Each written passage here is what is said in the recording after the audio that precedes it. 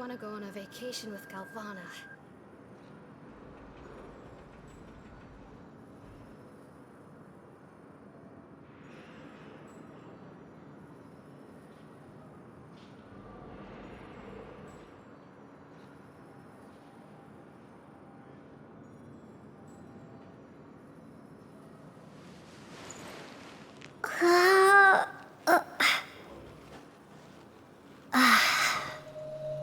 I want to go on a vacation with Galvana.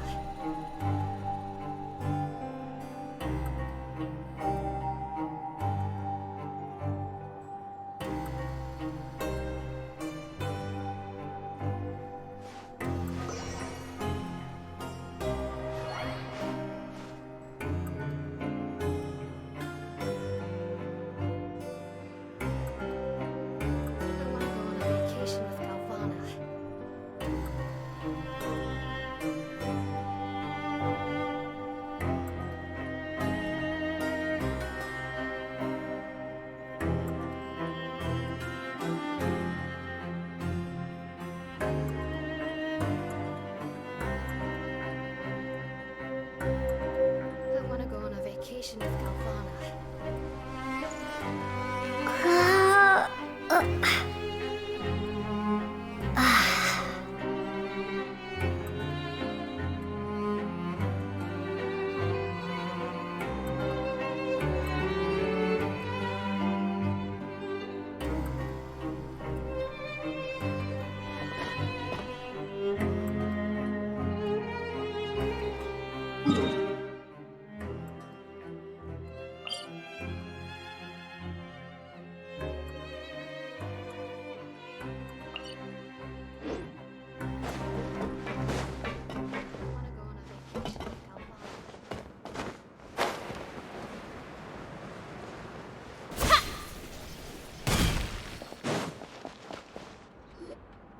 Hey, you over there!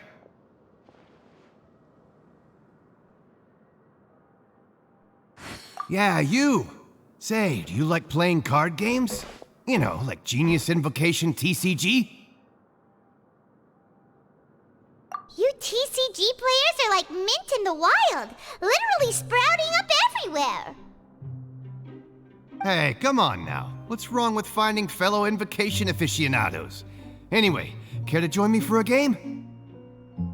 Alright. No pressure. But why would you be looking for people to play Genius Invocation in a place like this? Don't people usually come here to fight? Whether you're throwing down cards or throwing punches, it's all a competition, isn't it? It's all the same in my eyes. There are lots of card players here in the fortress. When I saw you, I immediately thought, hey, even outsiders from other nations play cards. So I came over to say hi.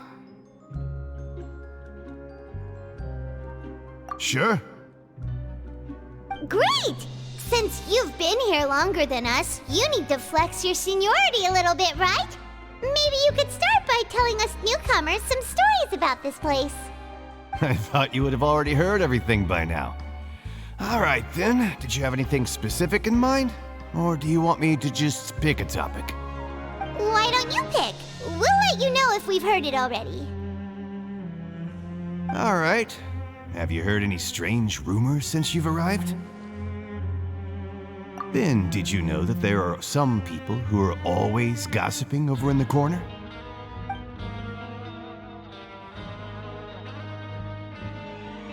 There are two guys who are always skulking around in the corners of corridors gossiping. The bigger guy is Cuistot, and the skinny one is Laverune. People call them the Bombshell Bros. I never really found their gossip very mind-blowing. It's pretty much just the same stuff that I hear about when I'm at work every day. If you're interested, you can go talk with them. They tend to talk a lot of nonsense, but they aren't exactly bad. Good to know. Do you have anything else to tell us? Let me think. Sounds like you want to hear something a little more tantalizing. Oh, did you know that the Duke was also a convict in the Fortress of Meropide before? Huh? Wait, are you serious? That's right. The Duke was an inmate just like you and me. Seems he was exiled here for committing some crime. Who knows how he ended up rising up to become the warden, though? To go from an ordinary inmate to becoming the manager of the whole place?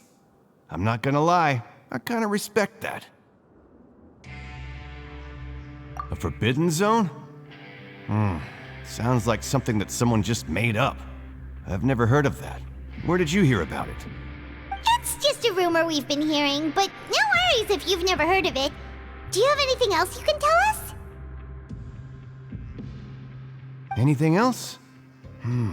Not that I can think of, but I'll be sure to tell you anything interesting I hear next time. You'll have to play a game of Genius Invocation with me first, though.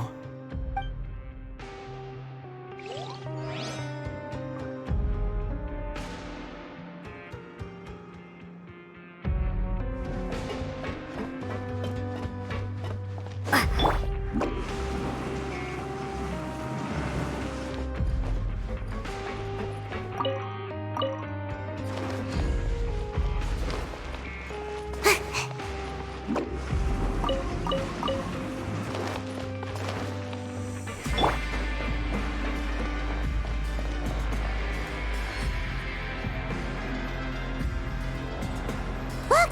There are some people talking over there! Let's listen in on the conversation.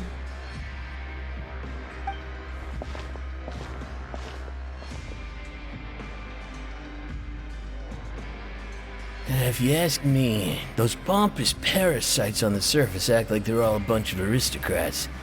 Do any of them give half a hoot about a bunch of dogs like us? Hey, speak for yourself, mate. I'm no dog.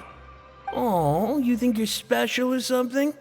If you're here, then you're just a convict like the rest of us. I've heard that even if you're released after serving your sentence, going back to life on the surface ain't any better. Once a criminal, always a criminal. We're marked for life. I don't buy that. Hey, how cool would it be if the whole world was destroyed by a giant flood and everyone had to start over from nothing? What kind of filthy bilgewater are you spewing? I have family up there. You best shut your sewer hole with talk like that.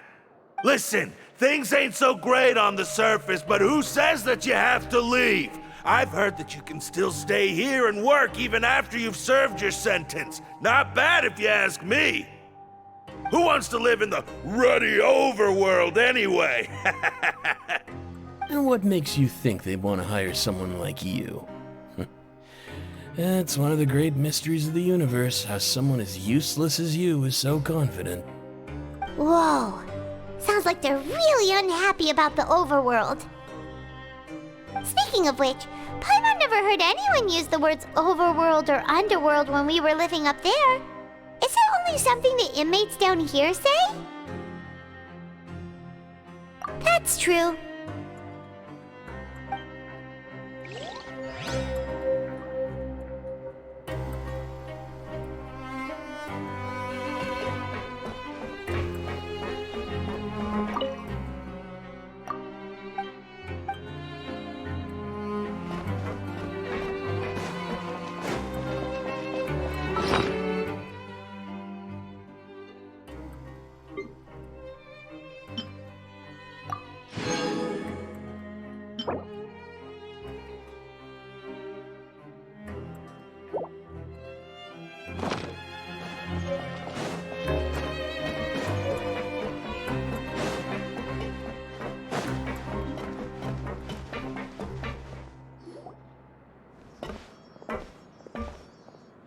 There's a group of people over there. Let's go listen in.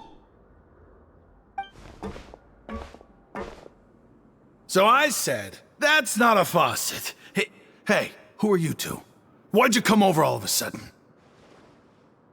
Oh, sorry for eavesdropping. Sounds like you were talking about something private. What's the matter? They're just looking to join in on our fun, that's all. Hey, don't pretend like it's okay for them to just interrupt us like that. Yeah, fine. You're lucky we don't mind extroverts that much. You hear that, Cuistot? What nice! Your expressions tell me you're looking to hear some juicy info, am I right? But before that, it just so happens then I know you two. Really? Are we that famous? You're kidding. How often does anyone get a personal tour led by His Grace himself? Practically everyone was talking about it. Word has it that you also caused quite the kerfuffle. A little mistake, huh? I like the way you put it. You see, people with a good attitude can join our group anytime, unlike some of the others here. Your group? I'm Cuistot, and this is Laverune. People usually call us the Bombshell Bros, but don't worry, we're not playing with bombs or anything. It's just that our information is always so explosive, and we blow minds on the regular. So, you two really like to gossip? Whew, you sure know how to embellish. No, you don't get it. Knowing intelligence will make things better for you here. For example, knowing who's working with whom, who has the latest rumors, who's not getting along. Wouldn't you like to know all that? Whoa, all this info's worth something, you know? You should prove you're worthy of it. I don't mind him. Quistot's always this way. Just play nice and say something to massage his ego. The welfare meals. Talk about the welfare meals. Right. That meal we had yesterday was super delicious. Paimon can still taste it whenever she closes her eyes. Is that so? To tell you the truth, I've been helping out with making those welfare meals. I've been working as a kitchen assistant for about a month and a half now. Oh, so you're the one who made those delicious steaks. Amazing. You could be a professional chef. You are correct. I am a true professional. In fact, I even went to culinary school. But enough about that. Since you like my cooking, I guess that means we share similar tastes. Listen carefully. This little bombshell will help you learn what's really going on here in the fortress. Listen, kids. The power structure within the fortress is quite complicated. The overworlders couldn't care less about us down here. We're basically dogs to them. You've already met the one person here you should never cross, the Duke, Wriothesley. He knows more than you think. And if he doesn't care about something, then he often doesn't bother dealing with it. Those who have the Duke's attention get all kinds of special perks, even better treatment in the infirmary. I know who you mean. It's that Jurier character, right? I don't think there's anything useful about him at all. Why does he visit the infirmary practically every day? Is it normal for anyone to be going in and out of there so often? If you ask me, he's just faking it to get out of work. But did you know that Jurier was a talented researcher from the Fontaine Research Institute before he came here? There's no denying that. I don't care if he was a researcher that could turn dirt into Mora. Once you're in the Fortress of Meropide, you're just another inmate like everybody else.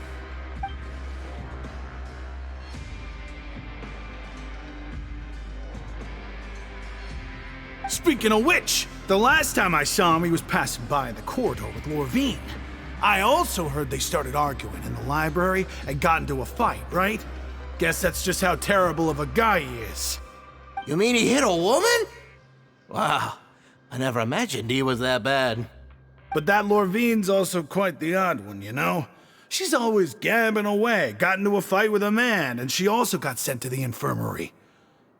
Come to think of it, I always see her going to the sick bay every couple of days, too. Wait a second. You don't think? Do you think could it be that they're secretly meeting there to go on dates? But it's really hard to imagine. After all, I do remember seeing Laverune beat Jurier to a pulp that one time. And we might be overthinking things.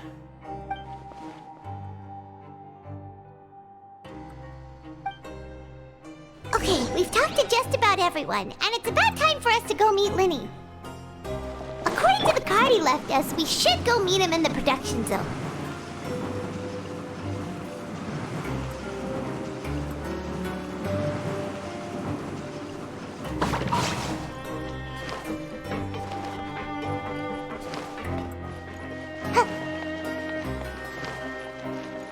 make my escape.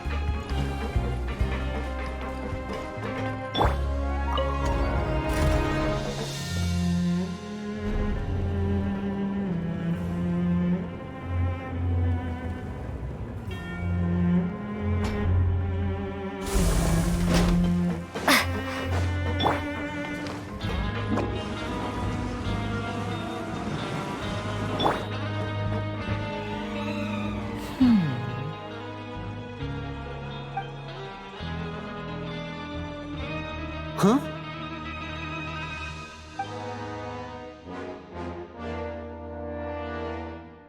That look in your eyes.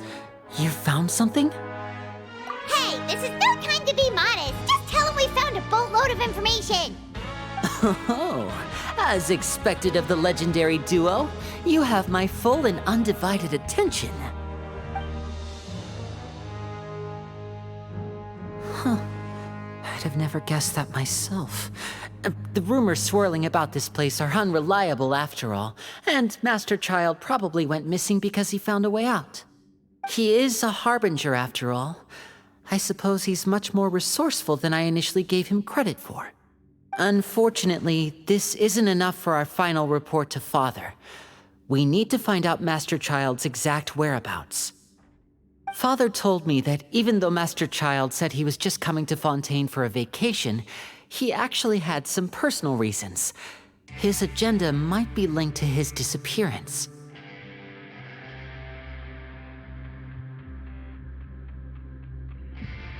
His escape route is already flooded, so we'll have to task someone with professional diving skills to chase after him.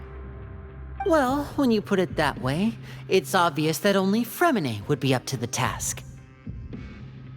Bingo! Is he around? He's working today. Coming here as a group would have attracted too much attention. I'll talk to him about it later. It's the least I can do. We're all in this together, so it's only fair for us to fulfill our end of the bargain. Honestly, I'm far more impressed by you guys managing to collect all this information right under Wriothesley's watchful eyes. Collecting information has always been our strong point. Now, let me think. To find out more information, Freminet will have to retrace Master Childe's original route. And if he's to do that, he'll have to set out on the next pipe cleaning day at the earliest. That's 6 days from now. And after that, he'll probably take another 2 or 3 days to return. You can even estimate how long it'll take for him to get back? We've been working together for a long time. We know each other's capabilities like the backs of our hands. Traveler, what say you to meeting here 9 days from now? We'll be able to pick up Freminet while we're at it, too. Oh, and there's just one last thing we'd like your help with. Though we can just sit back and wait for Freminet's report on Master Childe's whereabouts, we still need to make more progress on the investigation of the Forbidden Zone. Freminet's no master of disguise, Lynette's still working on getting intel from the other areas, and I'll need to spend some time helping Freminet prepare for his diving mission. So, you are the only ones we can count on. What do you want us to do? Will it be hard? Well, I won't call it easy per se, but I think you'll be able to pull it off. Listen carefully. You'll need to find an excuse to get into the infirmary and investigate the room and environs. You've mentioned several sketchy-looking people always meeting at the infirmary earlier, so it probably has something to do with the secret we're hoping to uncover. You've already met the head nurse, so she'll be less suspicious of you. Investigate the internal structure of the infirmary and any active dealings within, and pass those on to me alongside anything else you're able to discover. But also, there's no need to take risks. Don't forget, safety always comes first. My apologies. I just started rambling out of habit. It was almost as if I was talking to my younger sister. But that's not a bad thing, right? All right, then we'll head out as soon as we finish our prep. Let's go our separate ways for now then. Don't forget, we meet here again in 9 days. Stay safe.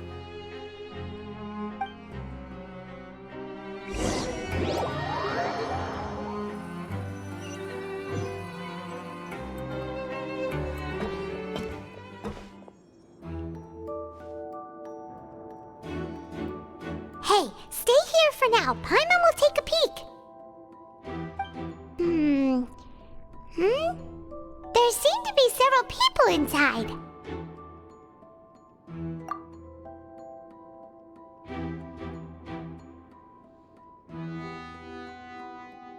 Right. I feel like It's not impossible. So...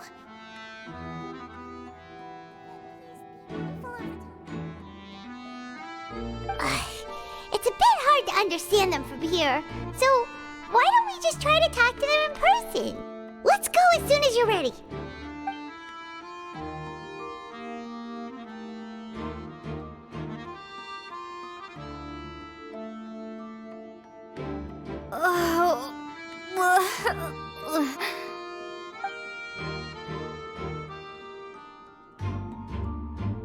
Someone, please help! She's sick!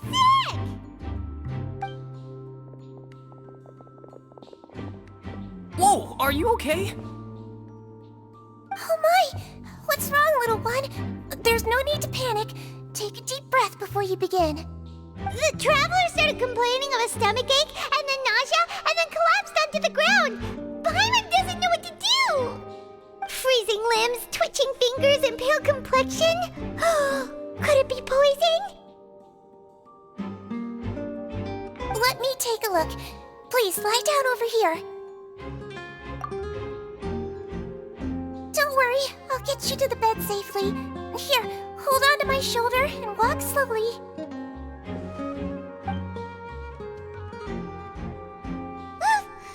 You can do it, Traveler! Don't apologize. You're sick after all. Now, please relax. I'm just going to do a preliminary checkup on you.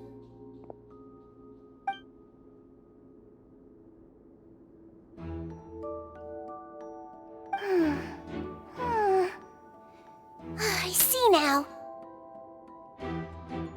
My checkup has confirmed that she's not in any mortal danger. That's our worst fear out of the way. Eh? Oh, that's good. I'll continue my diagnosis of the patient now. Please, relax and take a deep breath.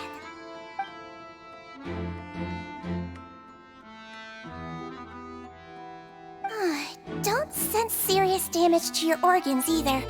Does it hurt when I press here? And here? Huh? But based on my initial checkup, there shouldn't be a problem here. Oh, how strange.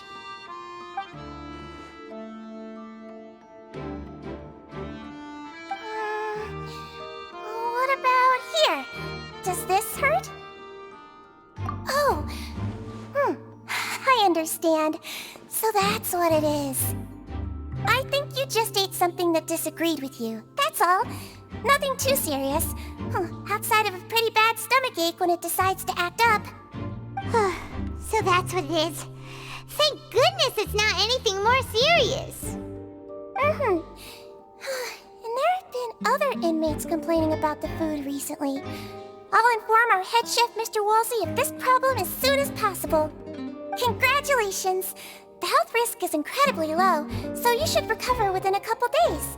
Why don't you take a rest here while I go get some medicine for you?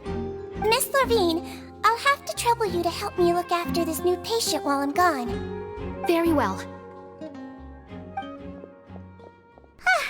And she hopped away just like that.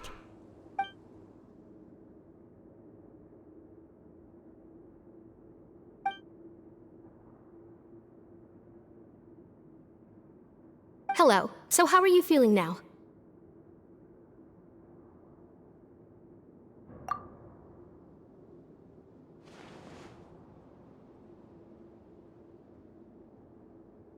Her stomach aches really bad. She was stumbling about the whole way here, so Paimon's really worried. If Miss Sejuin says it's not a serious problem, then there's no need to worry. She's the best medic we've got down here. But it also looks like she's the only medic you've got down here. Well, that's true. What do you mean, that's true? That's really misrepresenting the situation. Of course I can't speak for the whole fortress, but it's not like everyone imprisoned here is useless, you know? Though they may have committed crimes and gotten locked up here as a result, they still know a thing or two about medicine, and they help Miss Sejuin take care of the sick and injured. Yeah, you're right. But did you have to lecture me about it in front of another patient?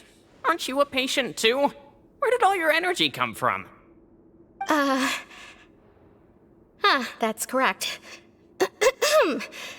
Sorry, I got a bit ahead of myself. Are you two also sick? We've been sick a while. I come back every once in a while for checkups, and to pick up the medicines Miss Sejuin prescribes for us. That's just the nature of chronic illnesses. As for her...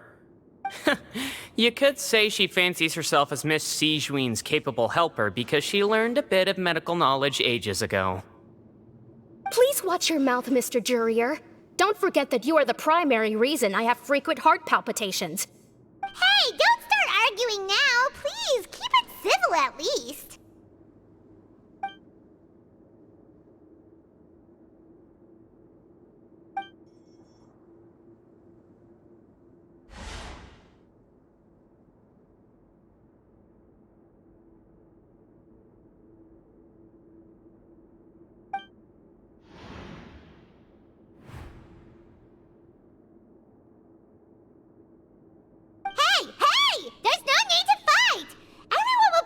Someday, so there's no need to argue over silly things like this. But... Release. It's way too early for us to even think about that. And who the heck knows if we'd even be able to continue our previous lives?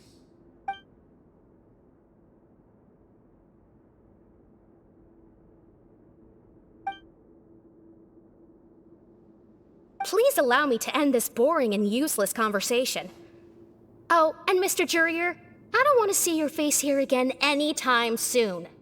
And same to you, Miss Laverune. Anyway, that was more than enough rest for me, so I'm going to get out of this excessively noisy place. See you later, everyone. He just slowly walked off like that? That's just what he's like. I'm sorry you had to see all of that. I'm Laverune, and that's... Well, his name is Jurier, but I hope you'll never have cause to remember his name.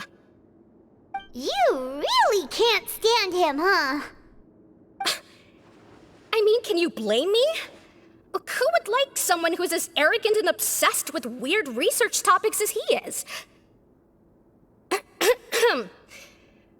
But there's no need to keep dwelling on him. I'll accompany you two for a while. Miss Seashween should be back soon, and I'm sure you'll feel better as soon as you've had some of her medicine. No, it's nothing. I'm back! Did you rest like you promised? Thank you for getting our medicine, Miss Seashween. Did you all cooperate with your bed rest? I trust that nobody got up to walk around.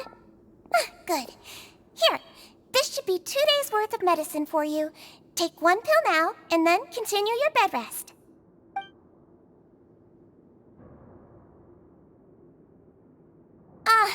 Miss Laverune, I left in a bit of a hurry just now. Do you still remember if we discussed the color of the pill that you should be taking today? I remember. You said it should be yellow. Yellow, huh? I understand. These are yours. Please, make sure to go to bed early after taking them tonight. You'll benefit from a good night's sleep. All right, then I'll also be on my way now. I hope you feel better soon, too. See ya! I'm going to fill out your medical record now. You're widely known as the Traveler, right? I just want to double-check a few details, if that's all right with you. Those two made quite the commotion just now, so why don't we let the Traveler rest? Paimon can answer the questions instead. So her primary symptoms are abdominal pain, with secondary symptoms of nausea. Is there anything else? That's it. All right then. Is there anything we should know besides to take the meds? No, her base constitution is quite good, so I'm sure she'll recover quite quickly after taking the medicine. Please, make sure to stick to bland or less stimulating foods. And don't stay up too late at night. Got it. Paimon will hold the Traveler to that for sure.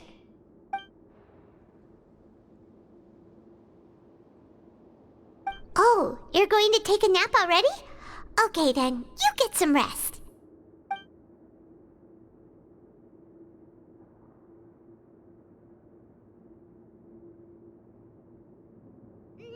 We've been to lots of places together. She may look a bit under the weather now, but she's actually super strong. So you're the best of companions. Well, don't worry, she'll recover soon.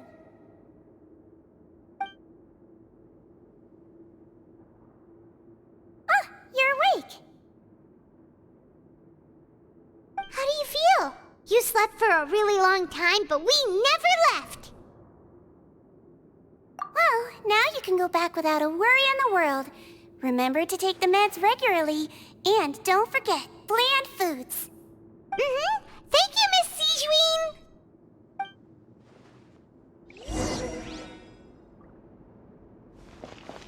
Seems like a lot of people have been coming down with an upset stomach lately. I'll need to address that.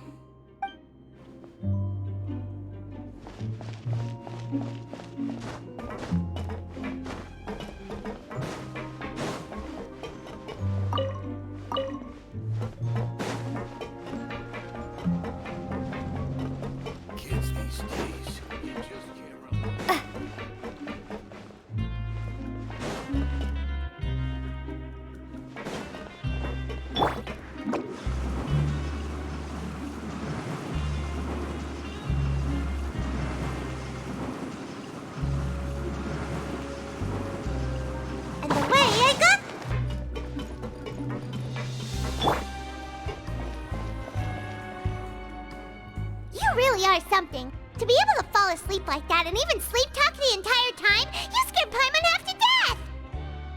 No, but you kept mumbling things along the lines of, Pyron, don't take my grilled fish, and put down confrontation now! Paimon talked with Sigewinne the entire time you were asleep. She seems like she's just a sincere nurse, and Paimon didn't notice anything unusual in the room. Are you sure we're not going off track with the infirmary?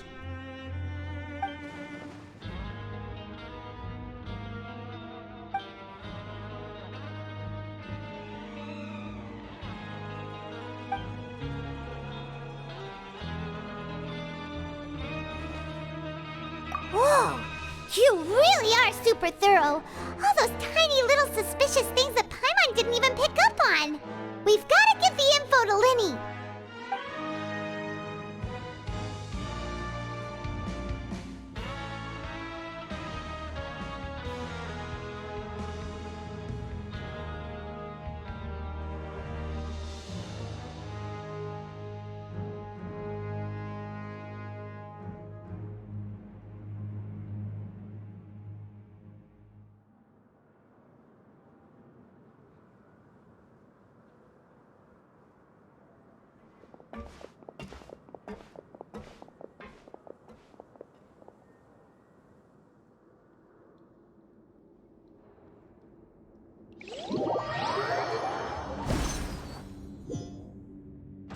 Today's the day! Let's go meet up with Lyney!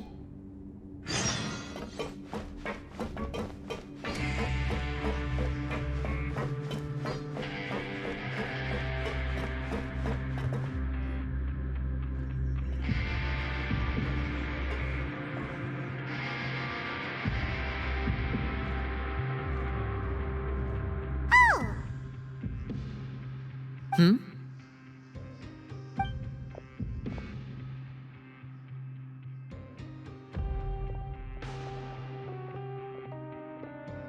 Did you two run into any trouble over the past few days? No, we just worked our shifts according to the schedule. Nothing weird happened. That's good. That means you didn't raise any suspicions when you infiltrated the infirmary. We've taken a look at the slip you've sent. Freminet successfully left the grounds via the pipes 2 days ago, and as of last night, Lynette has also infiltrated the infirmary after faking an illness. Wait, why is she getting involved as well? You already went above and beyond when you scoped out the infirmary. To put it more bluntly, even if we were to view that as something you did in exchange for Freminet's help, you've already done more than enough. Infiltrating a guarded stronghold is a different kind of job from a one-off investigation. We want to avoid using the same faces over and over and reduce the amount of suspicion that will fall on any given person. Lynette also felt like you have already taken the first step for us, so she should be the one to finish the job. So that's what Lynette thinks. Oh, Paimon hopes everything's going well for her. Perhaps that's true. You are both very good people, and we've come to appreciate that more than anyone else. Unfortunately, there's still one thing that could get between us, lest you've forgotten. The matter of our respective loyalties. You've mentioned before that you've had some run-ins with the Fatui. I can understand that feeling, so I assume you're just helping us out of the kindness of your hearts? Well, everyone could use some more friends. We'll be counting on you to help us in the future, too. Since I see you as friends, then it's even more important for us to protect you from any peril. Freminet and Lynette feel the same way. Glad to hear it. Then, let's go check on Lynette before Freminet returns. If everything went well, then she should be wrapping up her investigation right about now. Is now really a good time to go over? According to my observations, Sigewinne always spends around half an hour away from the infirmary right before lunch. Lynette knows this as well, so this should be a good time to meet up with her. Also, I'm her brother, remember? It's only natural for an older brother to care about his younger sister's well-being. Okay, then let's head over right away.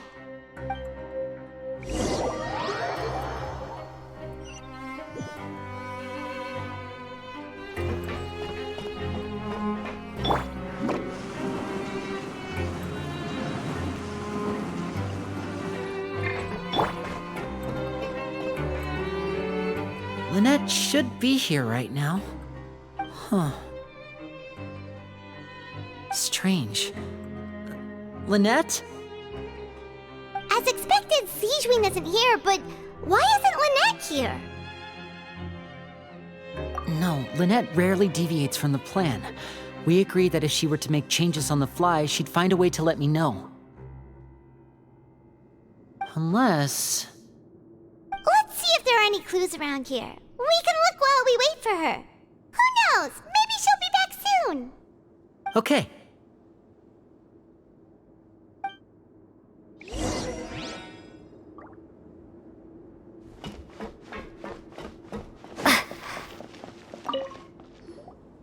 There are some books here and a few files. They all look like medical records. Advanced nursing, how to raise the spirit of your patients, a quick guide to the psychology of emotions, and the meaning of laughter. These sure are some interesting books.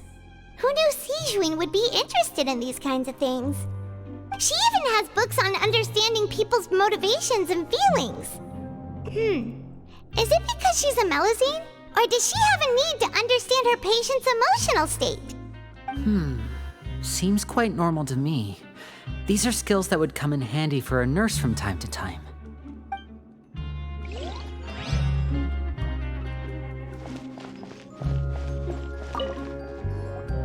None of the beds have any signs of having been slept in, except that one over there. That's the one Lynette must have used, right? You said she was pretending to be sick. She would have said her migraine was having a particularly bad flare-up. Generally speaking, the head nurse would then ask her to lie down and rest while she left to retrieve the medication. Which means either the head nurse didn't return the entire time from when Lynette laid down up until she left the bed, or the nurse intentionally left it this way.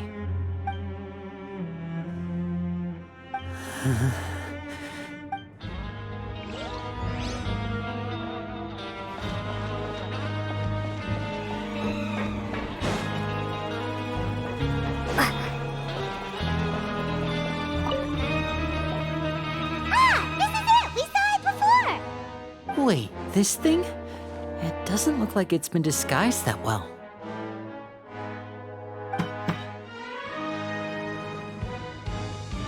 The space behind it is empty. From its size, I don't think it's an entrance that is meant to be taken apart. There's probably a mechanism around here somewhere. Could Lynette have tried to get inside? But if that's the case, she would have contacted me for sure. Let's look around here for some more clues. Don't panic, just take another look.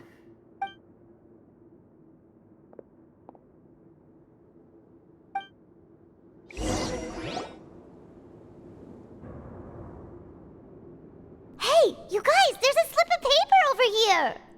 A slip of paper? It's right over here, and there's a bunch written on it too. It reads, "Out of respect for your usual practices, I'll use a piece of paper or card as the medium to pass on my message. You may consider this as me giving you my best regards." This is... Is that all? The back. This is... Show me! Now!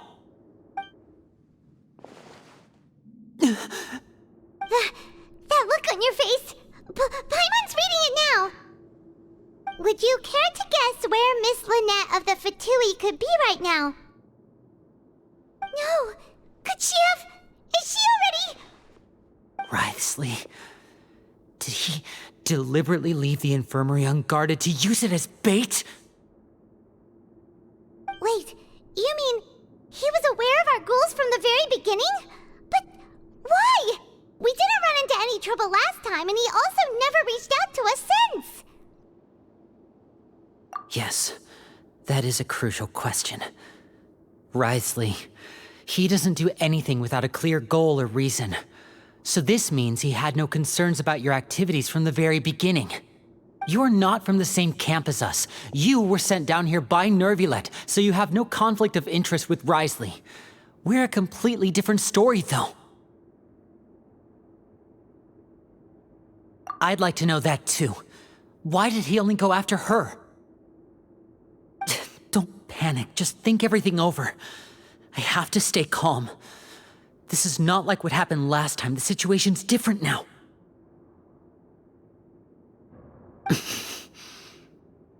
Wait, you're right. Wait, but that means... the fact that Freminet was able to leave the grounds... could Wriothesley have let him go as well? But what does he gain by letting Freminet leave like that?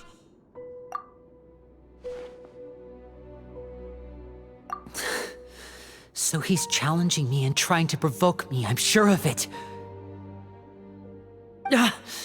We never should have sent out Freminet.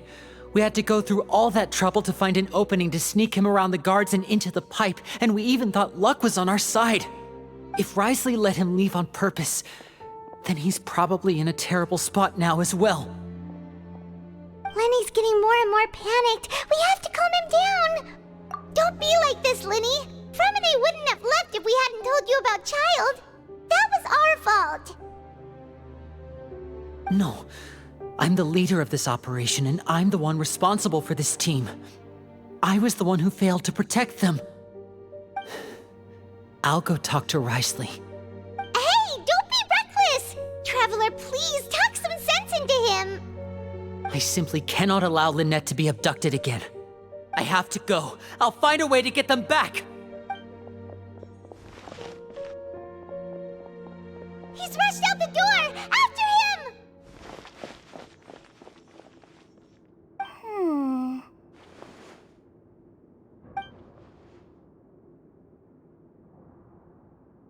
Right.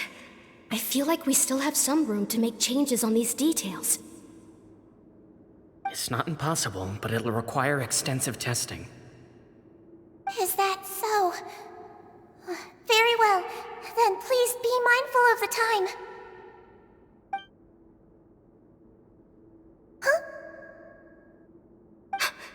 Is someone? Pack everything up. Whoever's outside is eavesdropping.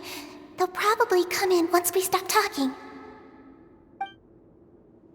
Someone! Please help! She's sick!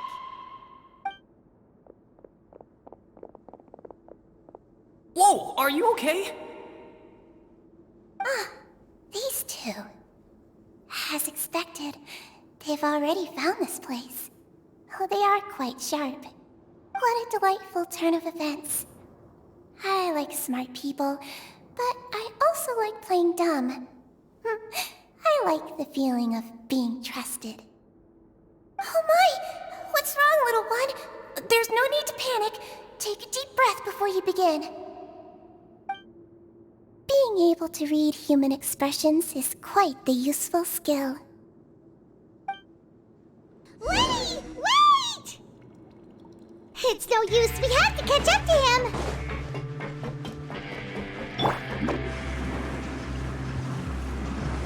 He's already out of sight! How is he so fast? Let's go head him off at Wriothesley's office!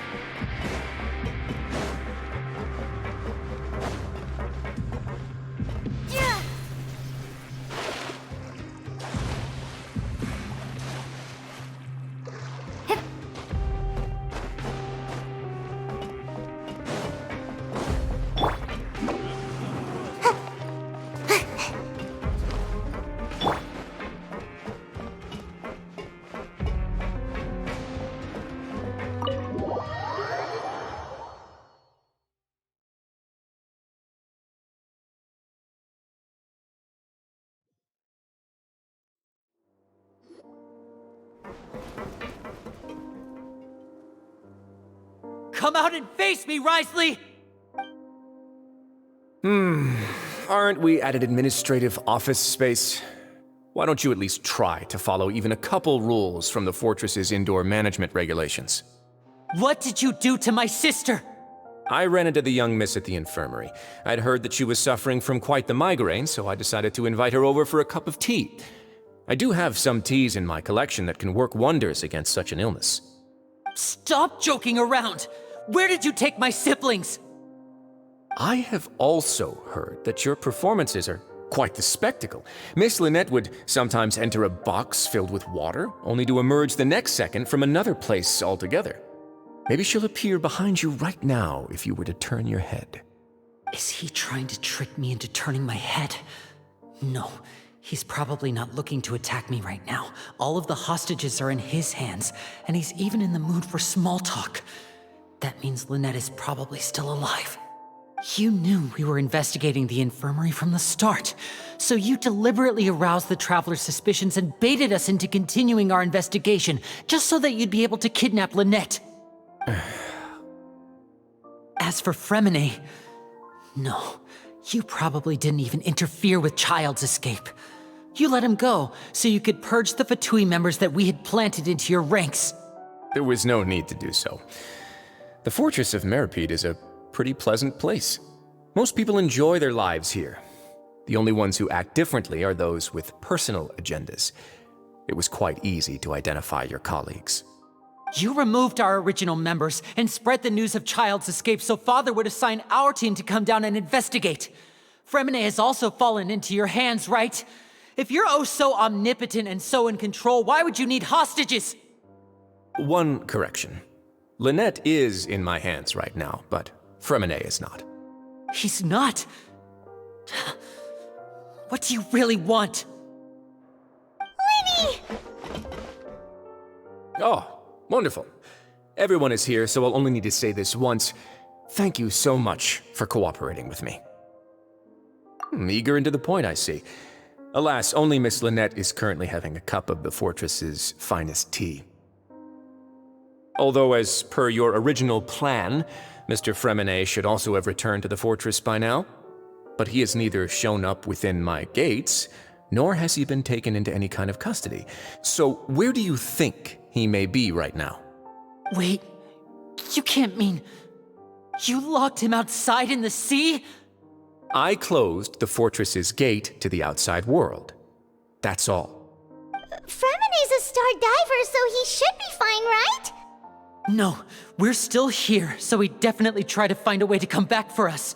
So we can't assume he might have made a break for the surface. But why would I do this, you may be asking? To have an audience with you, of course. My intel tells me that Mr. Lyney is a great magician, so it's only natural for me to want to have some cards of my own when it comes to negotiating. Besides, I do recall you mentioning to Miss Lynette that you've always wanted to have a face-to-face meeting with the Lord of the Fortress of Meropide, regardless of whether it was in a personal or a professional capacity. Well, you got your wish.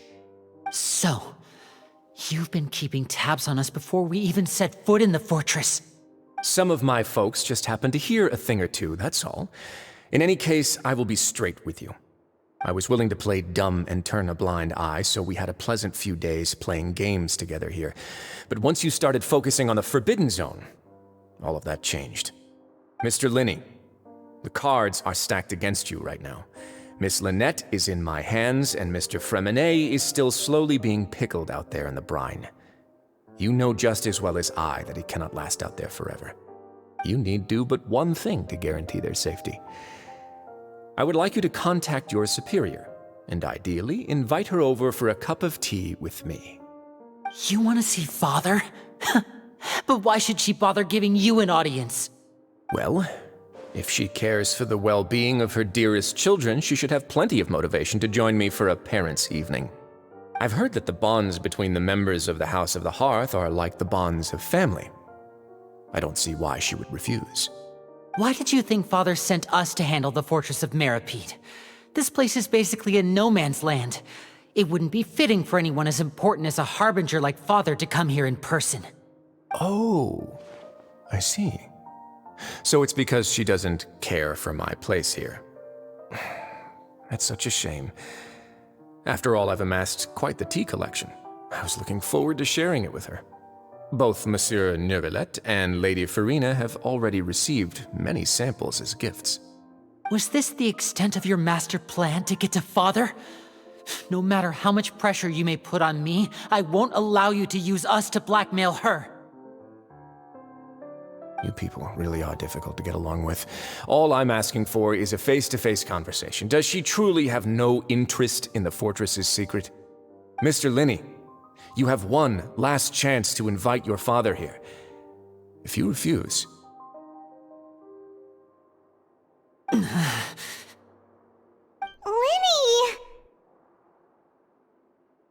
Instead of asking why I'm doing this, why don't you try to see things from my perspective for a second?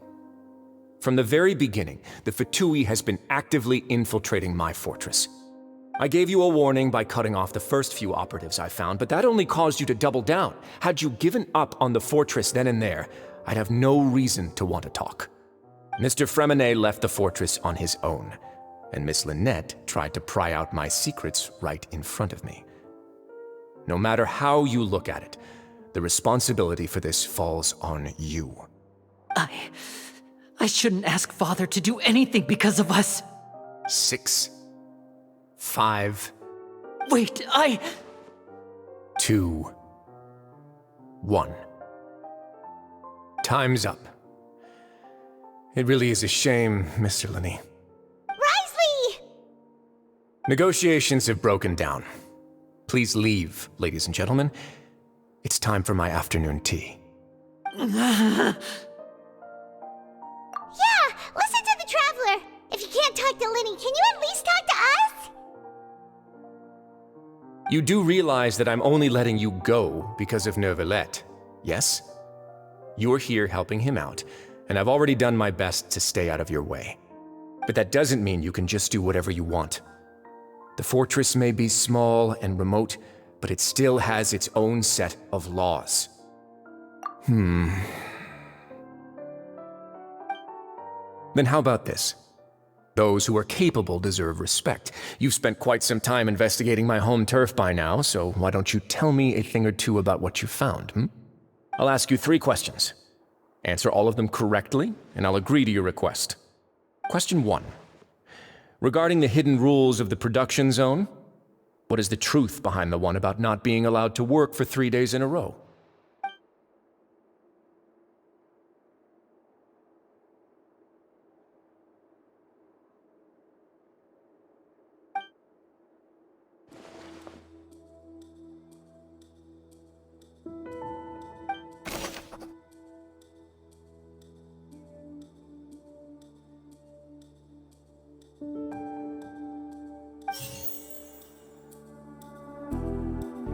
I've been told that the infirmary is always empty for the half hour just before lunch.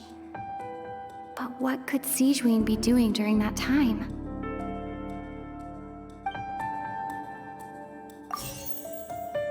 I've been told that the infirmary is always empty for the half hour just before lunch. The Fonta promoter has been struggling because he doesn't recognize the real value of coupons. Meanwhile, the Duke believes that only idiots who don't understand the value of coupons would spend them on Fonta. We often see Miss Sigewinne observing the prisoners at work near the production zone. It seems like she can perceive the general state of a person's health just by looking at them. Fonta's internal reports suggest that they're starting a new trial of an unnamed and unpackaged product. But the product has to undergo a trial because even Fonta's own employees have a lot of reservations about it. We often see Miss Sigewinne observing the prisoners at work near the production zone. It seems like she can perceive the general state of a person's health just by looking at them. We often see Miss Sigewinne observing the prisoners at work near the production zone.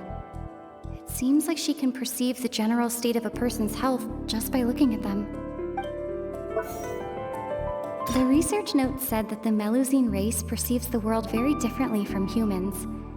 Because of that, the Melusines have also developed a sense of aesthetics that appear rather strange and alien to humans. According to Collins, the Pancration tournament only took place because the Fonta company sponsored it. Fonta's internal reports suggest that they're starting a new trial of an unnamed and unpackaged product. But the product has to undergo a trial because even we often see Miss Sigewinne observing the prisoners at work near the production zone. It seems like she... The Fonta promoter has been struggling because he doesn't recognize... I've been told that the infirmary is always empty for the half hour just before lunch.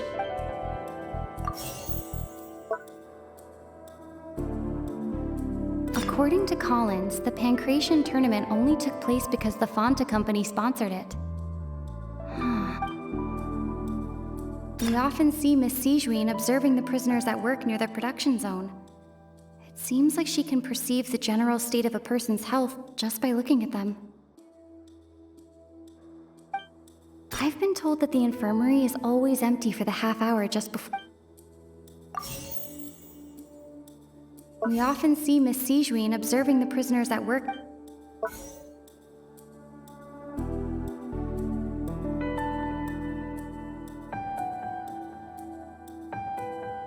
The research note said that the Melusine race perceives the world very differently from humans. Because of that, the Melusines have also developed a sense of aesthetics that appear rather strange and alien to humans.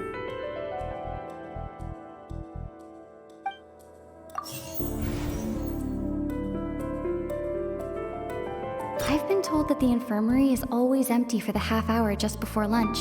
The Fanta promoter has been struggling because he doesn't recognize Fanta's internal report. According to Collins, the Pancration...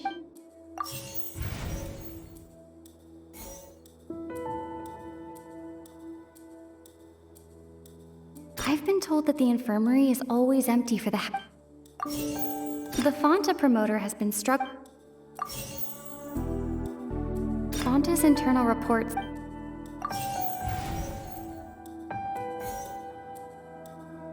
According to Collins, the Pancration tournament only took...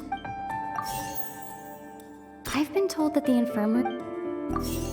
We often see Miss Sigewinne observing the prisoners...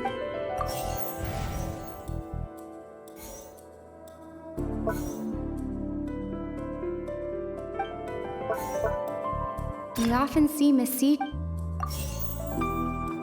The research note said that the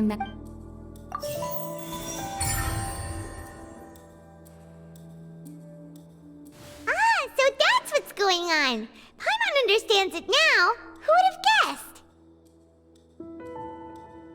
The hidden rule of the production zone. People are not supposed to work 3 days in a row, and if they do, they'll get strange meat in their welfare meal. At first, we thought this strange meat must have something to do with the people who disappeared, but in reality, they were all prepared by Sigewinne, the head nurse. She often visits the production zone to observe the workers' health and makes a note of anyone who has worn themselves out after 3 full days of work. Out of her sense of duty as the head nurse, as well as her genuine concern for the workers' health, Sigewinne visits the cafeteria right before lunch and cooks an extra dish for those who can use the stamina boost. Sigewinne has only the best intentions with her surprise gift and doesn't want anyone to find out about what she does. However, unfortunately, Melusines as a race perceive the world differently from humans, and their sense of aesthetics is even more alien to us. The recipients of her lovingly prepared special meals cannot taste the care within and usually just freak out. Are we on the right track? Not bad. You've uncovered Sigewinne's secret and even guessed her intentions correctly as well. It's nice to know that her efforts have not gone unacknowledged. All right, now for my next question. There are also some hidden rules in the Pancration ring, including the one that you're not allowed to support both sides of a fight. Why is that?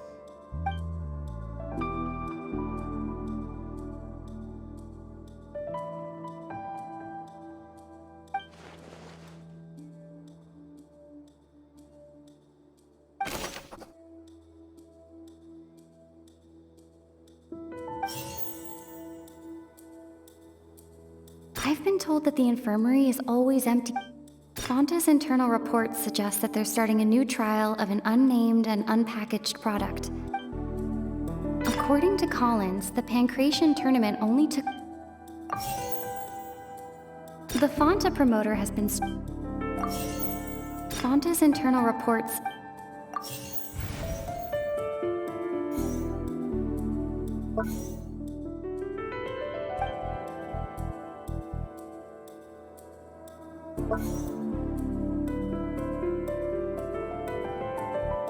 Fonta's internal reports suggest that they're starting a new The Fonta promoter has been...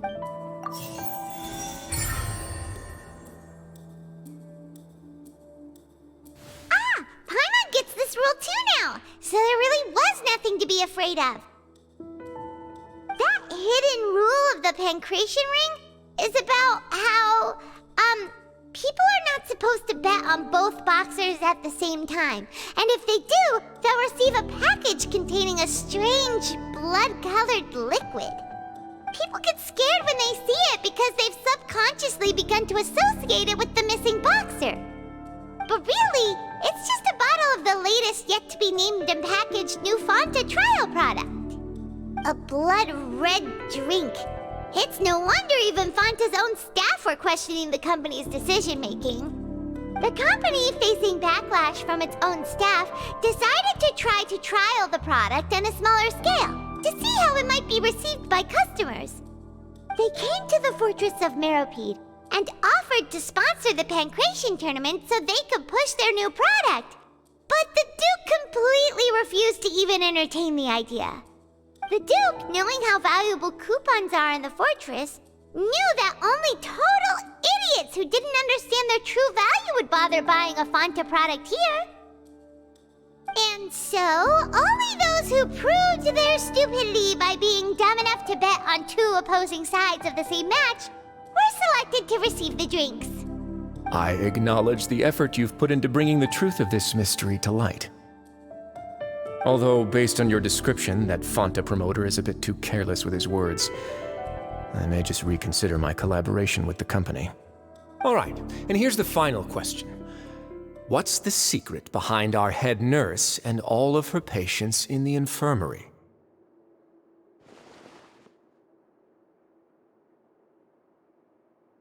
Stop your cruel and pointless games, Wriothesley! You know that we haven't finished our investigation, so there's no way we can answer the last question. The thought of sparing Lynette and Freminet never even... You'll pay for this! Ah! Lyney, are you alright? Oh, close one. I owe you, Sigewinne. That was a fantastic shot.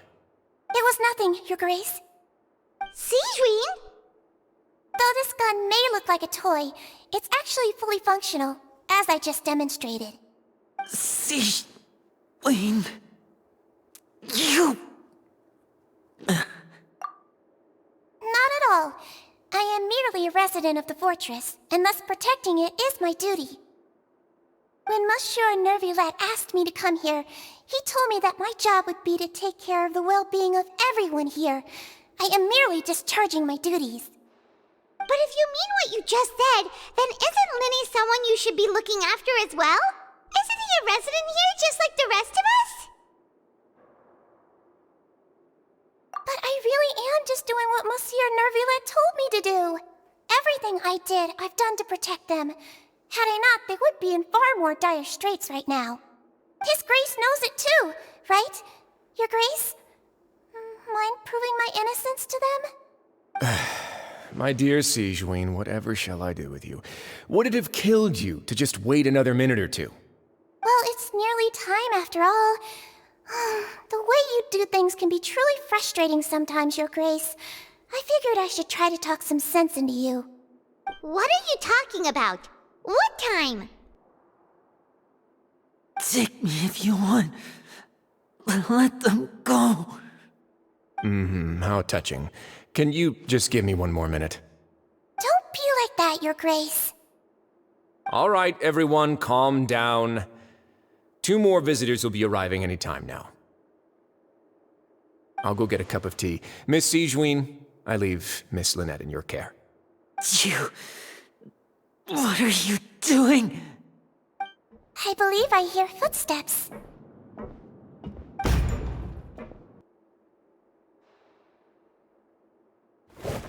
Some space, please. Ah, Miss Clarande. My door. Freminet. Freminet. What's going on? What is Clarande Work. I'm sorry about shooting you, Mr. Lyney. The tranquilizing effect will begin to wear off soon. Please take it easy in the meantime, though. What happened to Freminet? Wasn't he diving just outside of the fortress? Why is he looking like this?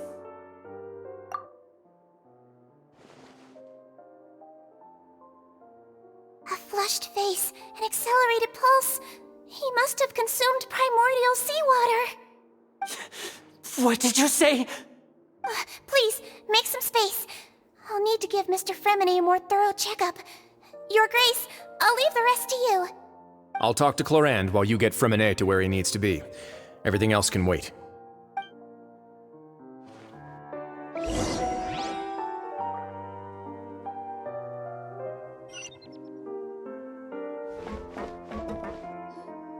What's that look on your face? I thought I made good time on the way back.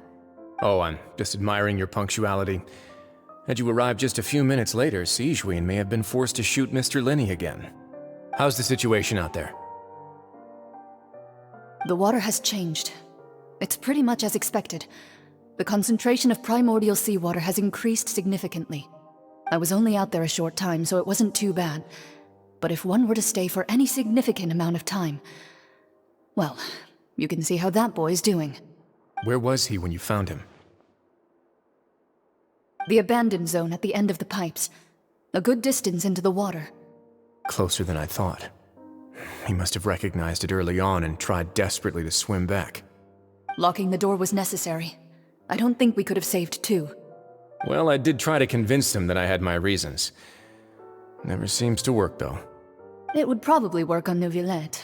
He has a knack for picking out who had good intentions, even when the outcomes were all terrible. It's a bad sign if you're having to plead your case to Neuvillette. Want some tea? Not particularly. If you want to drink some that badly, just say so. Fine, I'd like to get some tea.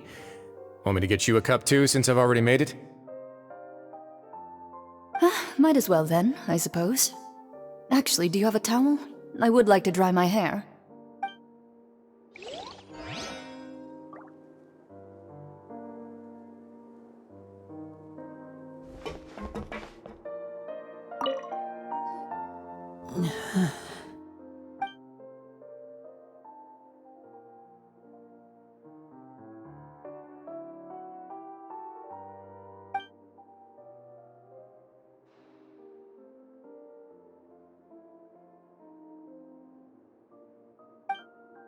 How is he?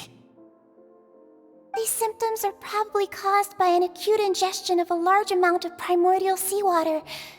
Still, his condition is not critical. Of course, it would be best if he stayed for further observation. Let's leave him here for now, and move him to the infirmary once he's recovered a bit more. Sorry. I am aware that the infirmary may not be your favorite place in the world at the moment. We do only have a single clinic in the fortress, however. Why would he ingest a large amount of primordial seawater after leaving the fortress? How could that possibly happen? Please, look after Mr. Freminet for the moment. I'll go fetch some medicine and a respirator. Oh, I'll bring Miss Lynette back with me. Where is she? How is she right now? Oh, she just took a nap in an empty room after I tranquilized her. If my calculations are correct, she should also be waking up right around now. You might not believe me, but His Grace and I actually made some snacks and tea for her.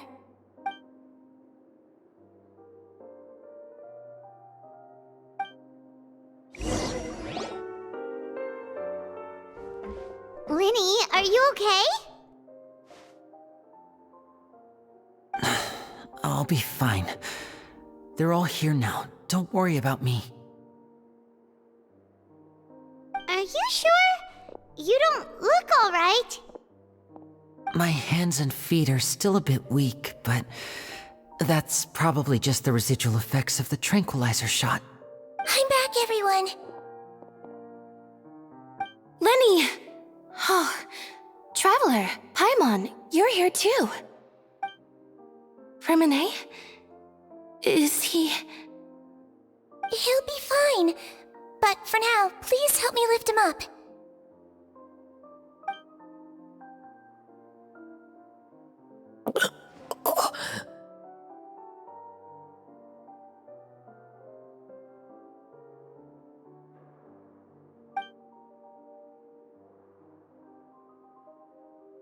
His breathing's beginning to slow down. Give me a hand and help me get him to the infirmary.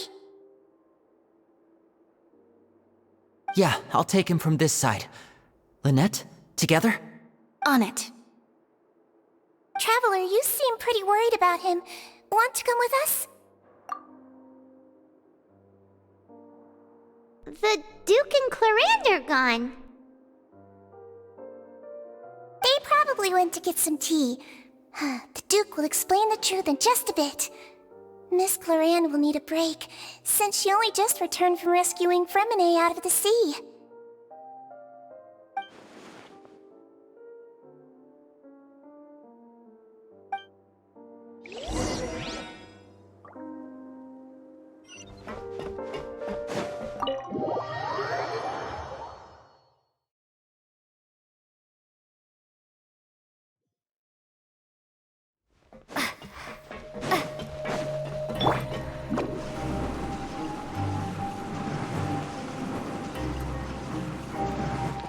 Make my escape.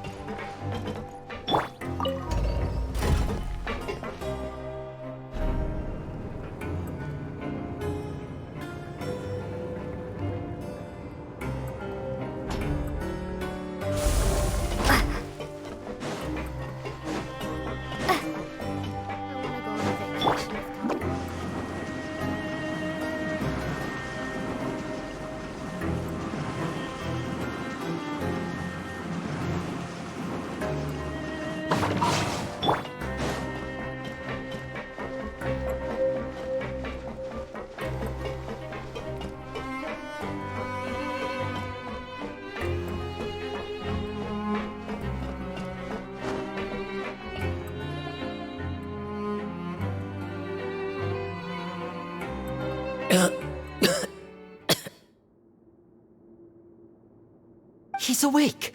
Freminet, how do you feel? Lyney. Lynette. We're all here. Where am I? The infirmary, at the Fortress of Meropide, Mr. Freminet, and you are no longer in any danger. How do you feel? Don't push yourself if you're not feeling up to it. Traveler. Paimon. It's been so long. The sea. There's something wrong with the seawater. Shh, it's okay. We can talk about it after you've recovered. No, listen to me. This is really serious.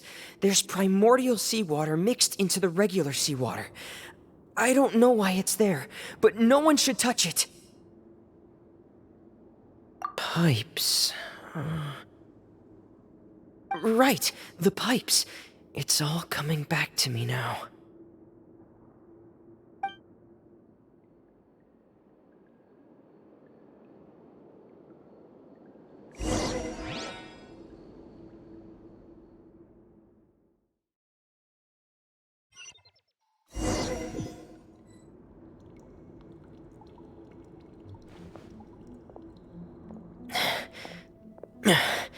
I'm in. Seems like this pipe hasn't been used in a long time. It looks abandoned.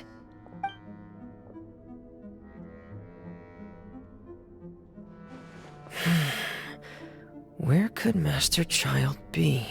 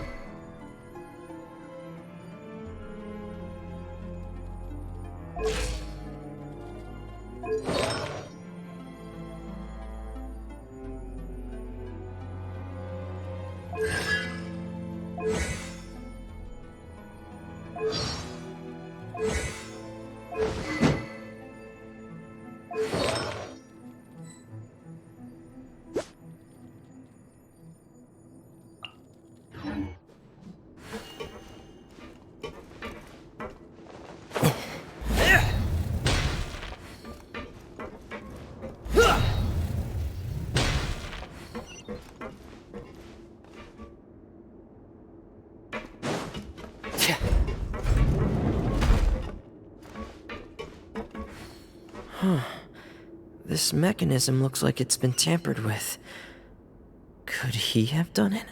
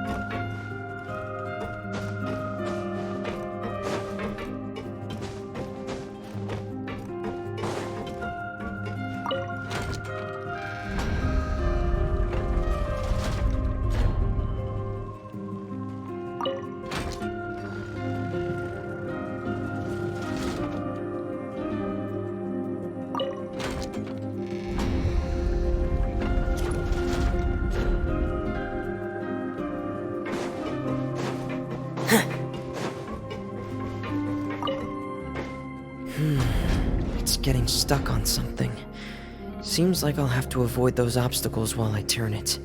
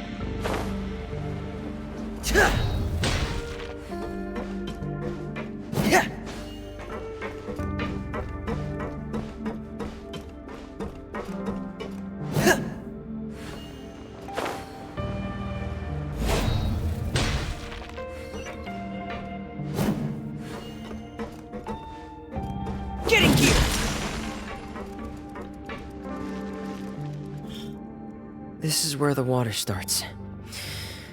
Okay. Master Childe probably dived into the water. I'll go take a look as well.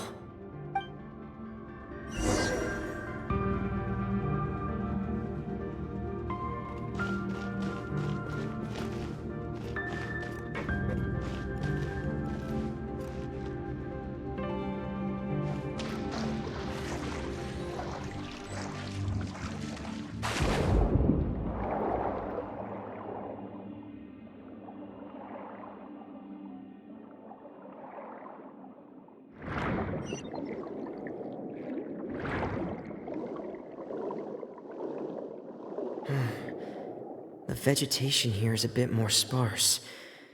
These traces aren't natural. A person must have left them, and recently. I should be going in the right direction.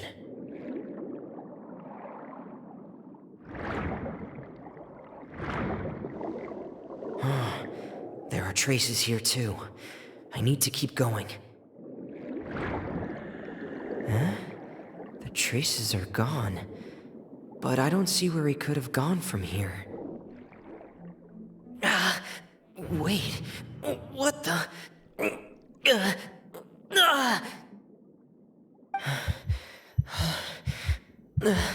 My heart is racing, and it's getting harder and harder to breathe. What's going on?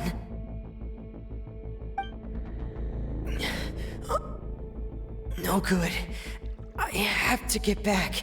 They still don't know anything about what's going on. If I turn back right now, I should still be able to make it.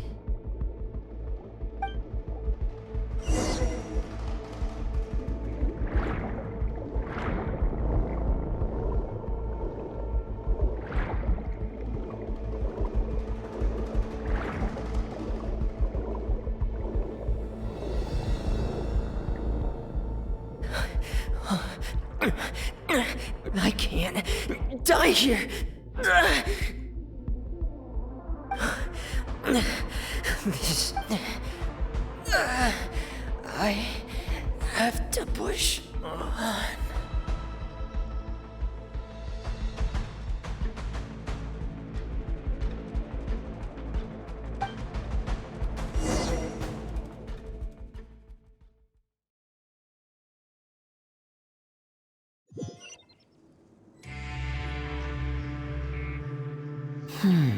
So, in other words, the trail you were following vanished, and you had no idea where Master Childe could have gone, but there was also no obvious place for him to have disappeared to.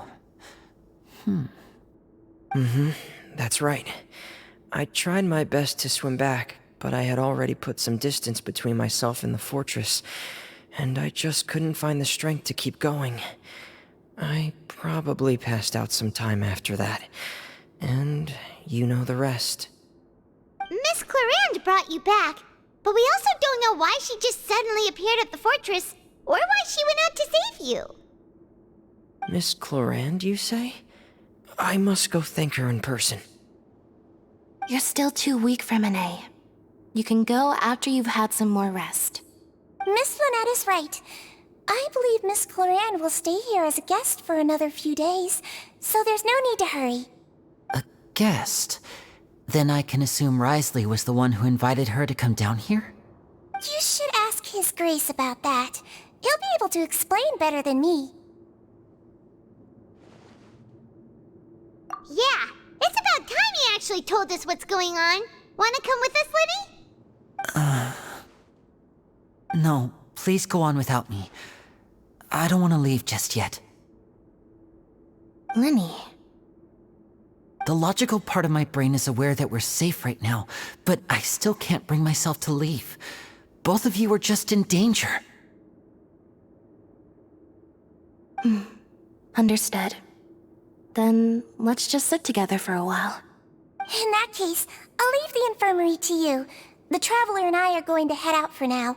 As long as you stay in here, I don't think you'll be disturbed. Thank you.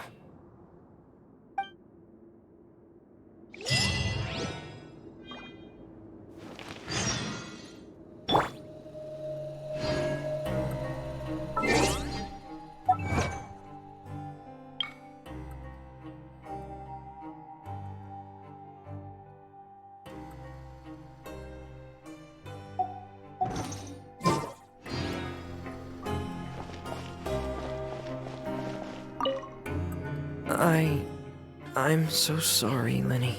I'm also really sorry, Lyney. I should have been more careful. Don't say that. It was all my fault. I was the one who should have been more careful. You two were nearly... If I was stronger, maybe I would have already found Master Childe. No, how can you say that? Huh? I'm sorry.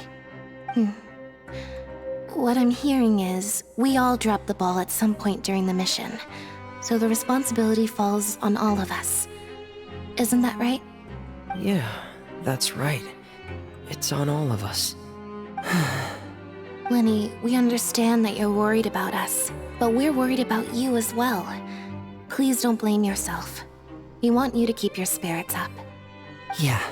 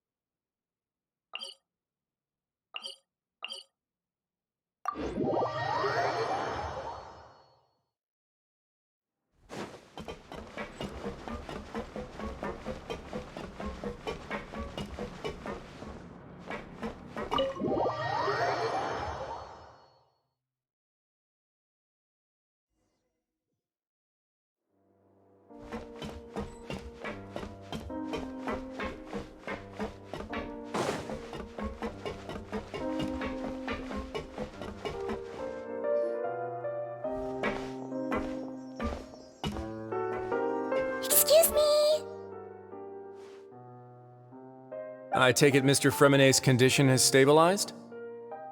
Of course! I wouldn't have left the infirmary otherwise. I've been expecting those two, but might I inquire as to the purpose of your visit, Miss Sidgeween? I wanted to check up on Miss Cloran. How are you feeling? Mostly fine, I think. If you don't mind, I'd like to perform another quick physical exam. It'll just take a few minutes. All right. Thank you for looking out for me. I'll take my leave for now, then. Well, want to explain yourself, Wriothesley? Of course, but I'm not partial to the word choice of explain. How about enlighten? Where should I begin? How about you start by asking me any questions you have? You can start with whichever one you'd like to get answered the most. Then Paimon will begin. Did you know about Lyney's goals from the very beginning? No. I just knew they were Fatui operatives sent to the fortress by the Knave. As for their specific goals, I only figured those out as you made progress on your investigation. You managed to monitor and stay ahead of them even though you didn't know what they were trying to do? They came here with ulterior motives. I'm quite adept at discerning what that kind of behavior signals. Initially, I thought their goal was just to investigate Childe's disappearance. Lyney suggested that I had deliberately let him escape, but in truth, I didn't really do anything special to help or hinder him while he was here. Everything he did, from finding helpers to leaving this place, he did on his own. Of course, it's inevitable that the Knave would make a big deal out of her fellow Harbinger's unexplained disappearance. I'm also quite curious about where that Harbinger went, so I figured I might as well let the Fatui do their own investigative work. All I care about is the answer. So you were hoping Lyney's group would just do your work for you! You make it sound like that's a bad thing. Unfortunately, things didn't go as planned. I assume that Freminet has told you already, the ratio of primordial seawater around the Fortress of Meropide is on the rise. The Forbidden Zone has always been Lyney's target, and you got roped into that investigation after running into him. I began to intervene out of concern for your safety, and also to prevent the fortress from becoming entangled in more irksome matters. Are the rumors true? That you're also a former criminal? Why would you put it like that? Isn't staying here all day and serving as the manager of the fortress a kind of sentence unto itself? Another form of prison? I just happen to have some support from the rest of the inmates, that's all. Oh, right! Paimon wanted to ask, who invited Cloran down here? Me, of course. I paid her good mora to come down to the fortress for some field work. As a champion duelist, Miss Cloran could be considered to be an independent party. I needed to find an exceptionally capable person to help me get through the impending crisis. And saving Freminet was part of that crisis? You can think of it like that, yes. Credit where credit is due, that boy is quite adept at diving. Had conditions not been as hostile as they were, he probably would have found the missing Harbinger already.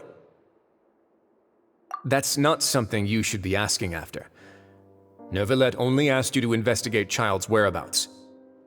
All I need to prove to you is that the Forbidden Zone had nothing to do with the Harbinger's disappearance. That should be clear now that you've spoken to Freminet. But we've already uncovered that there's something wrong with the infirmary, and we've answered a bunch of questions that you threw at us. Isn't it about time that you answer our last question in return? You make a compelling case. Do you really want to know the answer that badly? Yeah, Paimon really wants to know! Even if the truth may not be pleasant? Follow me.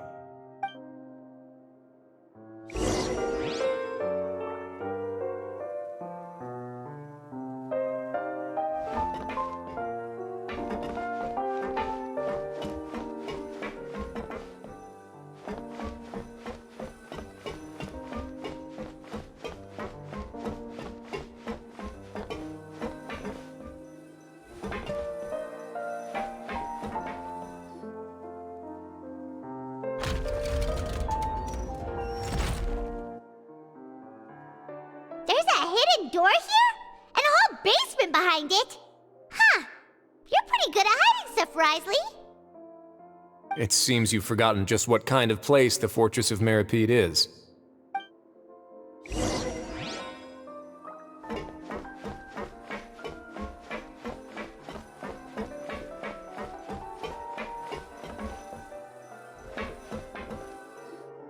Stand on the central plate. Wait, is there a secret mechanism or... Whoa!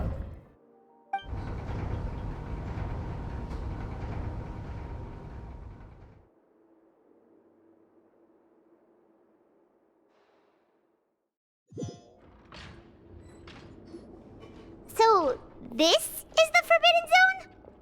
Honestly, for a place so well hidden, Paimon sure doesn't see anything special. What a huge door! There are 3 such isolation gates in total. Generally speaking, I'm the only one who's allowed to go inside. Hence the name Forbidden Zone. Am I correct to assume you're going to run on back and tell your little Fatui friends everything? Well, Paimon wasn't thinking of keeping anything from them. Well, I'd advise you wait until you've seen the whole truth of this place for yourself before deciding whether or not to tell them.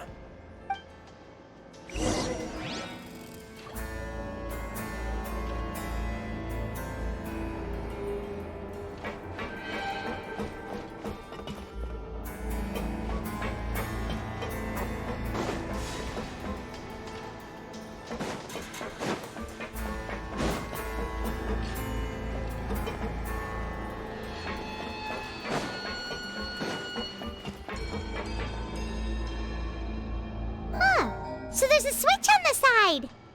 Stand back.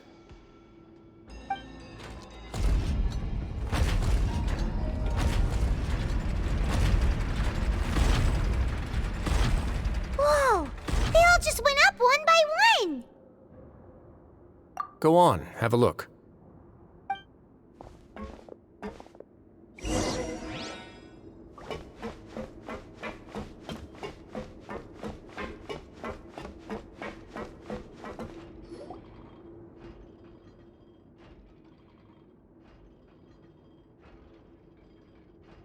I've been interested in what lies beyond that gate ever since I assumed leadership of the Fortress of Meropide. Of course, it would be unwise to recklessly open it, but it'd also be risky and negligent to simply ignore any potential danger that could be behind it. The readings on that dashboard have not budged since the day when I first laid eyes on this place.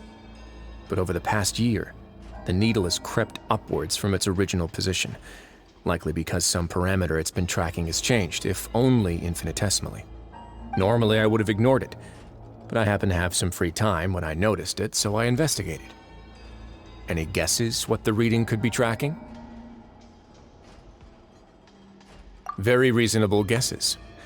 I've considered both of those as well. Unfortunately, our dashboard is tracking something less ordinary. The temperature should vary with weather and climate changes, so for something that rarely shifts, the water pressure is more likely. We ran a few tests to increase the pressure from the outside, but the readings didn't change at all. Later on, a few more possibilities occurred to me, such as a potential connection with the primordial sea. I began to make a few preparations based on that hypothesis. Over the past few days, the needle has moved again. With that, and the symptoms that Freminet displayed after leaving the fortress, I can now confidently conclude that the readings represent the concentration of primordial seawater in the seawater nearby. The concentration of primordial seawater? But we're already under the sea! And that is precisely the problem. We're at the bottom of the sea, and now we're surrounded by toxic seawater. Somehow, primordial seawater got mixed in, and the concentration is steadily rising. Yes, that's very likely. But forget about the two of us! Not even Neuvillette knows where the primordial sea could be, much less where we could find and plug a leak. Oh. Oh! Seems like you've figured it out. I believe the primordial sea lies directly beneath this sluice gate. For some reason, the primordial seawater levels have risen significantly, and it's now very close to us. The indicators are now red. Although the gate still stands, some primordial seawater has already leaked out and mixed into the sea around us. If this continues, Soon it will no longer be able to hold back the primordial sea at all. Yeah, you know what the legends say. If this place falls, then everyone in Fontaine will be turned into puddles in the span of a night. But that's just too weird! Why would the Fortress of Meropide be built right above a sluice gate for the Primordial Sea? Who built this place anyway? Your expression tells me you think this might be part of a vast, complicated conspiracy. To be honest, you might find the actual answer may be exceedingly boring. It's just that the secret of the Forbidden Zone had been long forgotten by the nation before I rediscovered it with my research. There's no single founder of the Fortress of Meropide in any traditional sense. What we know about its history has been left to us by the people who used to live here. When the previous Hydro Archon Egeria ruled the land, all convicted criminals from Fontaine were exiled. The people drove the criminals away like a wolf pack chasing away the banished. The criminals received no sympathy of any kind from the people. They were exiled to the desolate seaside, where they experienced only pain, struggle, and the bone-chilling cold. Some of them began to repent, and prayed to the Hydro Archon, asking if there was still anything they could do. The Hydro Archon took pity on them, and said, "You may go guard my secret, deep underneath the waves." And so, leaning on the power of the Hydro Archon, they gathered underneath the sea and began to build a fortress. They became a community down there in the deeps, and over the years helped it to grow. As the number of exiles increased, more and more people joined the community. When the first group of exiles died, they left the yet unfinished fortress to their successors. The Hydro Archon continued to lend her support, allowing the fortress and what it stood for to continue growing ever larger. Before long, this dark underwater fortress became the sinner's only home. And with that, the people here stopped referring to the fortress as a prison.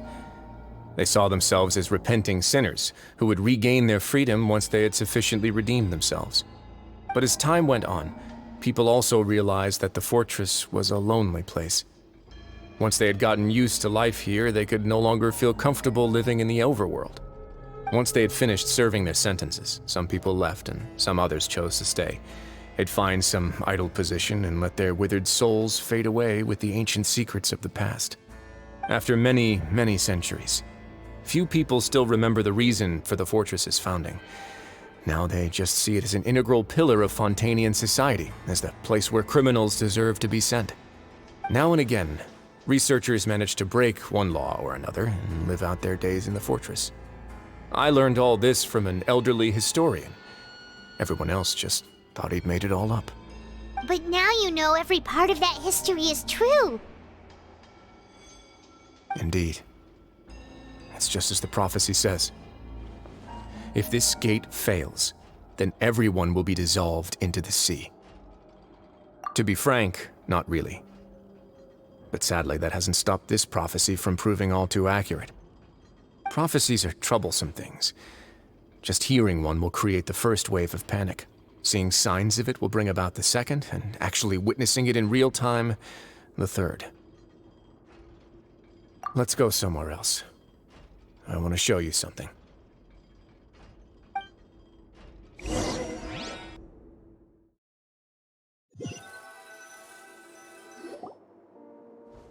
This is it. Your Grace, perfect timing. The results from our last round of experiments have... Wait, Jurier, he's not alone! Huh? Laverune and Jurier? No need to panic, you two. I've already told them about our plan. What? After you warned us not to tell a single soul about any of this? I'm skeptical as well. Are you sure they are trustworthy? The results speak for themselves, don't they? These two may already know more than you could ever imagine. All right then, if Your Grace insists. They seem harmless enough, so I'll trust them for now. Well, how about some reintroductions? This is Jurier, one of the highest-ranked researchers from the Fontaine Research Institute. He used to work under Edwin. I trust that you've heard of Edwin? Good. Saves me a bit of time explaining.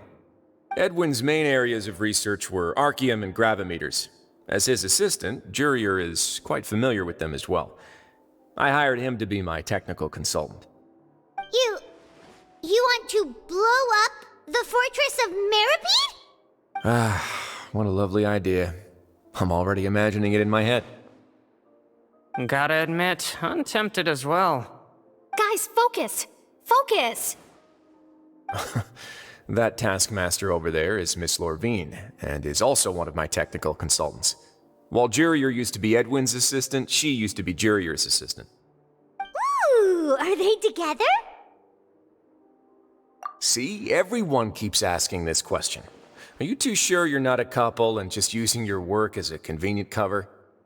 Your Grace, I am not in a relationship with this man. If I dated her, I'd officially be madder than Edwin. Jeez, forget I said anything then. Follow me.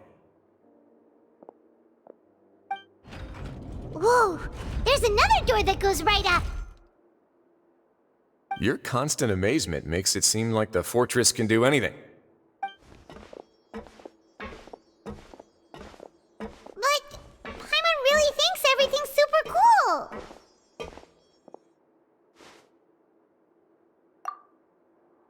Well, let's spice it up a bit.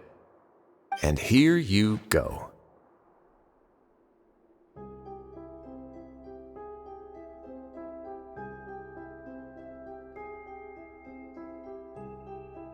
What a huge ship!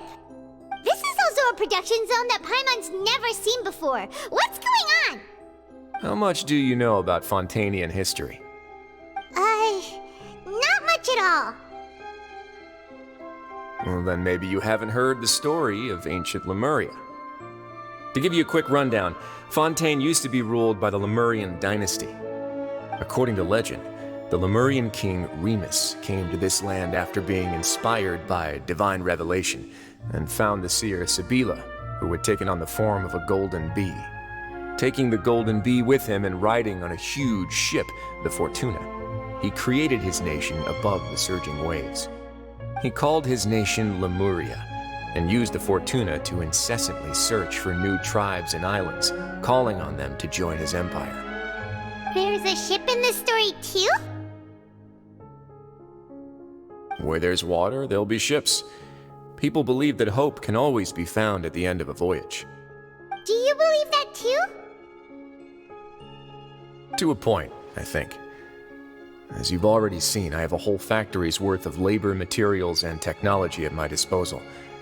Certainly can't hurt to give it a try. So the moment I began to speculate that the primordial sea might lie underneath the gate, I also began this project. Were you inspired by the legendary Fortuna? Maybe. Fontanians need something to hold on to cope with the impending disaster. Were the workers to find out the truth behind this ship, riots would destroy the fortress faster than any catastrophe. As the fortress's administrator, I'd never make such a reckless call. All right, that's enough talking for now. I'll need another 3 cups of tea to soothe my throat. Do you have any other questions? Seems like you're good. Come on, I'll take you back.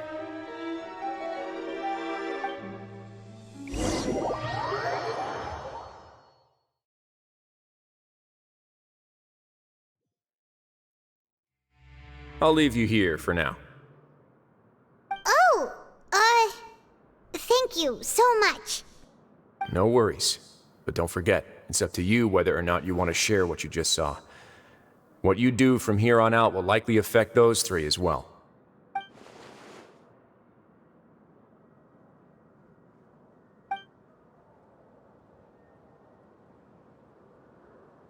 Yeah, we'll put a lot of thought into it for sure. Great. I look forward to what happens next.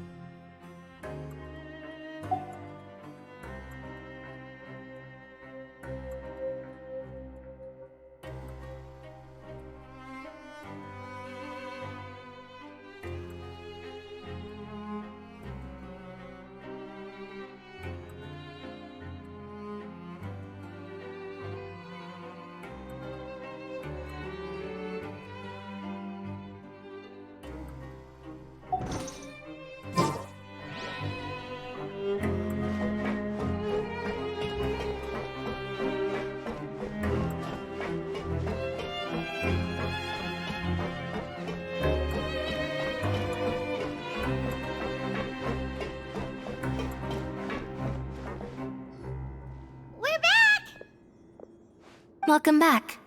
Do you want a cup of tea?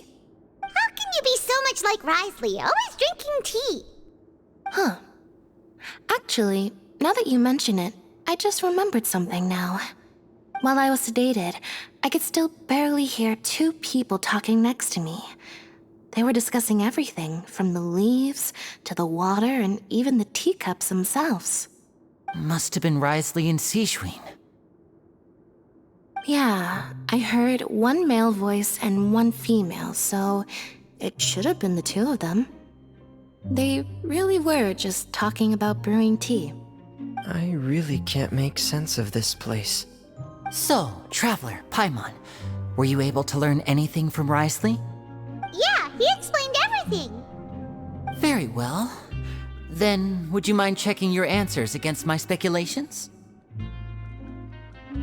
Yeah, I took the time to rest, so I'm feeling a lot more relaxed now. Nobody else is around, and Miss Sigewinne is also busy with something or other, so let's just talk here. All right, then I'll posit my theories. I asked myself 3 questions.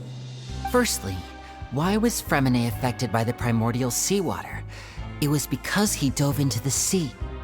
My theory is, the long-lost primordial sea is probably very close to the Fortress of Meropide. Ooh, he's good. He got that right on the first try.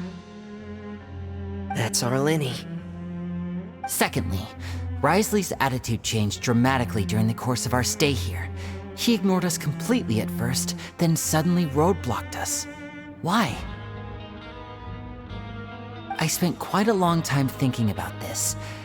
If he has been monitoring the Fatui since the very beginning, he probably ignored us at first because he was hoping we could find Master Childe for him.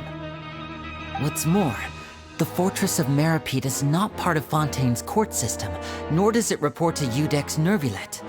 Wriothesley is basically the king of a no-man's land. As long as the fortress doesn't do anything about Master Childe's disappearance, Father can use it to pressure the Fontaine authorities.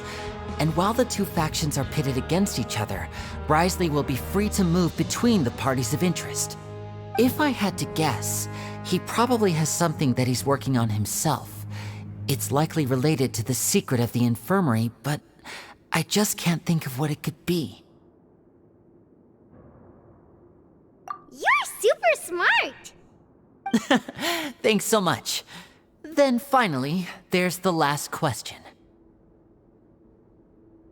If Wriothesley does have a plan, what could it be?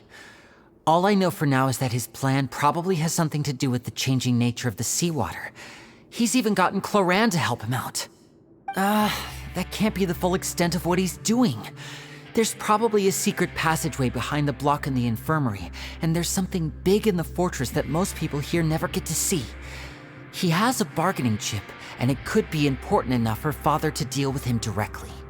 I don't have enough information, so I have no idea what his chip might be. But let me guess. You have the last piece of the puzzle.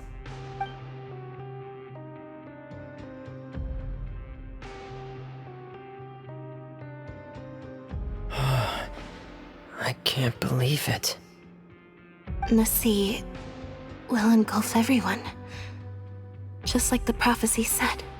Could Wriothesley have wanted to meet Father to figure out a way to deal with this crisis? If you remember, I once mentioned that Father sees the House of the Hearth as her base of operations, and she truly wants to resolve the crisis. But how could Wriothesley have known that? Or perhaps he didn't know, and just wanted to bring Father over to his side? Which could be why he said he just wanted to negotiate. Yeah, that makes sense to me. I understand your concerns as well, Traveler. I'll figure out a way to pass this on to our father. No matter what, we're on your side. The two of you have already aided us far too much. We probably wouldn't be standing here right now if not for you. If you ever need anything else going forward, please come to the House of the Hearth at any time. Though you may not share the sentiment, after all that we've gone through together, the three of us basically see you as family now. You have my gratitude. Thank you for protecting Lyney when it really mattered. And thank you for sharing the secrets of the fortress with us. We didn't think you were going to do it. Why are you being so formal all of a sudden? Given your strength, you might not need our help at all. But if you are ever in danger, we will try our best to protect you. Aww, the sound of that makes Paimon feel all warm and safe inside.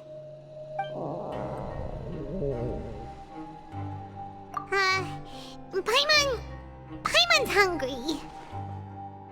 Oh, you've done so much already. Go get some food. Alright, then we'll catch you guys another time.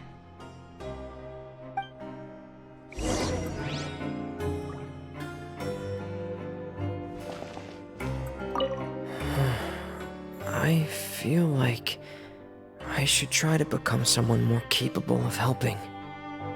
You're incredibly helpful. Lyney thinks so too. Yeah, you two are always telling me not to push myself, but aren't you just like that as well?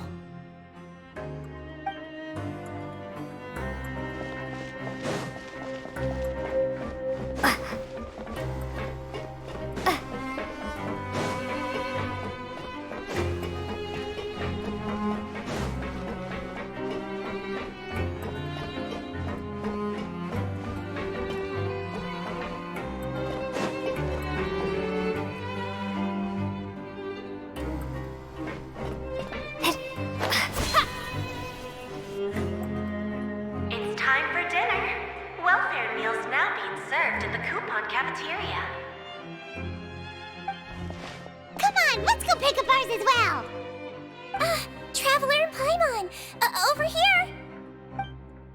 Are you here for dinner too, Miss Sijween? Mm-hmm. And I'm taking the opportunity to prepare Miss Cloran's dinner as well. Huh. You're right. She's actually sitting in the Fortress cafeteria. What would you like to eat? Yep, you can. I've already talked to our chef, Mr. Wolsey. It's all on me today, so you can get whatever you'd like. Me too! Don't forget Paimon! No problem. Just leave it to me.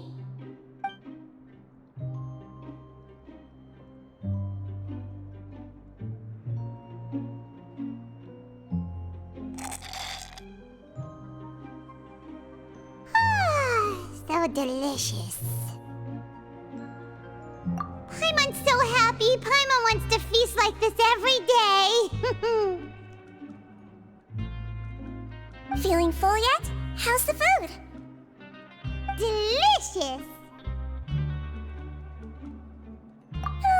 I'm so glad to see you all so happy. Oh, see, the expression on your face just now? The muscle here just moved, which suggests that you're feeling quite relaxed at the moment.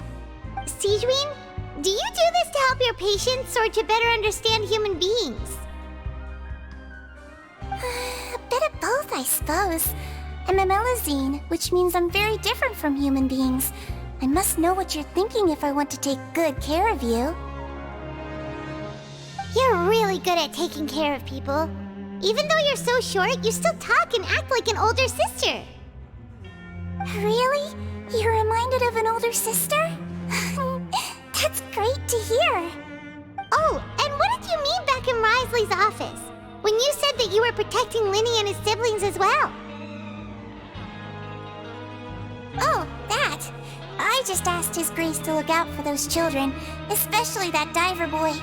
I was getting a bit worried after hearing that something was wrong with the water.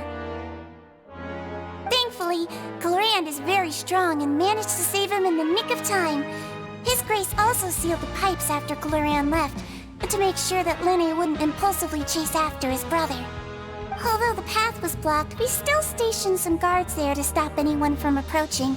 They were instructed to only open the door once Miss Cloran had returned. Oh, and I was keeping an eye on Mr. Lyney as well. We had to press him, but we couldn't allow him to be in any real danger. You were all super considerate and really thought everything through. It's just what we do down here at the fortress. At least this has been His Grace's style for as long as he's been the leader. Oh, I really wish Monsieur Neuvillette would come down here more often too. I feel like he'd like it here, with all the darkness and chaos.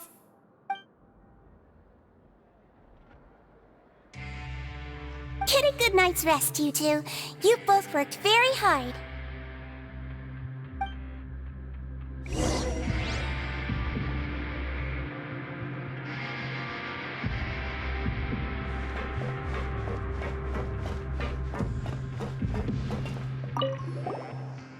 Clarand! Ah, it's you two. How's dinner? It's all right. Miss Sigewin really put in a lot of effort. So we heard that Wriothesley invited you to come down to help, and you saved Freminet too! You sure work super fast! Oh, it was child's play. Still, Paimon didn't know even champion duelists could take on side jobs. Oh, and why aren't you eating with Sigewin and the Duke? Won't you get bored eating by yourself? Miss Sigewin was with you, and the Duke has business of his own. Actually, didn't Navia say that you went out for dinner with her as well? Yeah. First time in a long time. First time in a long time? So you mean you've gone out to dinner with her in the past? In the past, yes. You seem to be enjoying yourselves here. Things will be getting messy at the fortress soon. Don't run around unnecessarily.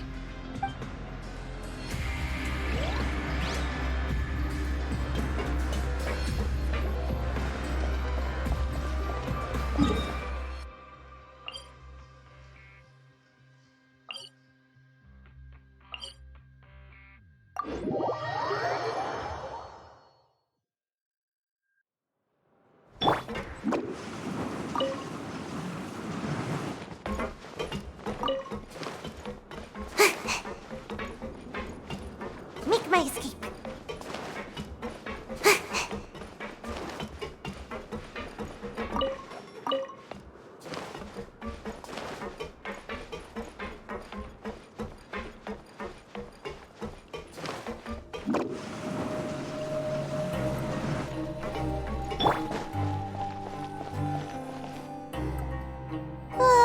So much has happened.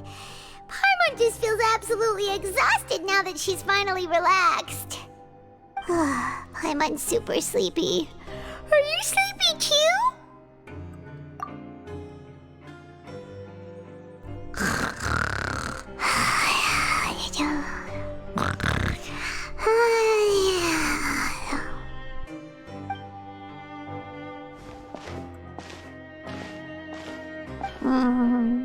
Delicious. Paimon wants seconds for free.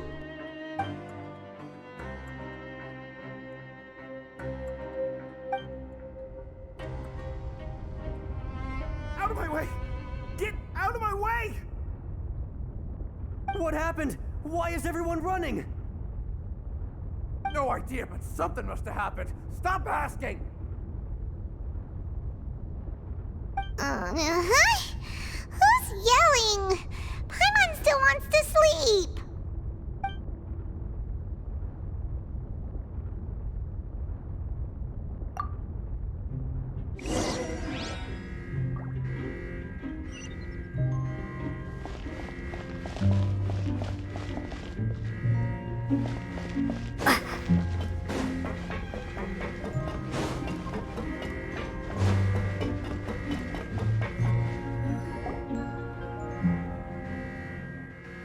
What happened? Why is everyone running around? Hey, what are you doing? No time to explain, mate. Goodbye! Hey, wait! What's wrong with these people? They won't even talk to us. They're here! Yeah, there you are! Oh, thank goodness! Cuistot and Laverune, do you know what happened here? We came here especially to inform you. Something seems to have gone terribly wrong just now. His Grace is telling everyone to evacuate and get out of here. Laverune was saying you two are new here and you don't have many friends, so you might slip through the cracks. Haven't you heard all the stories like that? An evacuation is successfully completed, yet you only find out once you do a head count that 1 or 2 people are missing. Wait, weren't you the one who brought that up? Why is it suddenly my idea? Hey, shut up! Okay, whatever. The point is, you should come with us. Yeah, he said to get as far away as possible, upwards and outwards.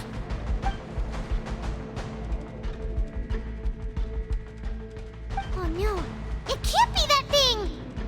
Whoa, wait, what? What? Hey, where are you going? We have to go find the Duke! You two just go and get out! Go on without us! Hey! Be careful! Attention! Please evacuate upwards and outwards, upwards and outwards.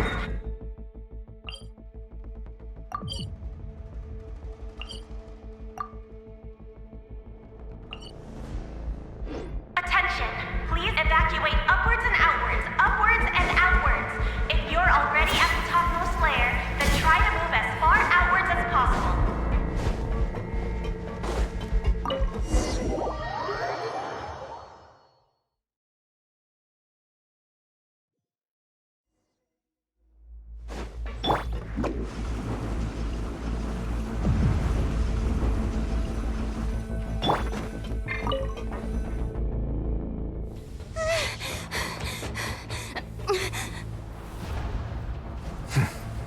They're here.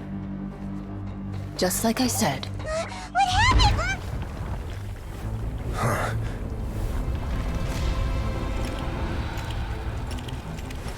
You're just in time. But be ready to run.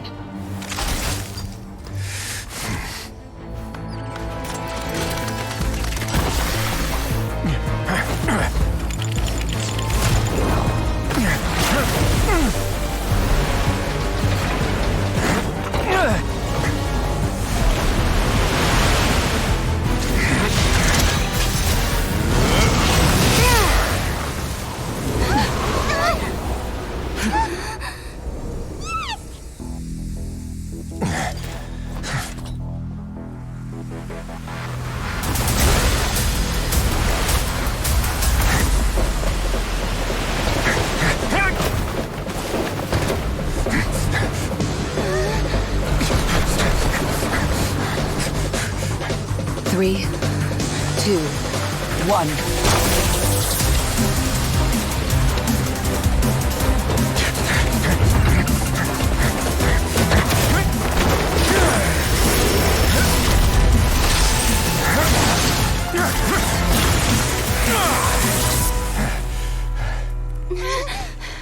This won't hold it for long. Find Neuvillette. Tell him the defenses are about to collapse. Then what will happen to you? Until he arrives, we're the last line of defense.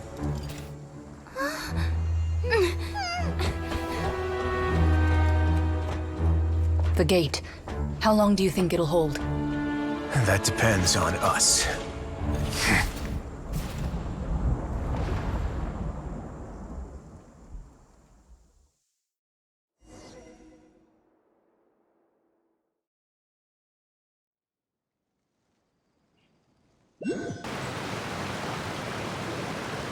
Neuvillette? Why are you here? Traveler, I need you to head to the Opera House immediately. Furina will soon be meeting with the knave there.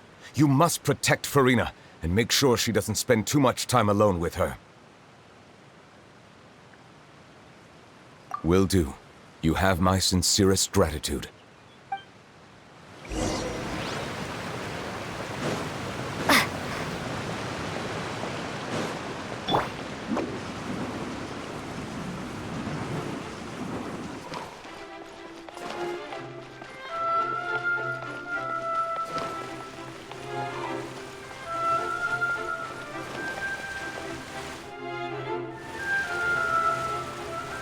Look! There are a ton of Fatili and Palais Mermonia people over there! The knave is probably here already. We need to hurry! Are you two the Traveler and Paimon? Monsieur Neuvillette has left instructions. Please follow me. Though I'm sure he's already explained, this should be a mostly cordial conversation, unlikely to give rise to violence. But it would be most appreciated if you could protect Lady Furina to the best of your abilities.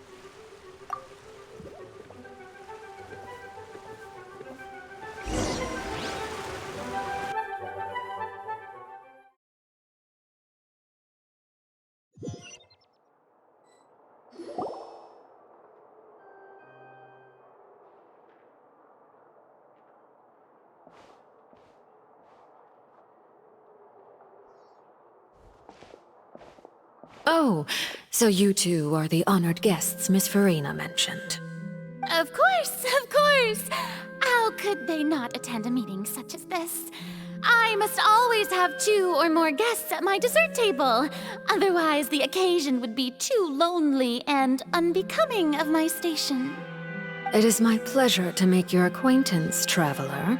I have heard much of your accomplishments. I am the Knave, one of the 11 Fatui Harbingers.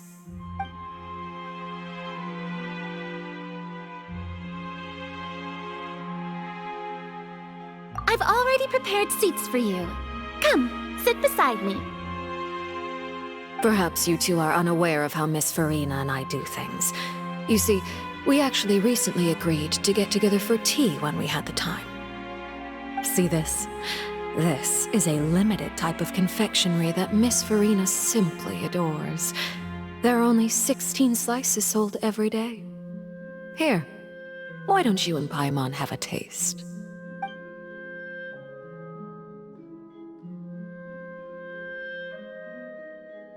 Traveler, what do you think of this cake? That's good to hear. So what Childe said was on the mark after all. You do share a taste in desserts with Furina and I.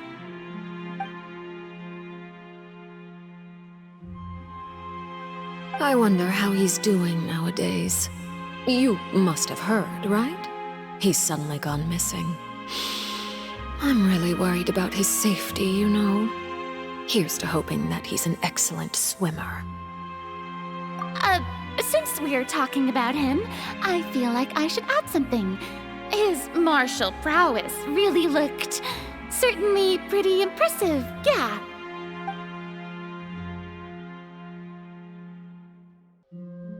Oh, so you're also familiar with his aptitude for fighting, Miss Furina. Oh, right. I almost forgot. Childe was subdued by Eudex's Neuvillette right in front of you. Against ordinary people, my colleague would never be on the back foot. But alas, he just never imagined he'd run into such a person. I must express my admiration for Monsieur Neuvillette. Coming from you, that's not surprising at all. But I thought you would be happier to hear the news. Of course, but it's still a bit of a shame. You see, I would have been far happier had I received this news somewhat earlier. As you well know, a long time has passed since Childe disappeared.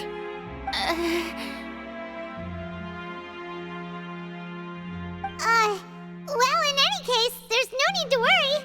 We know for sure that Childe is still alive. Oh, and just how do you know that? Because we found evidence that proved he left the Fortress of Meropide. And where did he go after leaving the fortress? Well...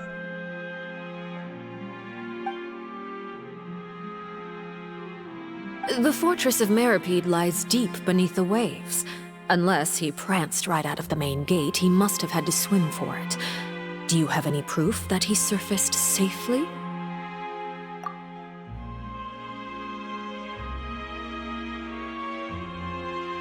Ah, that is good news at least. His sister Tonya sent a letter to Fontaine not too long ago. Since he was unfortunately unavailable, I picked it up on his behalf. Do you have any idea how he usually writes back to his family? Dear Tonya, your letter made me feel like we were still enjoying our time in Snezhnaya together. I'm currently admiring the scenery on the streets in front of the opera house. Is it something like that?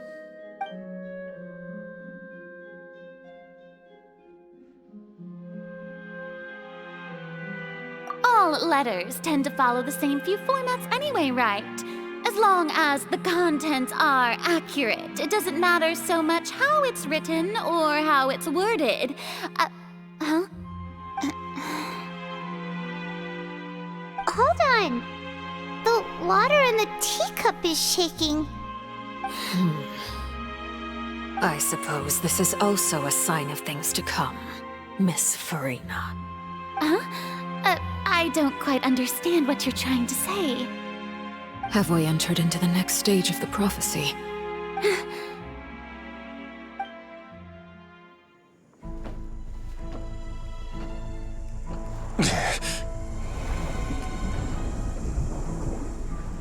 My thanks to you both.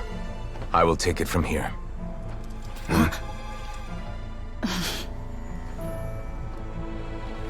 Sure you don't need a hand? Quite sure. Wow. So, what's your secret, huh? Let me guess. Nah, who knows? Maybe it's just your sense of responsibility. Sounds about right.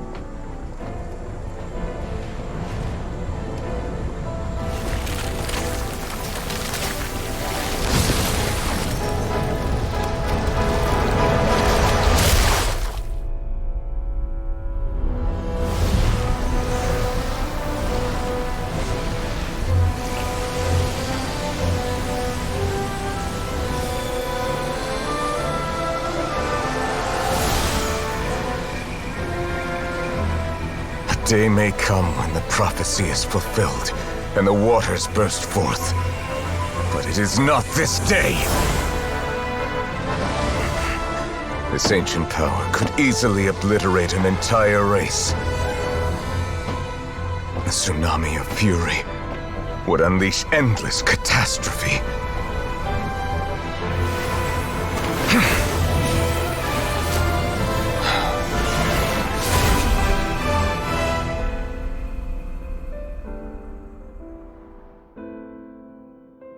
This sentence is too severe. Forgive me for overruling it.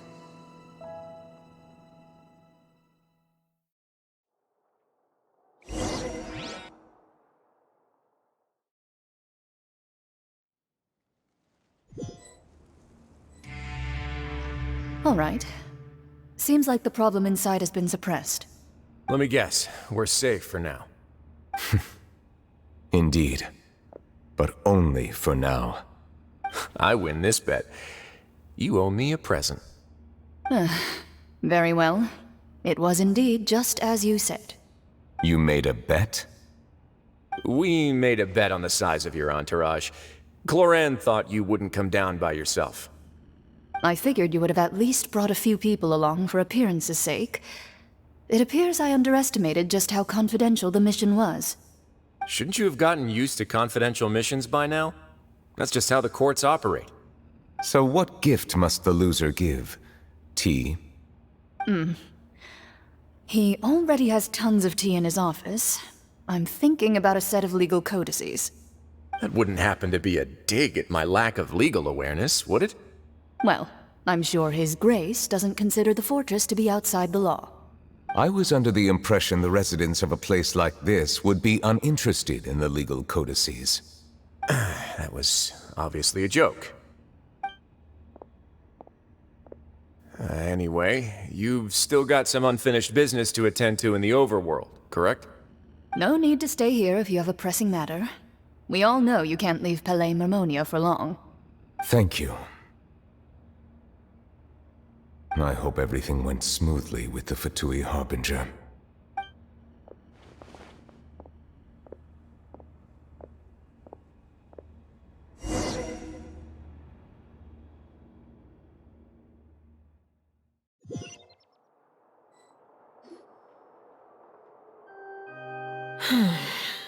I must say, we've spent long enough playing house. Miss Furina, as the Hydro Archon, I am sure you understand the exact meaning of the phenomenon we just witnessed. Or should I say, that's what I originally thought. But looking at your expression, was I wrong? And you haven't a clue? What are you trying to say? At this point, I don't think there's any more need to speak as diplomatic representatives. Allow me to speak to you now as just a Fontanian. You know the prophecy by heart, and also that every part of it is being proven true. Yet, Here you are, relaxing, drinking tea, and eating desserts as if it's all nothing more than a few stray bugs in your garden. Do you really think that's acceptable? The prophecy's hanging above our necks like a guillotine. Every faction is looking for a way to either avert the disaster or save their own. Even the orphans of the House of the Hearth have devoted everything to saving their homeland. But you? It beggars belief just how nonchalant and carefree you have been. From the very beginning, you, the god Focalor, you have utterly failed to take action. You're wrong. I've never ignored the prophecy, nor have I just been passing the time in self-indulgence. Retract your accusation and stop doubting the wisdom of the gods with such absurd conjectures. I am not alone in my doubts, you know. All the children of Fontaine may be harboring the exact same thoughts right now. Oh, great Hydro Archon. How are you going to save them? Save us? How are the people you've sworn to protect supposed to survive in a land that will soon disappear beneath the waves? I have my ways, and I've been working on them for all this time. Even if you look down upon me, you have no right to judge me. Fontaine will be saved. Even if I still cannot see the true future right now, as long as I continue on as I am, I will be able to hold my head up high.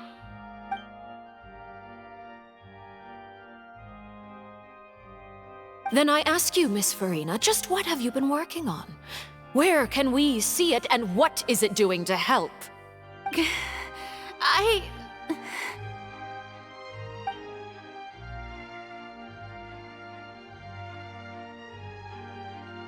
My machinations are just like the prophecy itself.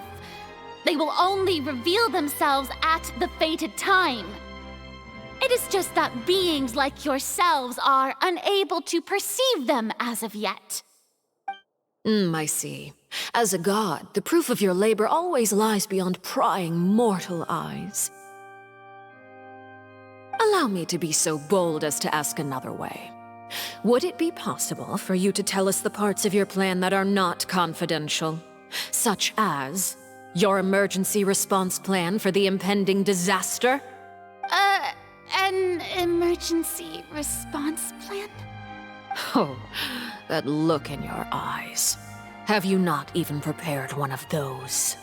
The emergency response plan is also strictly confidential. Then allow me to jog your memory.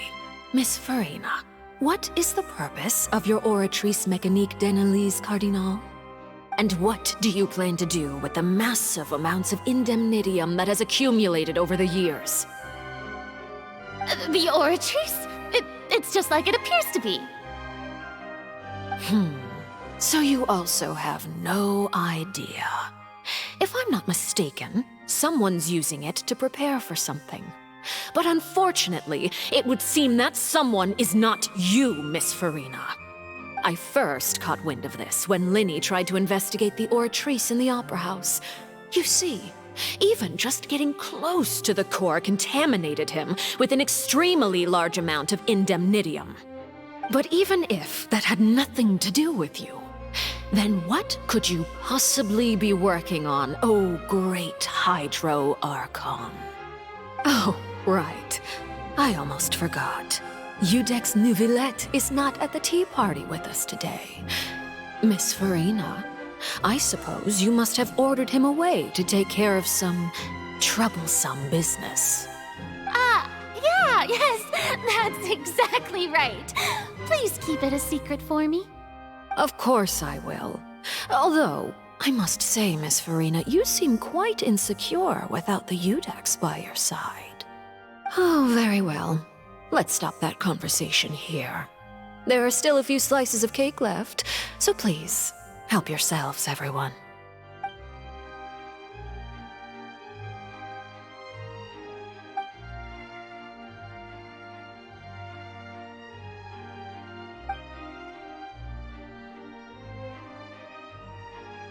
Traveler, I heard that you were recently commissioned to handle a few matters on behalf of the Udex.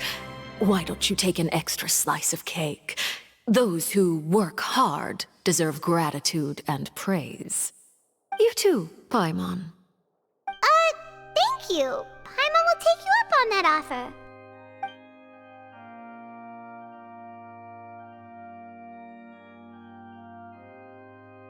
Oh, Paimon's super full. That cake was great. If it's on my tea table, it must be of the highest quality. Yes, and we must thank the knave for bringing these over as well. You're welcome. I'm sure the cake also felt greatly honored to be featured at Miss Furina's table. And I was merely catering to Miss Furina's tastes, seeking a chance to chat over tea. It is getting late. Why don't we call it a day? There are still a few matters that I need to take care of, so I must take my leave now. Very well. We'll end it here. Mind seeing me off, Traveler? We could use the opportunity to discuss Childe before I must be on my way. Paimon's coming too!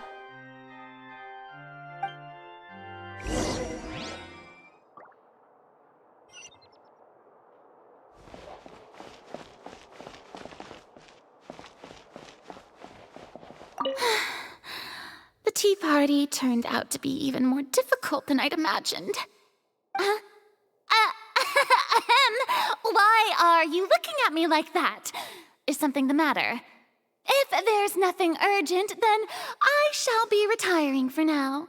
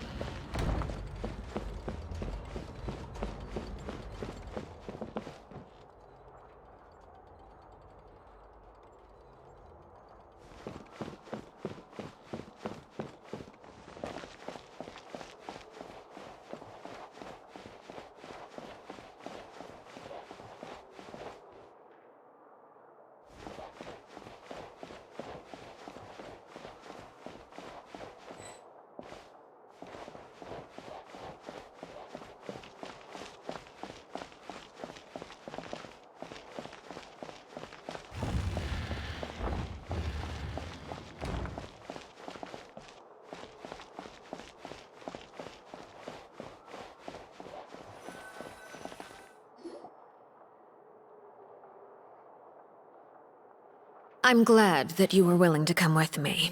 Of course, Childe was just an excuse. I have no interest in your dealings with him. That's what Paimon thought. You lent your aid to the children of the House of the Hearth.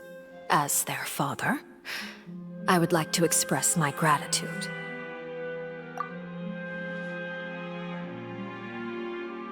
That was all. Formal topics should be discussed in formal settings, and informal topics in informal settings. I know you just returned from the Fortress of Meropide. Relax. I have no intention of trying to get anything out of you. Lyney, Lynette, and Freminet are still there, and I trust their judgment and abilities.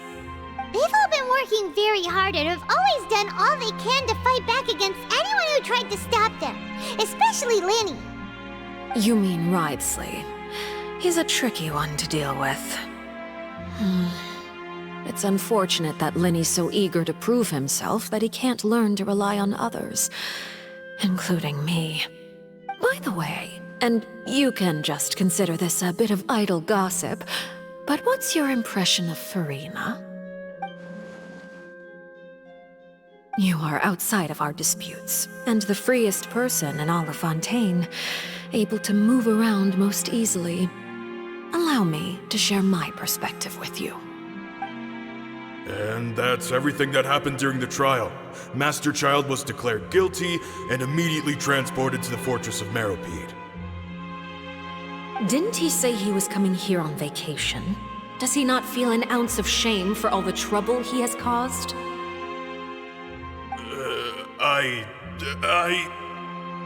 Forget it. He did give us an opportunity. I will be meeting someone shortly. Do you require help with any preparations? No need. I will take care of it myself. I need to meet with Furina, the Hydro Archon. She is at the heart of Fontaine. But what's fascinating about her is that she often seems more like a celebrity than a working Archon.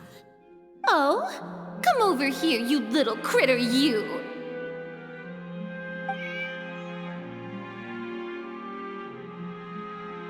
You dare to run from me? Stop right this instant! My goal is just to discover the location of the Gnosis. But I didn't expect the chance to approach Furina to be handed to me on a silver platter. This is so easy, it's actually making me a bit suspicious. Anything left unguarded is usually just bait. But no one will blame someone for taking the bait. After all, from the moment it was attached to the hook, the bait is meant to be sacrificed. It's just as I guessed in the second before I struck. The Hydronosis is not currently held by the Archon. In fact, this Archon doesn't seem like a god at all. And I sense that she's under some kind of curse. Who are you? And what are you trying to do? Please don't kill me! I'm begging you, please! The fear in her pupils is genuine, so perhaps she's not bait after all. Either way, targeting her has lost all meaning. I left the scene with ease. Nobody came looking for me, and nobody could serve as a witness to my near assassination of Focalor.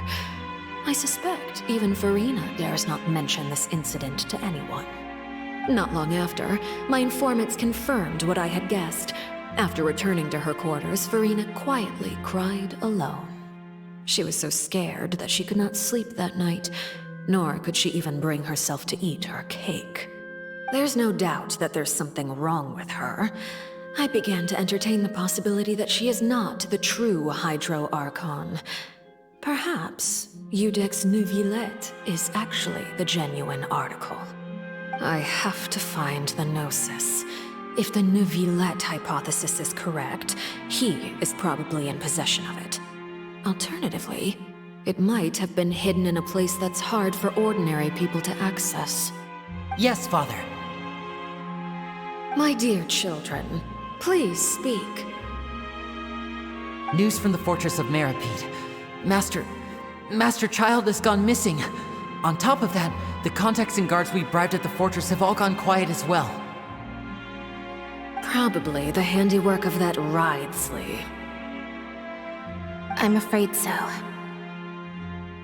This is a good opportunity.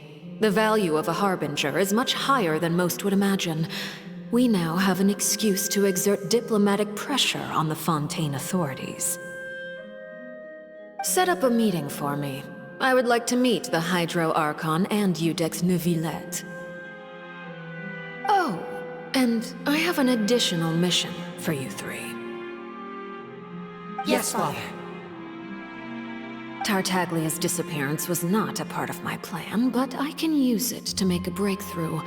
With this as my excuse, I can ask for an official audience and continue my investigation of Furina and Iudex Neuvillette. The initiative belongs to the House of the Hearth.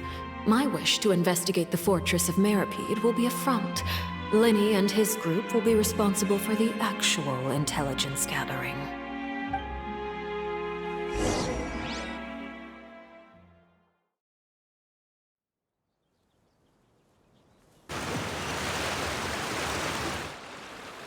You should know the rest. Lyney's group is quite close to you, so they wouldn't have hidden anything from you. You attacked the Hydro Archon?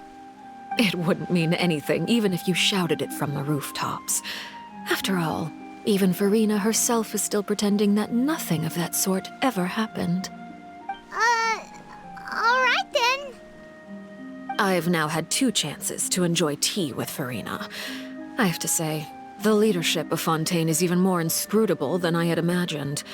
I once surmised that Iudex Neuvillette must be the Hydro Archon, but now, that doesn't seem right to me either. I am a servant of Her Majesty the Tsaritsa. Over my years of service, I've learned how a real Archon conducts and carries themselves. Whether Iudex Neuvillette or Furina, neither fits the bill. It's hard to imagine either of them as the Archon. Of course, that is all just how I feel. Gut feelings often do not require justification. It is, however, quite amusing to me that after all my years working in intelligence gathering, I've come to realize I am at a complete loss regarding the identity of the god of the land of my birth. Don't you think Fontaine is quite intriguing? A catastrophe looms, yet many secrets have yet to rise to the surface. It looks like Fontainians will have no choice but to save themselves.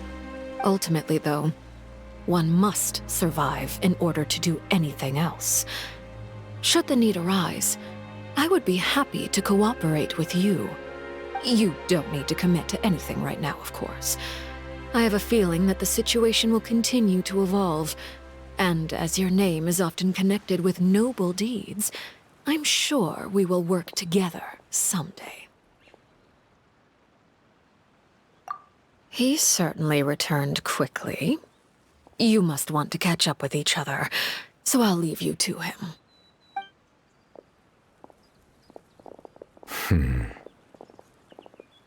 Neuvillette, is it over? For now, yes. But this issue will prove quite thorny in the long term. I'm concerned that sooner or later the prophesized events will occur. Thank you for protecting Furina. To put it simply, I used my power to force back the primordial sea and reseal the sluice gate.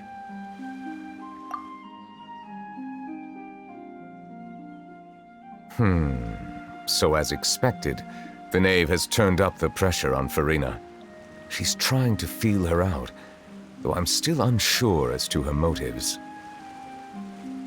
Permission granted.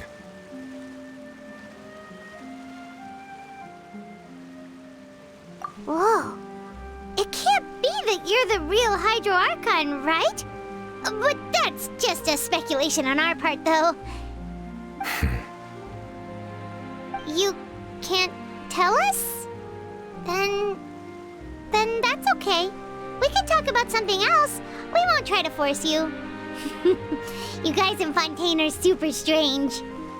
If by the phrase, you guys, you are referring to Furina and I, then although I'm not sure just what you are trying to imply, I must clarify that I do not share her positions on a multitude of topics.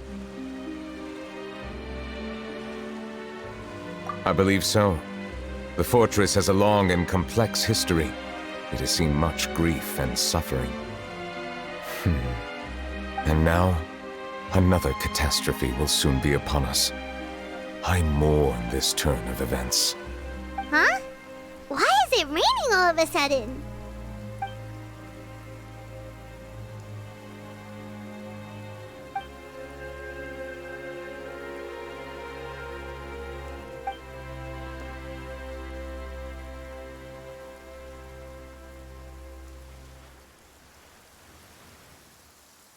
You may be closer to the truth than you think.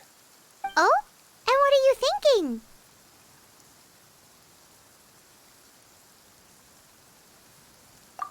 The dragon of... what?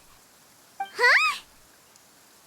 Please do not be so surprised. Furina?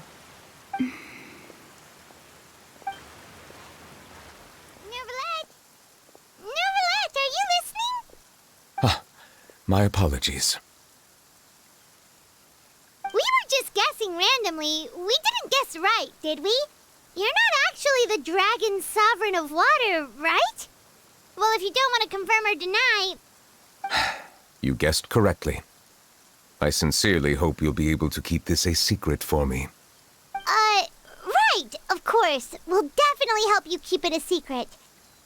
There's still something Paimon wants to ask you, though. Please, go ahead. Well, if you are the Dragon Sovereign of Water, and you were able to force back the primordial sea from the fortress, then since Fontaine's prophecy is all about seawater, couldn't you just use your power to solve the crisis? None of the currently living dragon sovereigns in the world, myself included, possess our full dragonhood. They say that when the first usurper arrived on Teyvat, they seized a part of the dragon's power. Today, that stolen power is the basis of the Archon's authorities. There are 7 elemental Archons and 7 matching dragon sovereigns. The dragon sovereign of water who lived through that era perished a long time ago.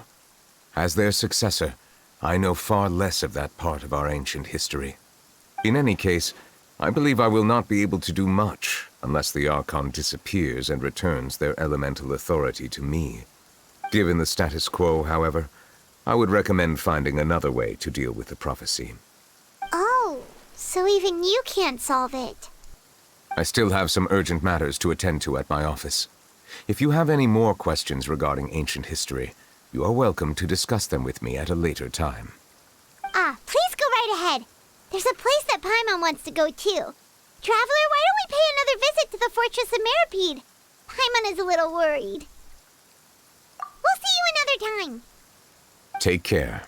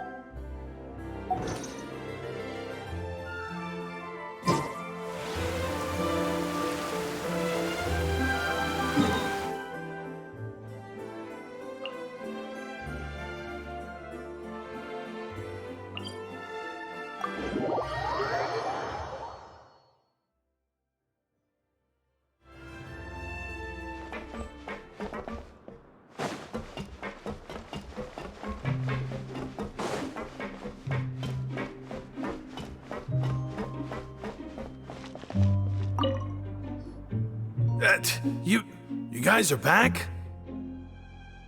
Cuistot! Laverune! You guys didn't get caught and thrown back down here, right? Huh? No, not at all. And here I thought you'd managed to escape from jail during all the commotion. I'd held you up as legendary jailbreakers, but now you're telling me you just never left? We're sorry, but we just had some business to take care of.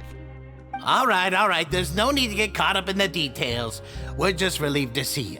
He was super worried about you, you know. Hey, it wasn't just me. Weren't you super worried as well? Something like that, yeah. I was also transferred to work in the kitchen a few days ago. I can still hear Cuistot mumbling to the carrots. Are those two all right? Do you think they made it out alive? Whenever he'd say that, I'd tell him I'm sure they're fine. Wherever they are, they're kicking back with drinks in hand, enjoying the lovely scenery. Hey, there's nothing wrong with worrying about your prison pals, is there? I mean, considering how they always love listening to all my gossip. These two.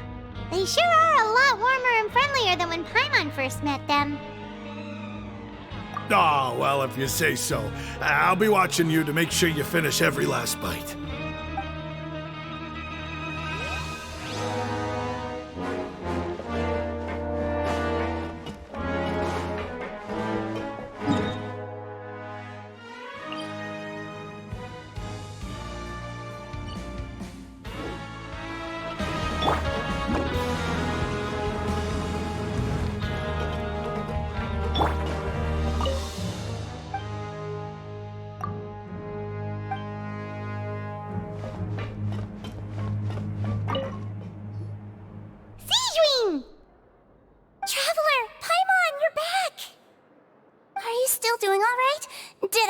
you get hurt?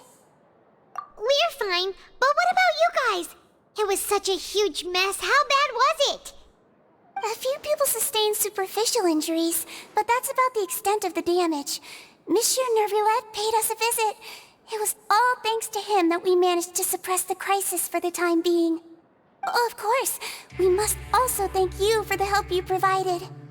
How did Neuvillette know that he was needed here? Well, Monsieur Neuvillette has strong resonance with the hydro element. When the water level rises, he can feel the waves produced. I ran into the Bombshell bros while bandaging the injuries of the wounded. They were mumbling the whole time about how you just ran down without a word. I'm so relieved to see that you're both all right.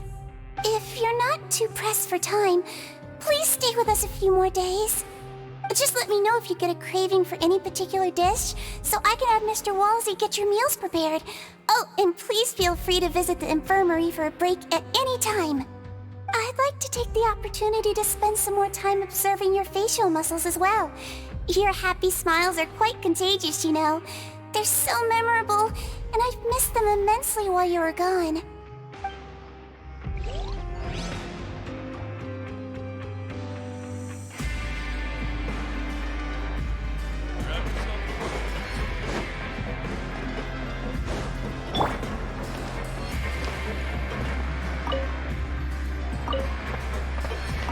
Make my escape.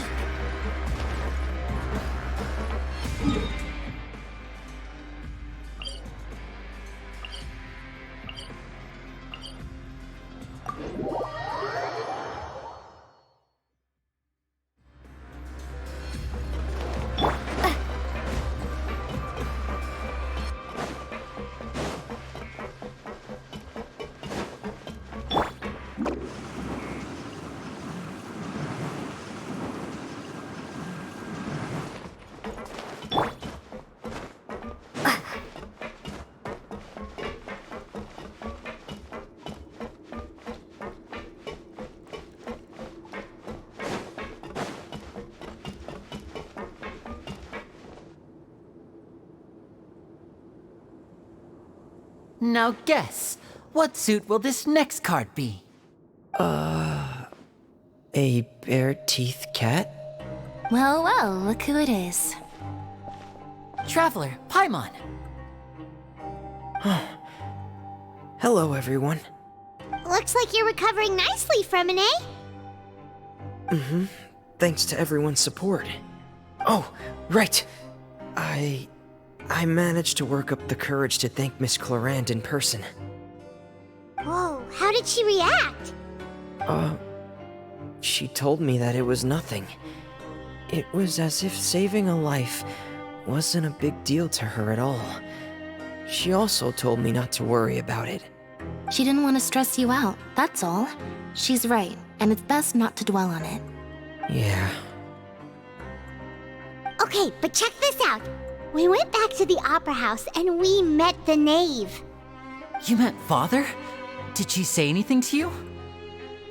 She said a few things that were, a bit hard to understand. And also that she's looking forward to working with us in the future.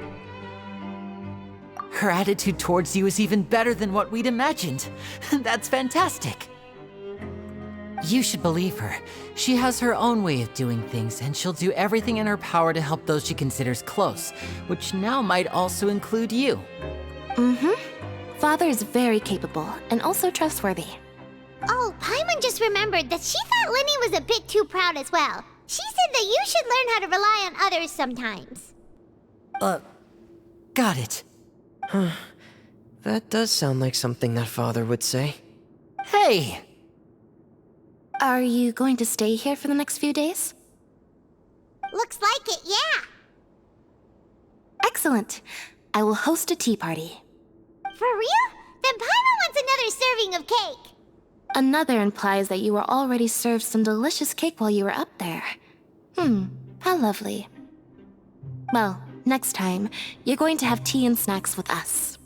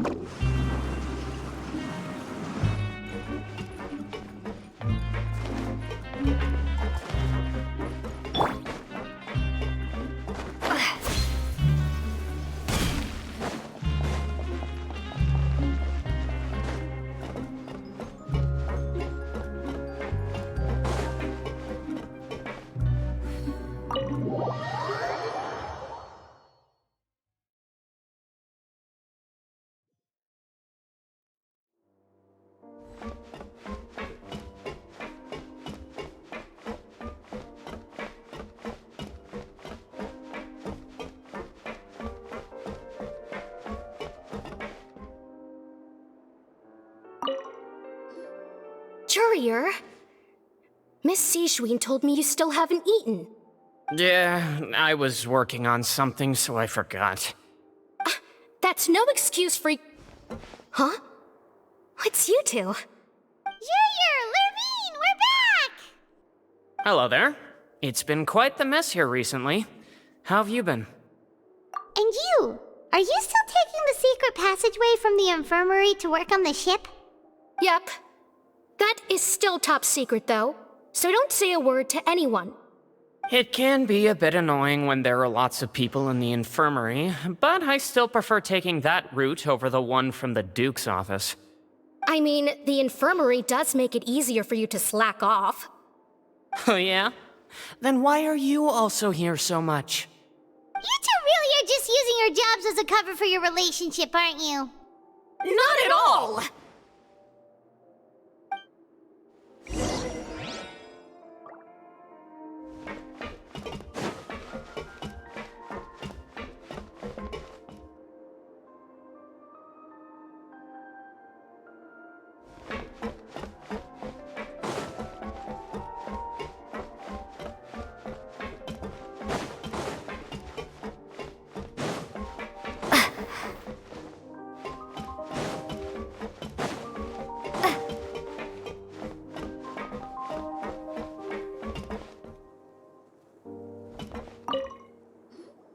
Do my eyes deceive me, or did I just see two inmates come back after making it to the surface? Some strange winds blowing of late. We wanted to see how the fortress is doing. Is everything still alright? We're fine, for the most part. Neuvillette came down and took care of the worst of it. If that's the case, why don't you just ask him to stay here? Oh, yeah, what a brilliant plan. Let's go convince the Udex himself to exchange the Courts of Fontaine for a puddle of water in the middle of nowhere. He came here in a hurry and left without even stopping for a cup of tea. He did remember to take Miss Sijween's gift with him, though. He sure sounds super busy. Miss Cloran has left as well. She also took her gift from Miss Sijween. Were the gifts milkshakes? Neuvillette got the milkshake. Cloran received lipstick instead. Those aren't even remotely alike.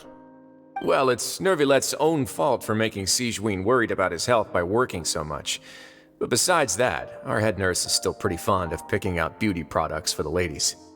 Oh, and I have some gifts here for you as well. Are these from Sijween too? Nope, they're from yours truly. You've already wrapped up your work at the fortress, so you can return to the surface at any time. You haven't yet served your full prison term, however, so you may continue to use your cell until your term is up. For real? Then we could stay here for a really long time? You may access the cafeteria for free. Hooray! Just remember to come complete your paperwork once it's time for your release.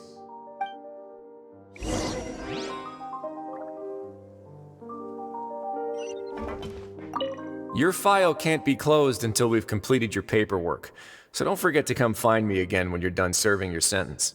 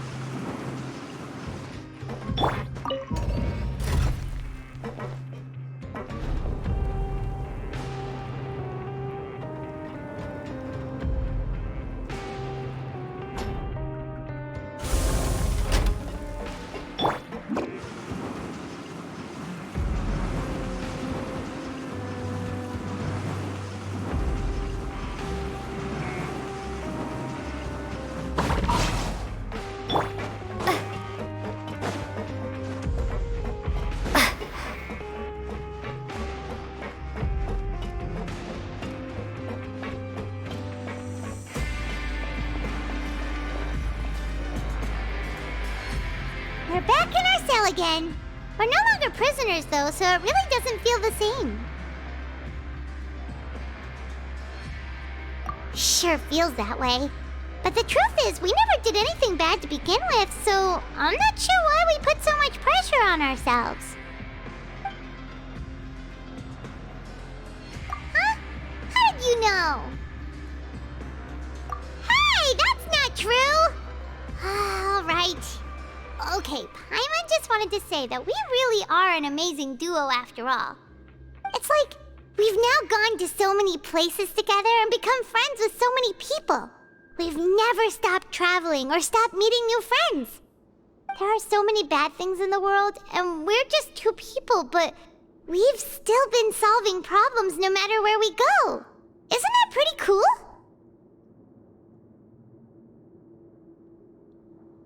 You're counting Paimon today? Aren't you the only adventurer here?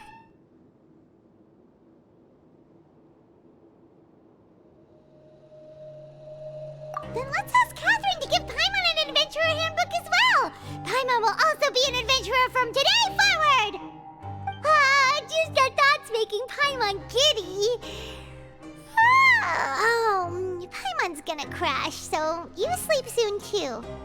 The last time we fell asleep here, we woke up to a whole mess outside ourselves. The primordial seawater nearly rose up. That was so scary. We should be safe now, right? Alright then, good night to you, traveler!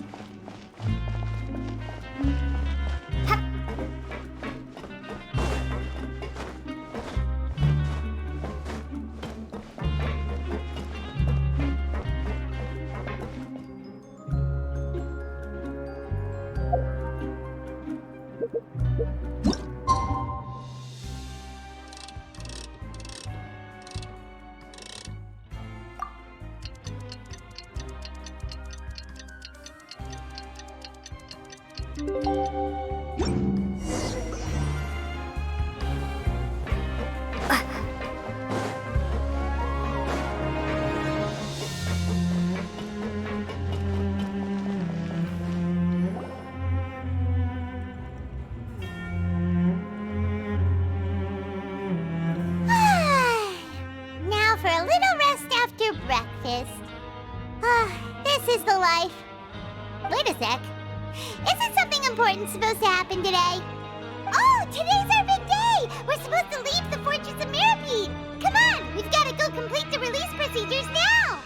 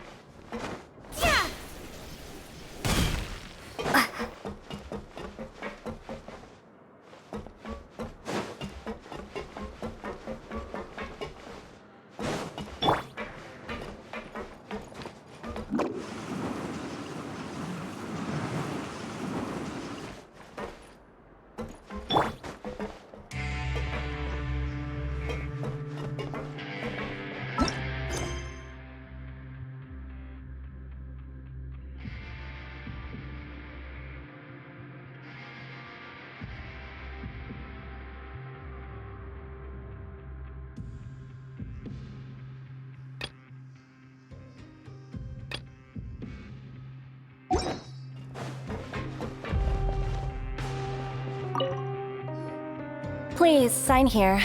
This document will be effective immediately upon signing, and you two may exit the Fortress of Meropide via the regular channels. It's been so long since we've been to the surface. Let's hurry up and... What's happening?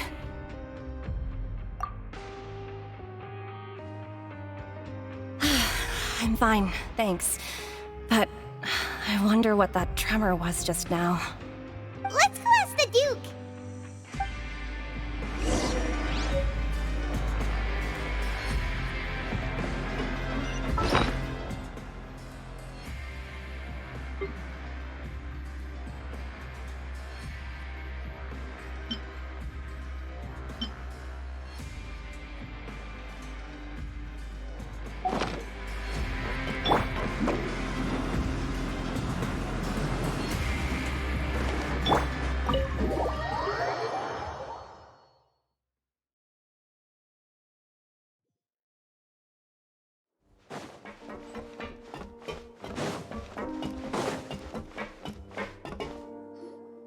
Your Grace?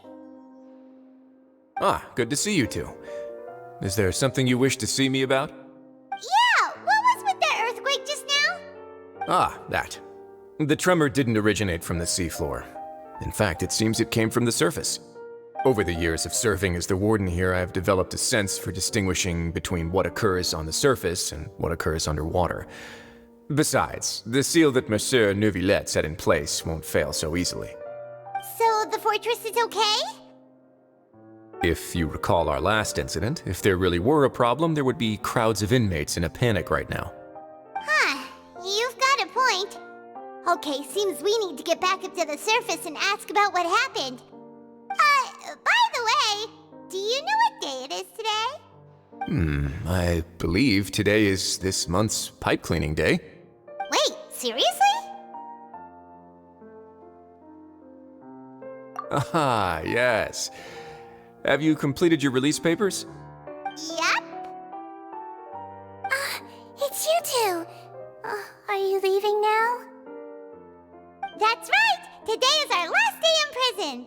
But now that Paimon says that, it doesn't feel like we were confined here. It's actually been pretty nice. Oh yeah, Paimon feels fond of this place now. Then be sure to come back and visit. I'll miss you. If you've signed the release papers, then you're free to go. The guards will escort you out. You're not going to see us off? I knew you'd ask. All right, sure. Let's go. Well, you actually agreed. No worries, you must be busy. Paimon was just joking. Ah, so you do have a polite side, I see. After being down here for so long, I imagine you must feel like you're lacking companionship. Shall I come along too? Yeah, don't worry, we'll come back to see you. Paimon really likes the cafeteria here. The chefs sure do know how to make good grub. I hope you won't be here as convicts the next time I see you. We'll do our best to stay out of trouble. Well, it seems our work in the Fortress of Meropide is finished. That's the end of another chapter in our journey. And since Neuvillette was the one who asked us to come here, we should probably go report to him now. Next up, the Palais Mermonia. You're going to see Monsieur Neuvillette? Please pass on our kind regards. I'm sure just your regards will do, no? I believe it would be the polite thing to do. You're right. I've heard the Palais has been terribly busy these days. Tell him that I hope he hasn't been overwhelmed by the recent string of troubles.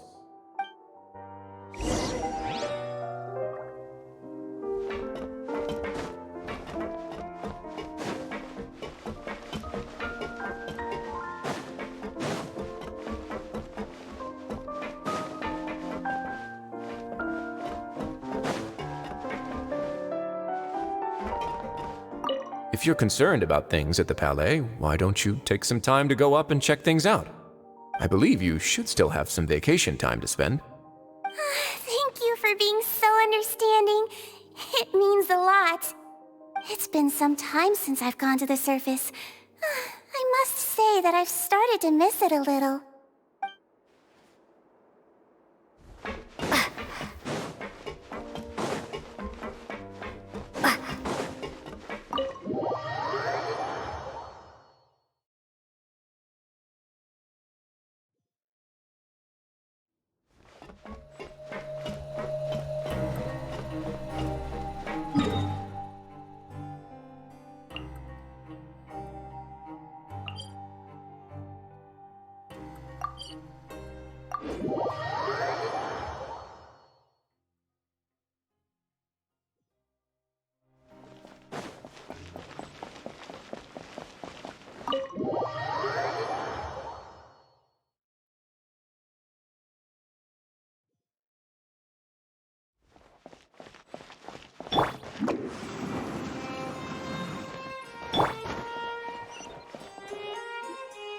The Palais Mermonia sure is buzzing with activity today. Halt! Huh? Oh, it's you two. Apologies. Monsieur Neuvillette did say you'd be welcome at any time. Excuse me, would you mind helping me take a look at this report? I'll be right there. Sorry, I've got my hands full here. You can see yourselves in.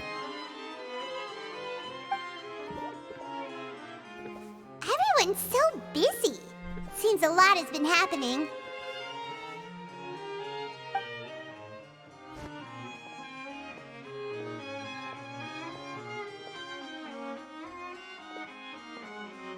Neuvillette! Hello. You've come at the right time, but you'll have to wait for just a moment, as there are some urgent matters I must tend to first. In the meantime, please, have a seat. If you'd like to have something to drink, let the Melusine outside know. That's all right. We just ate. Very well, then.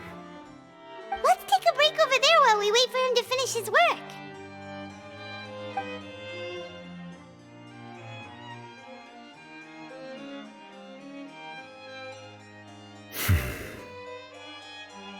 All right. I should wrap things up for now. Are you done with your work? Yes, sorry to keep you waiting. Today should be the day you were released from the Fortress of Meropide, and it appears that you've managed to complete all the release paperwork. That's right, and we came here to see you right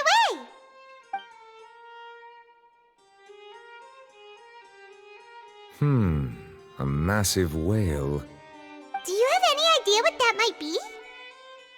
Judging from your description, that cannot have occurred in any ordinary waters, but rather something like the primordial sea. A whale of that size and shape cannot usually be found in the waters of Tevat. Therefore, we can only assume that Childe is presently immersed in primordial seawater. Immersed in primordial seawater? But how? And is he okay? Most people wouldn't be capable of entering in the first place. I'm not completely sure how he could have gotten there myself. Yes? What is it? Ah, right! Paimon felt it too! We asked the Duke and he said it wasn't from underwater, so we figured you might know something about it. It turns out that I have just received a report about this particular matter. In fact, that's exactly what I was busy with a moment ago. The source of the tremor was here on the surface near Poisson. After the shaking stopped, the water levels in the Poisson area rose at an alarming rate. The water levels rose? Oh no! What about all the people there? Fortunately, the water levels only rose for a short period of time and have already returned to normal now. However, I still have a bad feeling about the whole phenomenon. If the change in water levels is connected with the leaking primordial seawater, then the situation in Poisson may be much worse than it appears. Navia should be in Poisson, right? We need to go check on her! I would also like to go there as soon as possible, but I'm afraid I can't leave just yet. We must immediately formulate disaster prevention plans for the surrounding coastal areas to avoid potential catastrophes. I'll have to ask you two to go to Poisson first. I'll meet you there to check on the situation once I've finished things here. There's no time to lose! Let's get Please be careful.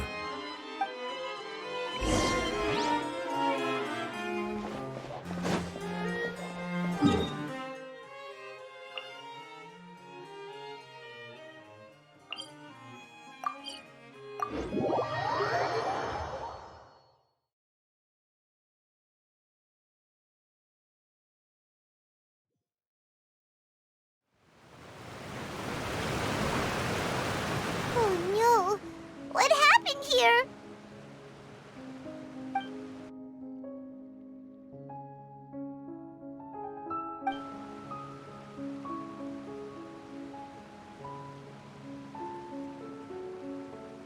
Navia should be around here, right? We need to make sure she's still... Paimon means we need to check on her.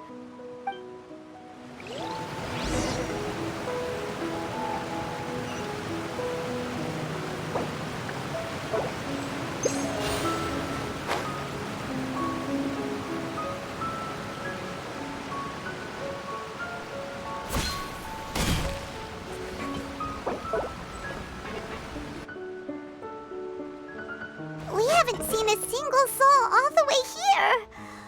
Oh, this is getting scary. What will I ever do now? Look! There's someone on the roof over there! Just stay put! We're coming up! Watch your balance! All right! Just hurry!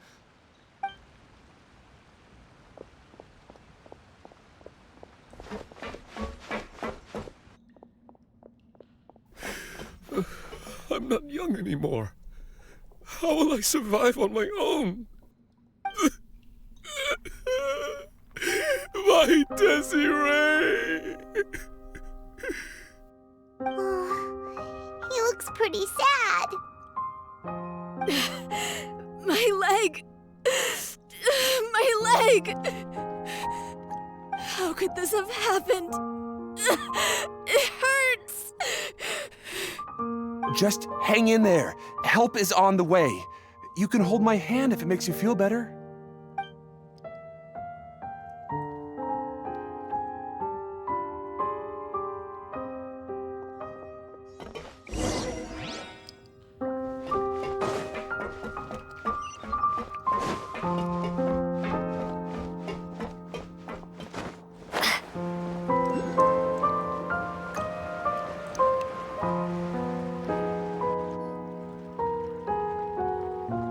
Oh, it's Navia! She's over there!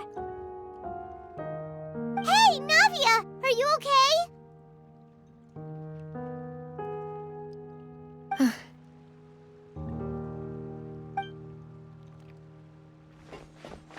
You're here. We heard there was a situation in Poisson, so we came as quickly as we could! Yes. As you can see, the water level suddenly rose. It caused quite the disturbance, in fact.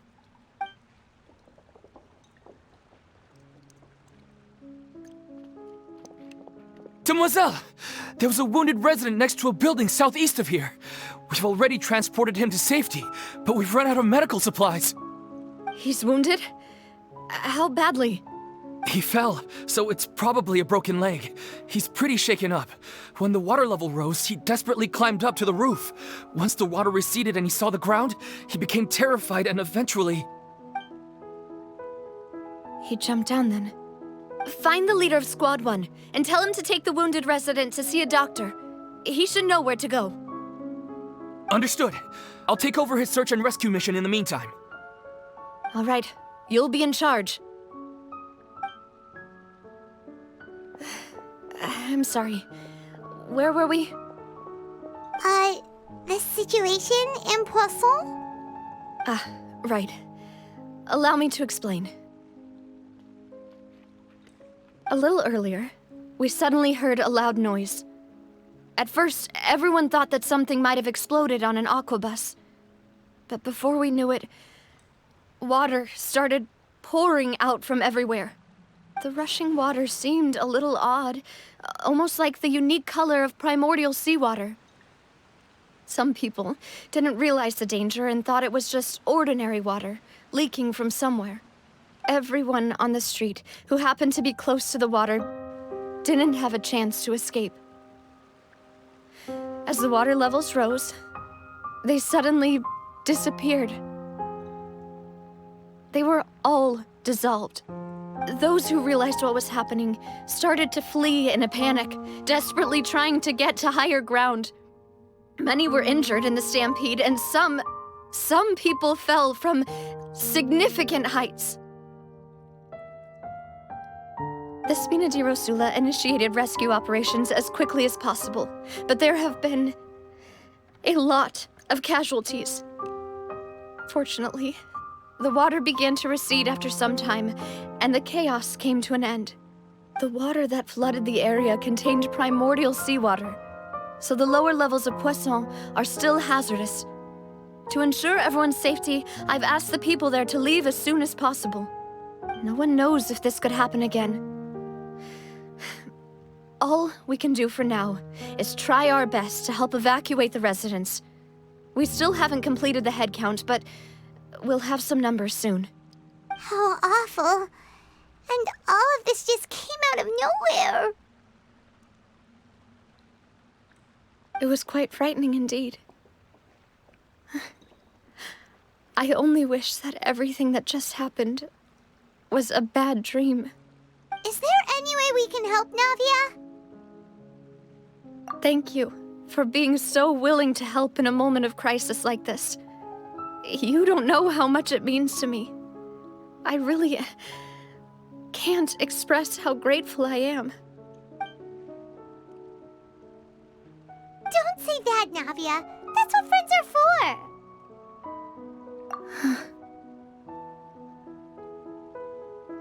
Demoiselle! We've got a situation here! I'll be right there. Sorry, I need to go for now. And off she goes. Seems it might be a while before she can take a break.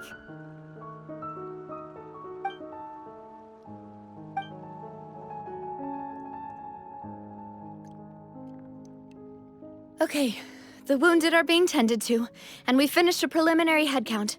More support has just arrived, so I suppose I finally have a moment to focus on my own matters. Of course, we should remain ready for anything, and continue doing our best to rescue others. I'll be sure to have everyone at the Spina di Rosula ready to render assistance. Traveler, Paimon, would you two accompany me to my father's grave for a moment? Huh? Right now? Thank you.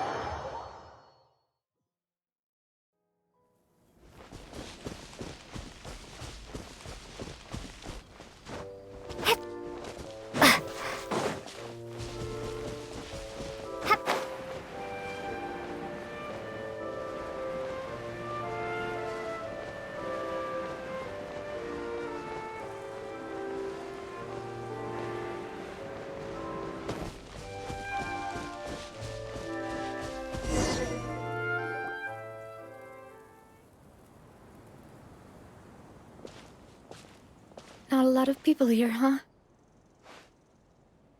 Well, given the time of day and the whole situation in Poisson, Paimon doesn't think there'd be a ton of people here visiting graves. Right. That's how things are now.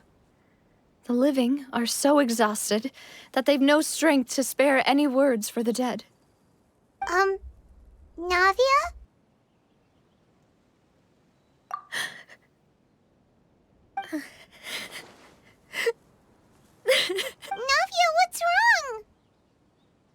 sorry.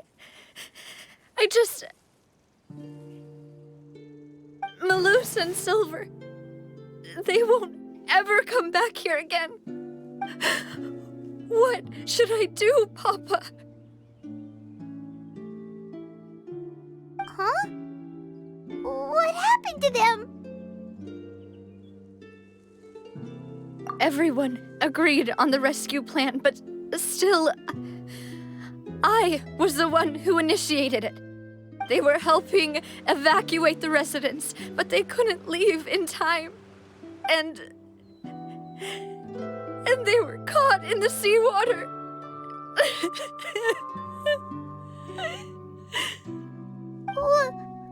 What should we do? I've known them for so long. And I know they weren't afraid. But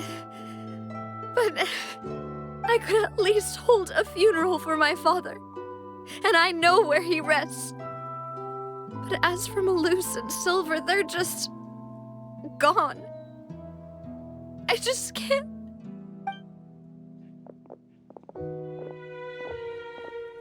Everything looks so clean after it rains. Even the gravestones. I didn't expect that you'd enjoy a glass of red wine in front of Master Callus's grave. I can understand. Besides, the scenery here isn't half bad. See, it's not just me. I always want to bring something when I visit Papa. Perhaps we might even have a picnic. He wouldn't be angry, would he? How could Master ever be upset with you, demoiselle? Yet the cemetery is the home of those who have passed, is it not? Everyone ends up here sooner or later, no matter who you are. Buying yourself a plot in advance, are you? No need yet. But when I do, I hope you'll let me be buried beside Master Callus, demoiselle. Hey, stop joking around. I'm quite serious. That way, it'll save us both the trip to see each other whenever you visit your father's grave. That makes sense. In that case, could I be buried on his other side? After all, besides you, demoiselle, the two of us could certainly be considered Master's closest companions, no? Personally, I believe we fill those shoes just fine. Why are you bringing this up all of a sudden? Seriously. All right. I'll remember your requests. But I'd really prefer not to talk about this stuff. And what do you mean by saving me a trip? I'd make the journey even if I had to visit you two somewhere else.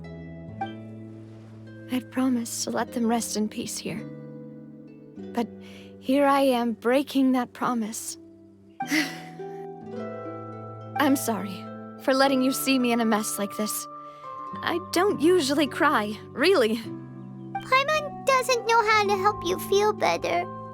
But, well, she understands how you feel. I'd always thought I could make my wishes come true. But now that I think about it, that never solely relied on me. Many things can only be accomplished with someone else's help. Malus and Silver have helped me so much. But by contrast, I could do nothing for them. I'm so sorry. You can spend as much time as you need here, Navia. We'll stay with you. Thank you. Right now, you don't know how much that means. By the way, you can have a look at this. It's a list of victims from the incident that took place here. Obena, Khan, Burnett, Giverny, Francine, Karina, Daisy Ray, Joinville, Julianne, Esson, as well as Malus and Silver. So, everyone else is safe. But still... It's okay. I know what you're thinking. And you're right. We lost Malus and Silver.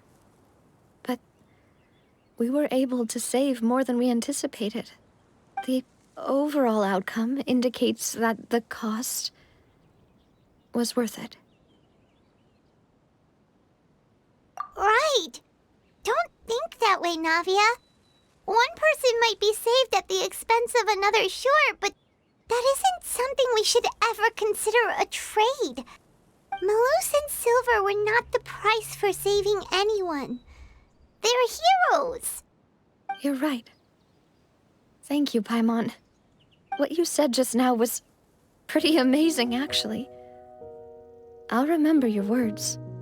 Oh, really? Seems you've become more eloquent in the time since we last met. The knave? What are you doing here? Is everything going well on your side? Yes, my people are carrying out the mission according to your request. All the residents of Poisson have been evacuated, and we're preparing to relocate them to higher ground. As for these supplies, we have everything taken care of. There is no need to worry. Thank you very much. Wait, do you two know each other? We just met recently. Right, Miss Navia? Usually, I would call this a coincidental encounter. But that doesn't quite fit this time. Besides, it never even crossed my mind that a Fatui Harbinger would come looking for me. Thanks to the Knave, Spina di Rosula received generous support from the Fatui, which allowed us to complete the rescue and evacuation work so quickly. Mutual aid is essential to fostering positive developments. We were already in the area, in any case, so it was nothing. That said, I must say that you're a lot sharper than you let on. I'm sure you understand what I mean. I apologize for all the ways in which I tested you previously. We've never worked with a Fatui before, and it's extremely important for us to know who we're working with. My subordinates have reported that Fatui soldiers have been observing water levels and taking head counts in various locations. I hear that they've also prepared a large amount of emergency supplies. I'm quite surprised. This is nothing to brag about, nor do I intend to. It is simply the way of powerful organizations to act forcefully, whether they are doing good or ill. You've witnessed that firsthand, in any case. As I've told this traveler before, I know of the prophecy, and I intend to prevent the impending disaster. Lending your organization a hand was a natural first step in accomplishing that. As such, do not be troubled by this token of our sincerity. Perhaps one day, you'll also be able to help me in the same way. Without your help, there would have been many more casualties. I won't forget your kindness. Furthermore, I sincerely regret what happened to Malus and Silver. I only wish that my people could have arrived a little earlier to prevent this from happening. Don't say that. You and your subordinates did everything you could. As Paimon said, Malus and Silver didn't choose to sacrifice themselves for any specific person. And they weren't the price paid for other salvation. They chose to become heroes themselves. I've never liked hearing people put it that way. It's like trying to relieve pain by saying some noble-sounding words. But right now, there's nothing more suitable. They really did become heroes. You're right. I'm sorry for your loss, Miss Navia.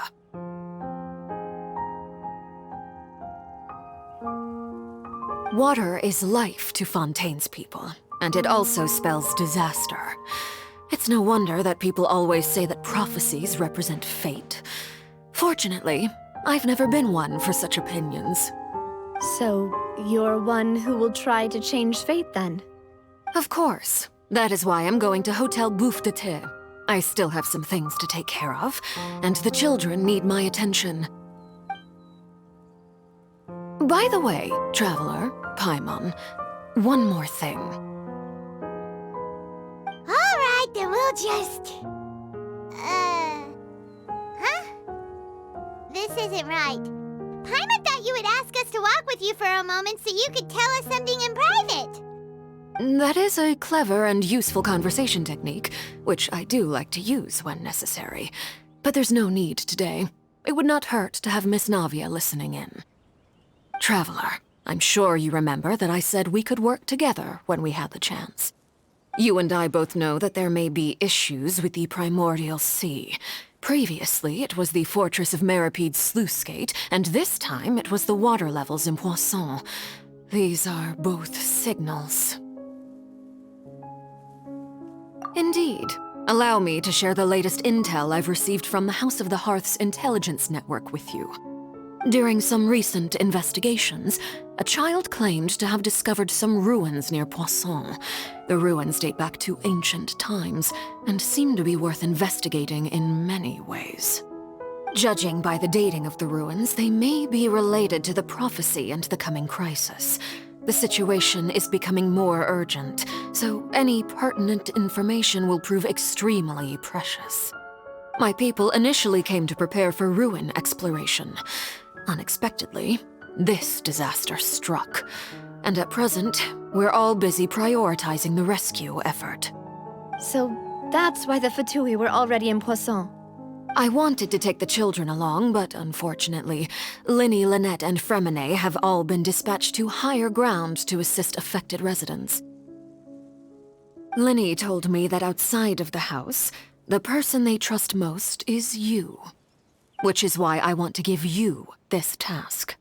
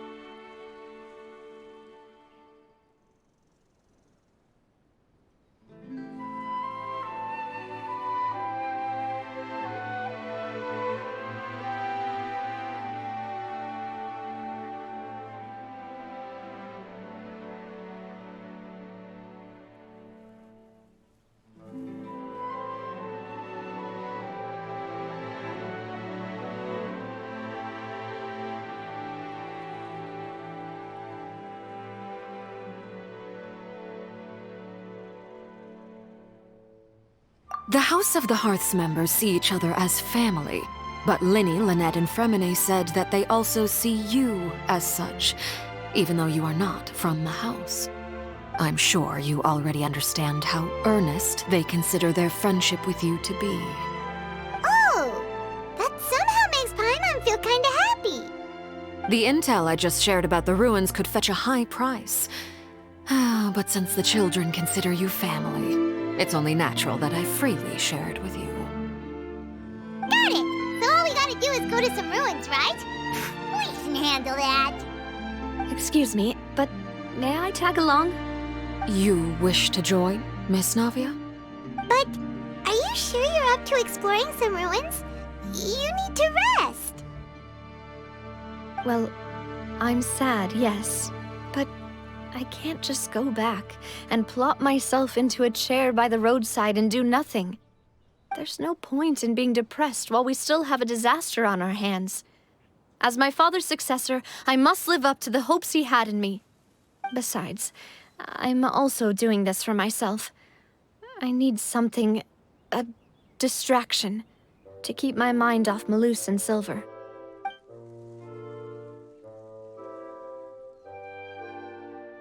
Since you put it that way, I have no objections. What do you say, traveler?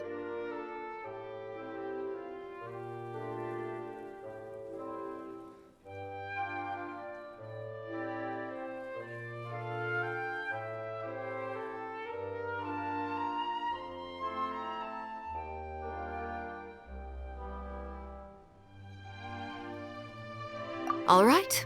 The ruins are to the south of Poisson. Here's the map. Okay, the three of us will handle it. Come on, let's pack up and get going.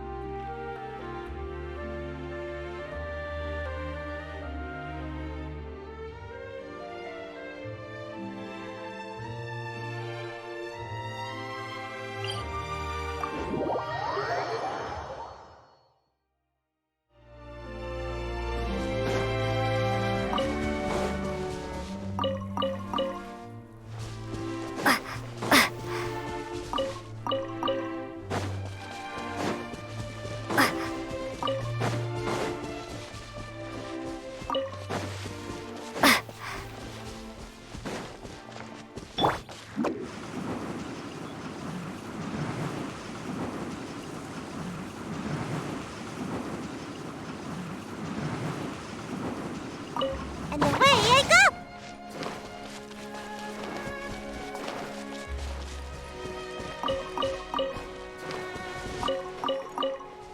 Make my escape.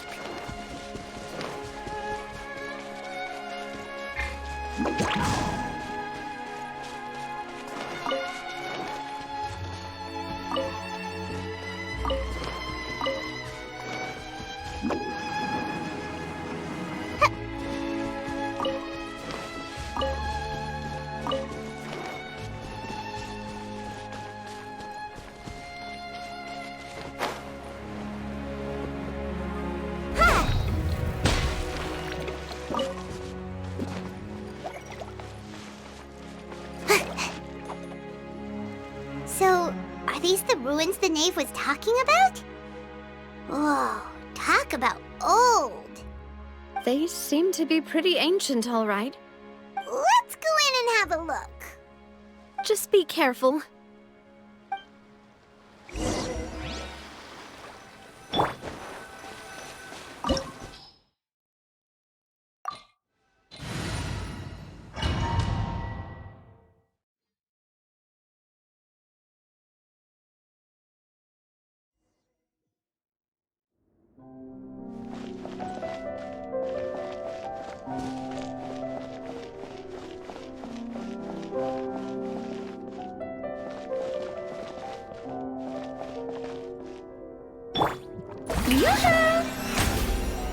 Yep.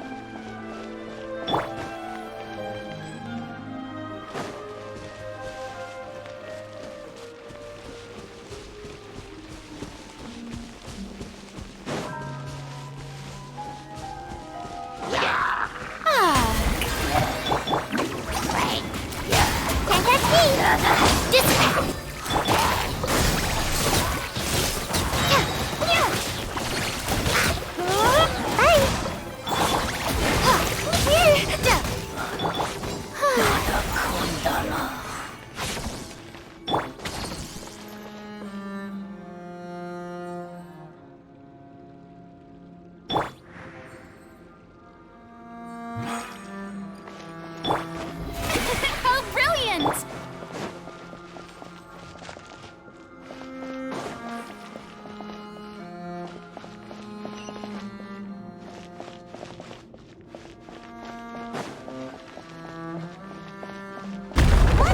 The floor here isn't safe. Gotta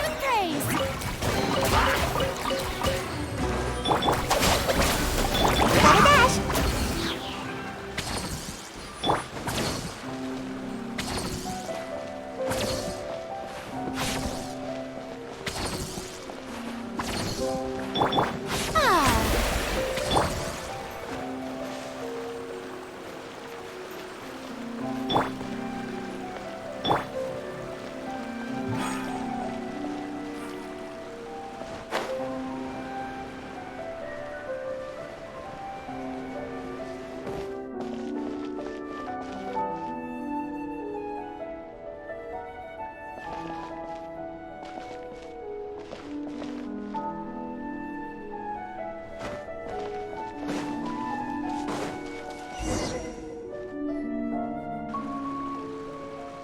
This place has also been contaminated by primordial seawater.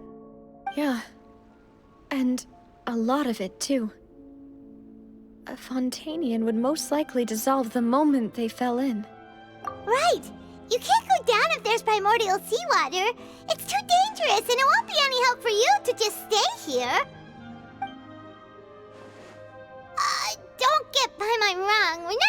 you're useless. It's just that... No, you're right. I can't do anything in this situation.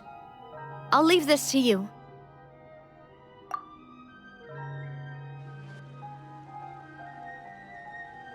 That complicates things. Maybe the only way left is forward. In that case, do you want to wait for us here?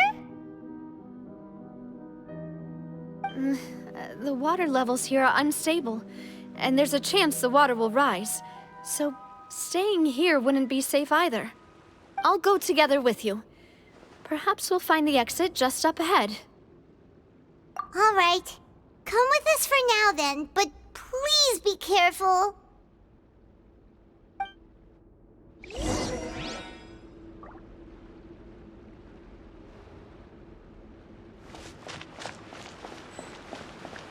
Oh no, it's a dead end! Let's try climbing over from the side.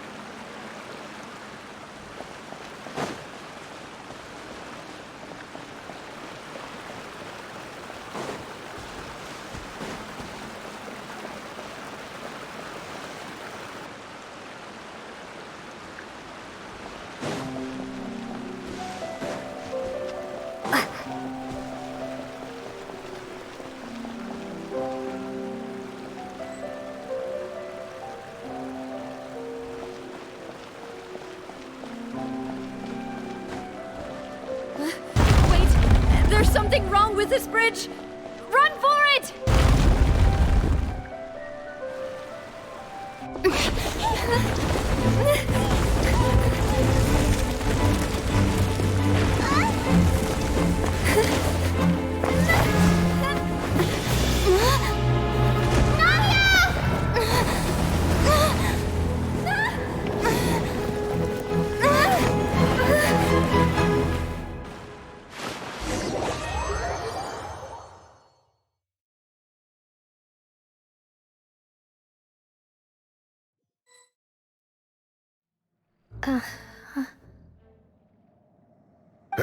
Demoiselle?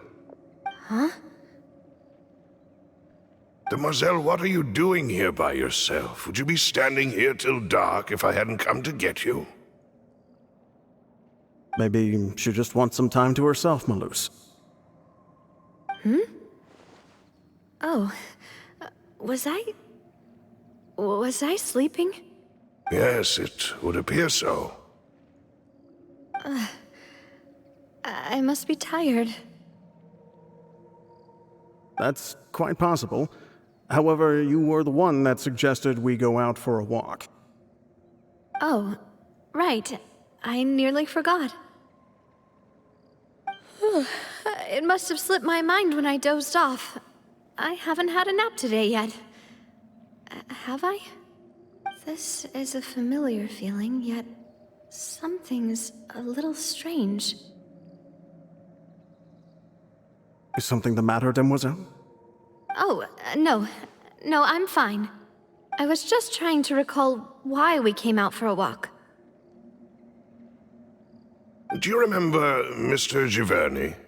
He'd requested our help before with foreign merchants who had a debt dispute with him, and we'd resolved the matter not long ago.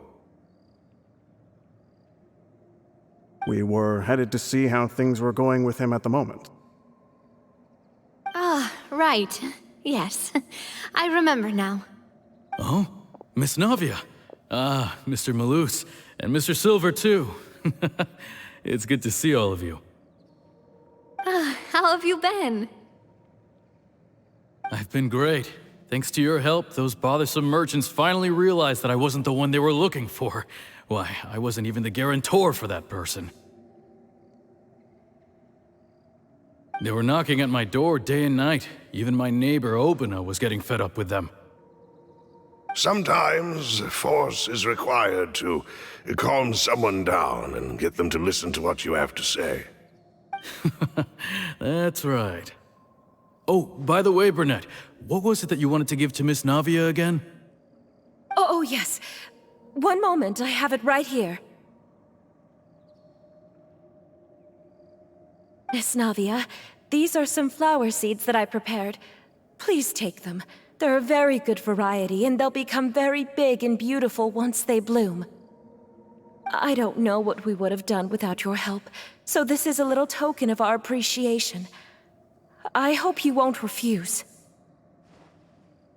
Ah, did you cultivate them yourself? Thank you so much. I'll certainly take them. Malus, we do still have some empty flower pots at home, right? Why, we can have as many pots as you'd like, demoiselle. Perfect. In that case, we'll swap out some of the decorative plants for some of Mrs. Burnett's flowers. Very well. Wait. Something seems to be off here. Excuse me, madam.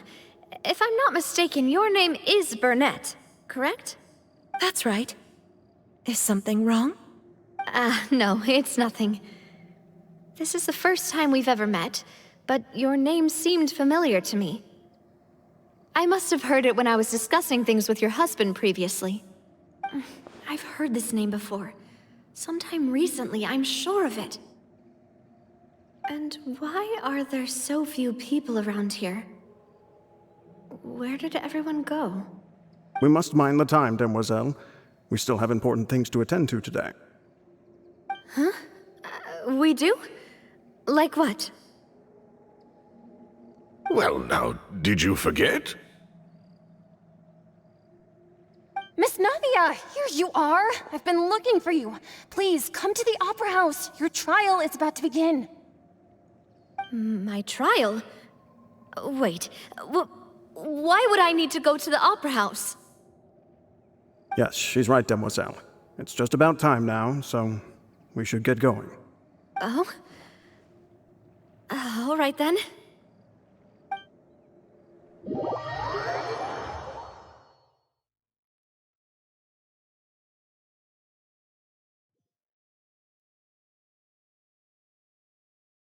Look, it's Navia! She's here! And her two attendants are with her! Goodness, everyone's finally here. There sure are a lot of people here to see the trial. And they all seem to be oddly excited about something. I even know some of these people. Karina, Desiree, Joyville, Jolien, Essen. Why are so many people here? And why do I have no recollection of this case? And as for the judge... huh? Where's Monsieur Neuvillette? Please sit in the defendant's seat. Don't worry, Silver and I shall accompany you. All right. But are you sure you can stand behind me? Typically, it wouldn't be allowed, but today is an exception.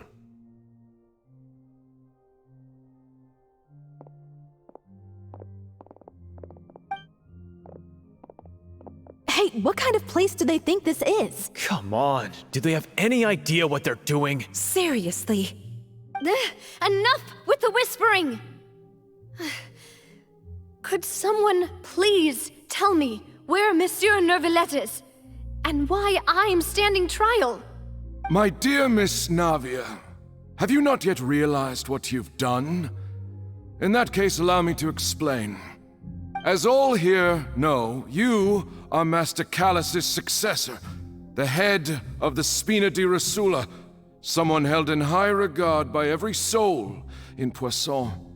After you took over the Spina, you treated all of us just like the late Master Callus had. If anyone in need reached out to you for help, you responded. Not only you, but your butler, your subordinates, nearly everyone in the Spina di Rosula fought for the well-being of those in Poisson. Wait a moment. Aren't you just proving that I'm a good person? Yes, correct. Absolutely right. And that is why you stand accused. You have helped so many people get through so many difficulties. You are one with us. We are inseparable. We are one big family, all of us who are from Poisson, inextricably linked. And with you being so important, we couldn't possibly do without you. Therefore, this fair and honorable court shall declare you guilty, and you shall stay here. You will be together with us forever. Huh? What are you saying? Everything you have said is correct. I have indeed done a lot for my hometown, and I would be willing to be with you all, but what is the purpose of having me stand here like this? What is there to discuss? Ah, well, if that's what you think, then I have no further comments. How wonderful, Miss Navia!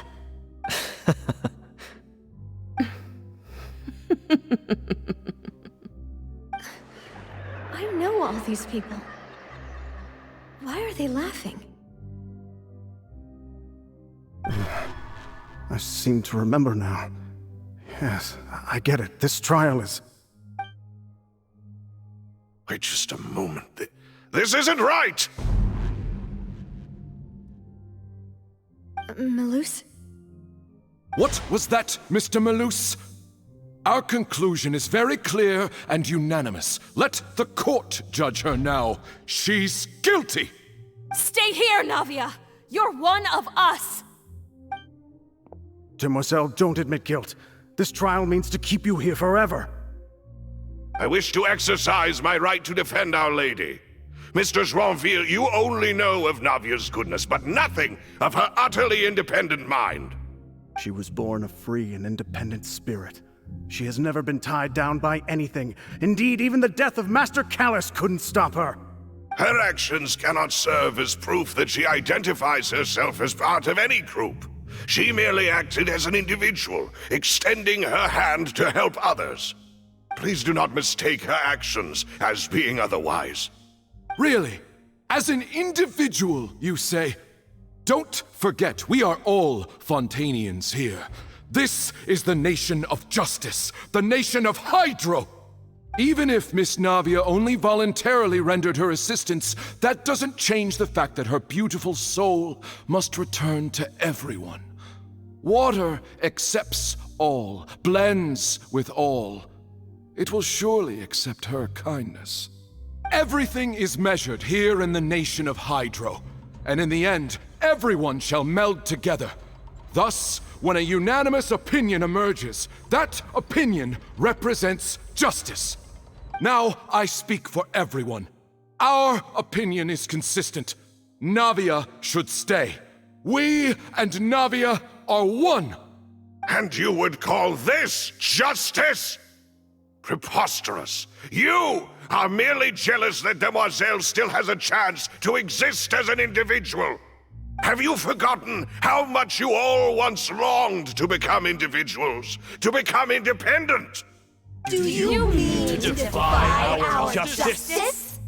If your justice is flawed, then why should we acknowledge it? As you said, we can also have our own justice. Silver and I shall defend Demoiselle. And that is how we will enforce justice. Ugh, my head... It hurts. Demoiselle.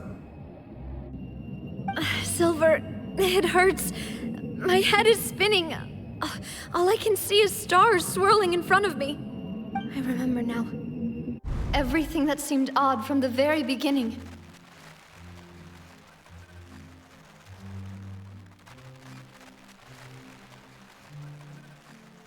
Karina, Desiree, Joyville, Jolien, Essen, and Mr. Giverny and Mrs. Burnett, who we met earlier. Even Malus and Silver. I don't want to admit it, but they're all dead. Don't be afraid, and don't admit guilt. We will protect you to the very end. Absurd! Who are you to say that she cannot be judged? We are the majority, and in the nation of trials, the majority is absolute justice. We are the will of all. Don't let them escape! We shall keep Navia here with us! Mr. Malus and Mr. Silver, must you be so stubborn? How could the two of you possibly hope to stand against the collective? Do not resist. This judgment is fair and just. Navia belongs to us. After all that happened, she should not be left alone in Poisson. What are you saying? No more excuses! He says we're jealous. Jealous? How could she possibly be an independent individual? What's with these people? Who's jealous of her? She belongs to us! Miss Navia, she... Silence! That's...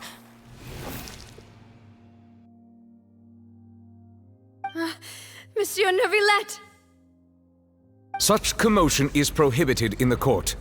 The accusations you just presented are nonsense and cannot constitute a proper trial. The court will adjourn for the rest of the day. In this, I shall hear no objections from any unauthorized party.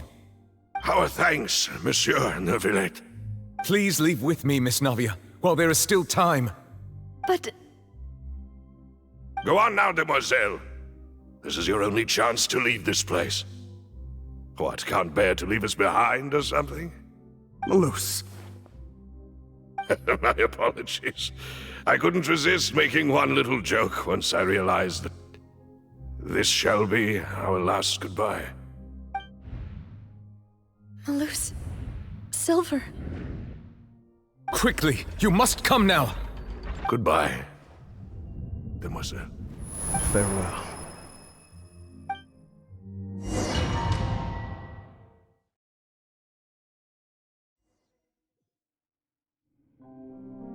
No, wait! Just a second! Navia? You're awake? Good.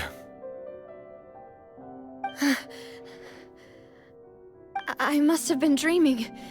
Malus and Silver were still alive, and they were defending me at some insane trial.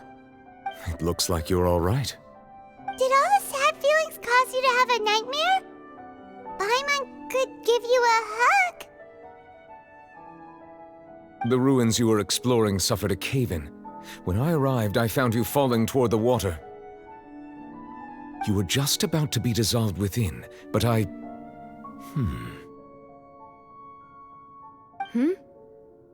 What is it? I think I saw two Oceanids protecting you. It was only for a moment, perhaps even a fraction of a second, but they gave me the chance to retrieve you. Were it not for their intervention, I would not have been able to rescue you before your consciousness dissipated. Wait, did you say Oceanids? You mean like what happened with Vacher? Perhaps those two Oceanids were the people you saw in your dream. I always told them that they didn't have to protect me. To think that they'd keep doing so even after death.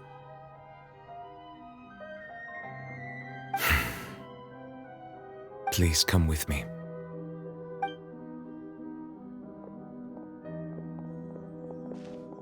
Neuvillette, are you okay? Hmm? Oh, I am quite all right. Perhaps there's something we could chat about? Why do you look so stiff all of a sudden? Oh, Paimon knows. You're the type who feels awkward when there's nothing to talk about, right? I merely thought that we should give Navia some time to herself. Huh? Why didn't you just say so then? Don't you think it's even more awkward to call us over like this and then have nothing to talk about?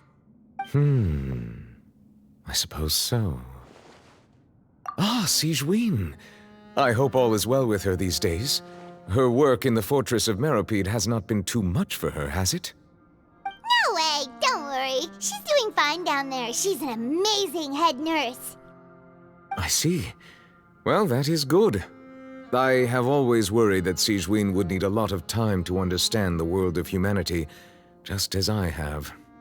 Oh, and the Duke also says hi. Even though Sigewinne made him do that. He hopes that you haven't been overwhelmed by all that's happened lately. Thank you. I have indeed been busy lately, and I also hope that everything is going well in the Fortress of Meropide. He still doesn't know what to talk about. Let's chat about something else then. So, Neuvillette, you're probably quite the swimmer, huh? Yes, of course. This isn't going anywhere. Let's try something else. How did you find these ruins? Did the knave tell you? Yes, in fact. I had arranged to meet you in Poisson, but when I arrived, I discovered that the Fatui were helping the residents evacuate. They had even transported a large quantity of supplies to the area. Amid my astonishment, I ran into the knave, and we had a chat. She informed me that she had asked you to investigate the ancient ruins here. Yeah, we originally planned to meet up with you, but we thought you might still be busy with all those official documents. We didn't think exploring the ruins would take very long, and who would have thought you'd wrap things up so quickly?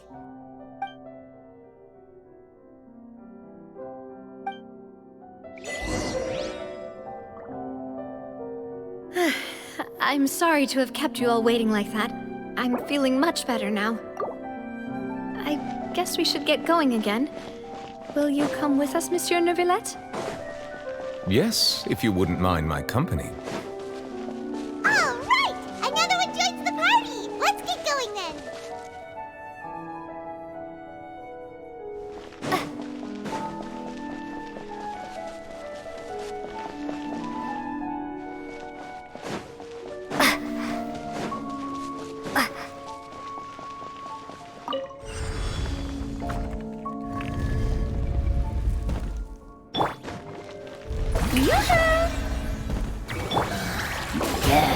And away I go!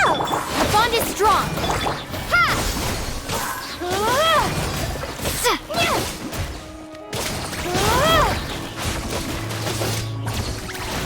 Propagate!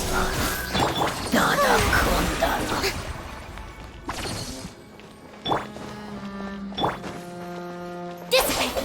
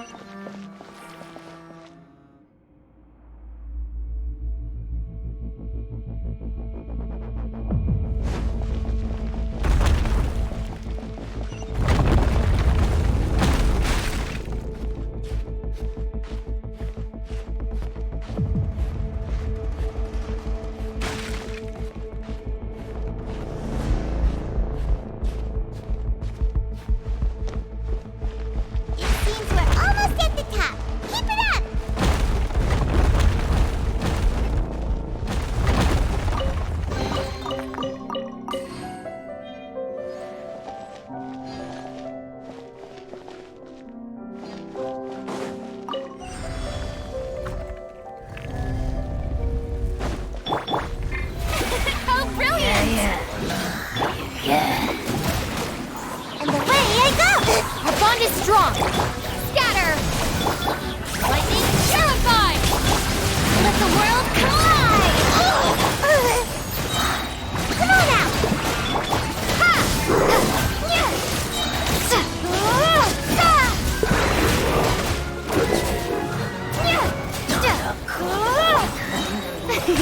The show begins!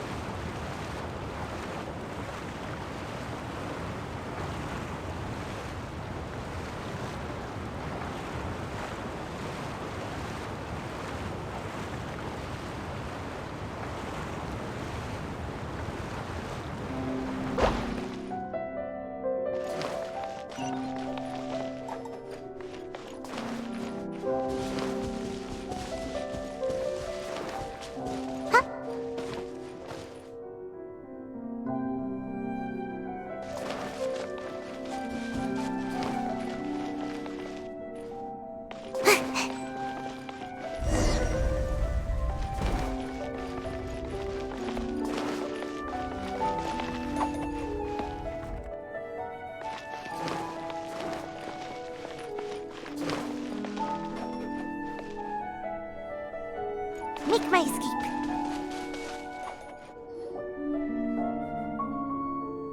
Looks like we've reached the end. This is the place. There should not be any other hidden spaces in the vicinity. The path sure had some twists and turns, but it turns out that this place isn't actually that big.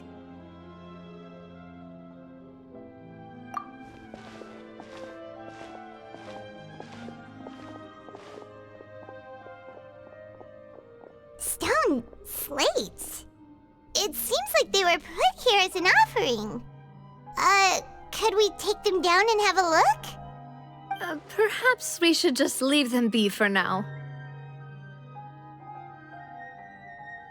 There are 4 locations in total, but only 3 stone slates. The slate that should be in the first empty spot is missing. The surrounding walls also show signs of damage. There's something written below. Let Paimon see. Reason dictates that this nation be destroyed. I shall record the history of its future here in its past. Say what? It feels like someone left these slates and these words here for a purpose. But does he mean that Fontaine should be destroyed? That would fit the circumstances dictated by the prophecy, yes. Indeed, the slate's contents correspond to it. Take the second slate, for example. There's a person kneeling here. She seems so dedicated. And there's a whole bunch of other people behind her doing the same. She's facing this... what is this? Some kind of island in the sky? And is that Lady Furina in the third image? Did the Hydro Archon fall into the water? And is that a ring of people around her? Behind doesn't quite get it. Are they all in the water? The fourth image. I know this one. This exactly matches the content of the prophecy. The people will all be dissolved into the waters, and only the Hydro Archon will remain, weeping on her throne.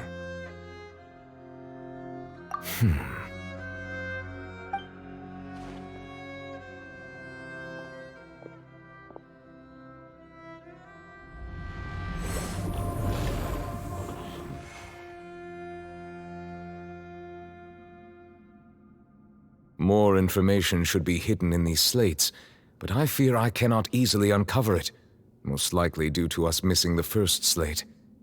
I am very sorry. Don't blame yourself, Monsieur Neuvillette. Deciphering ancient stone slates isn't one of your duties. Ooh, Paimon's getting the chills just looking at these slates. This says that it's the history of the future, right? That means the prophecy's sure to come true. I really hope it doesn't mean that.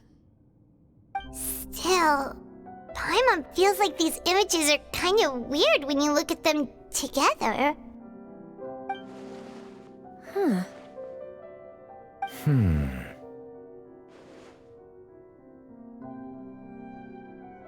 That's right! If the images are in chronological order, shouldn't the fourth, the waters drowning Fontaine, come before the third, where the Hydro Archon herself falls into the water? And yet the order is reversed here.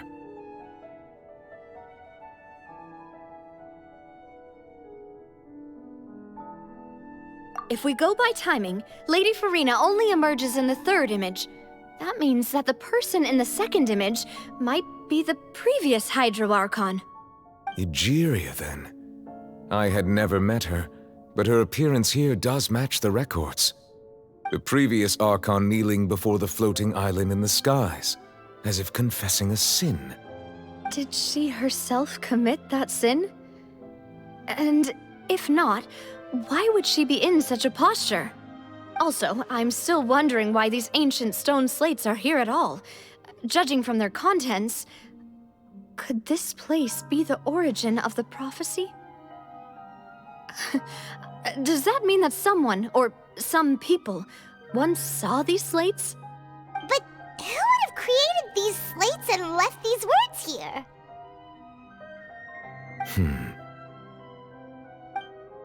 It seems that any further clues will have to come from Furina. In that case, there's no time to lose. There's nothing else to be gained here, so let's head back first. Yeah, we better get somewhere safe for now.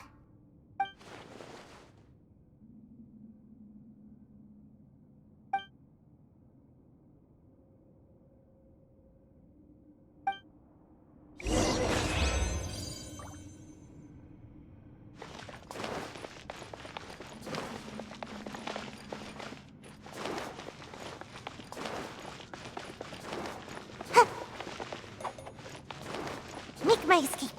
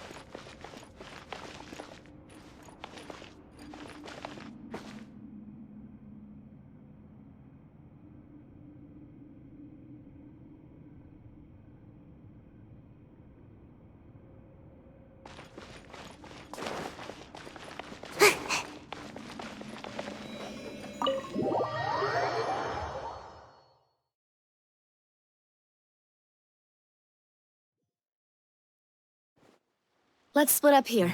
I'm going to check on what's happening with the Spina. You know how it is. There's some things you just need to be there for yourself. You still have energy for that, Navia? Paimon's already beat! Just head back to the Fleuve Cendre and have a rest then. Thanks for keeping me company all this time. I'll depart as well. Thanks for your hard work today. Rest well, everyone. Traveler, I will go talk to Furina tomorrow morning to ask about the stone slates. I'm sure that you're concerned about this matter as well. If you have time, drop by my office. I will share the results of our discussion with you. Are you really gonna talk to her about this directly? Will that be a problem? Paimon's getting a little scared now that it's come to this. She has long been harboring secrets and will not give them up easily, which makes it all the more my duty to ensure that she understands the present situation. All right, we'll leave it in your hands then. You're probably the best person to talk to her anyway. I will be carefully considering my words tonight. Traveler, Paimon, our safe house at the Fleuve Cendre is always open to you as ever, so please don't think you're an imposition. All right, I'll be on my way then.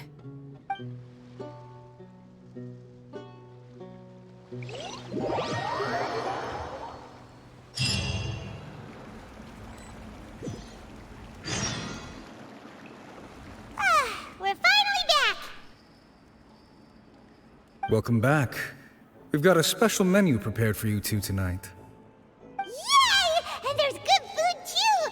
Navi, no, the boss is the best. Ooh, desserts! Nice, these are all Paimon's! Paimon's already starting to forget what happened today. Oh, that voice. Is that who I think it is? Huh? It...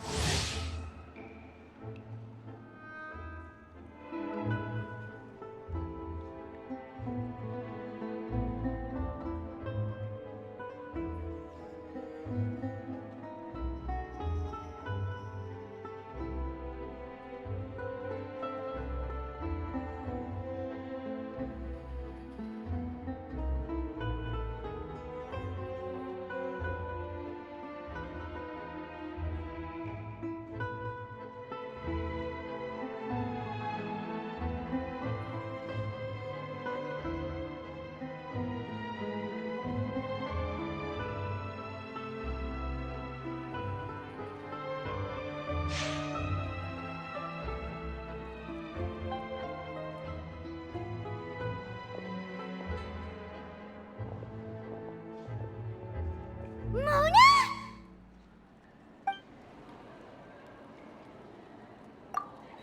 Seriously, nobody just uses a scry glass whenever they've got time to just see who they'll meet on the road.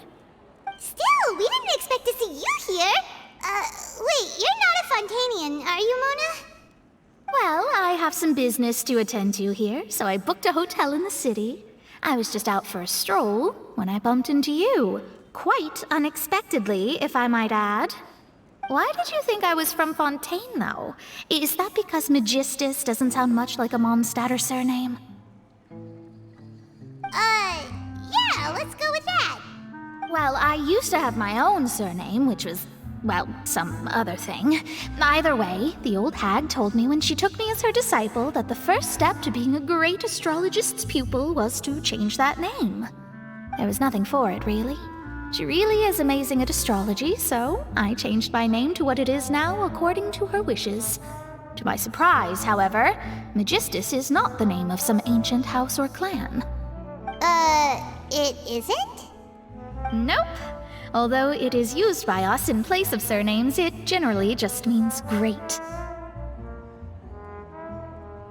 Wow! Imagine including a boast in your name. Wait, are you gonna have to put that into your genealogy as well? I reckon so. In any case, I'd give my disciple a name like this as well, if I were to take one. Astromancer Barbeloth Trismegistus. Whoa, that's a long one. Does it also mean great or something? My name means Mona the Great Astrologist. As for the old hag, hers is, in plain speech, the thrice-as-great Scholar of the Stars. Just take it as a title specific to astrologists. Thrice as great? That's so petty. I know, right? That's just how she is. She used to call herself Magistus, actually, but when she took me in, she changed her name to Trismegistus. Talk about excessive. Magistus is thus the calling card of our school, so to speak, which makes it about the same as a surname. It's all right if you don't get it. You can look into it further should you need to study astrology more deeply. That sounds terrible! Ugh. But anyway, you're not Fontanian, are you, Mona? You're from Mondstadt, right? Well, I was born in Mondstadt, yes. My parents migrated to Dornman Port, and I traveled with the old hag for a while, after which I settled down in Mondstadt City. Oh, that's a good thing then. At least we know you won't be dissolved by Fontaine's waters. Speaking of that, I'm sure you're aware that a bunch of things have happened here in Fontaine, right? I know you're not a local, but I'd avoid getting too close to any water that looks strange all the same. There's something ominous about it. Well, the water, I mean. That was the main reason, yes. Just a while back, the Steambird invited me to take part in a panel and speak about the circulation of the prophecy as an astrologist. The invitation was sent quite early on. I don't think anyone expected Fontaine to be in this much trouble. What do you make of that prophecy, Mona? Just tell us what you think as an astrologist. Your word would go a long way to make things more certain and less scary. What I can tell you is that I'm an astrologist, and that this prophecy concerns the fate of Fontaine, even that of Ultivat. Ascertaining this is akin to reading the fortune of the whole world. I'm afraid that this is not something that just anyone can do. If I could do it, you would no longer call me an astrologist, but a visionary. But on the flip side, the prophecy is so huge and powerful that it must surely come from a powerful visionary. Its contents involve the fate of the world. Disregarding it would be a mistake. A visionary? Sounds really powerful and all, but does such a person really exist? Of course. The old hag could do it, and I'd bet there are others amongst those Hexenzirkel colleagues of hers who could do something similar.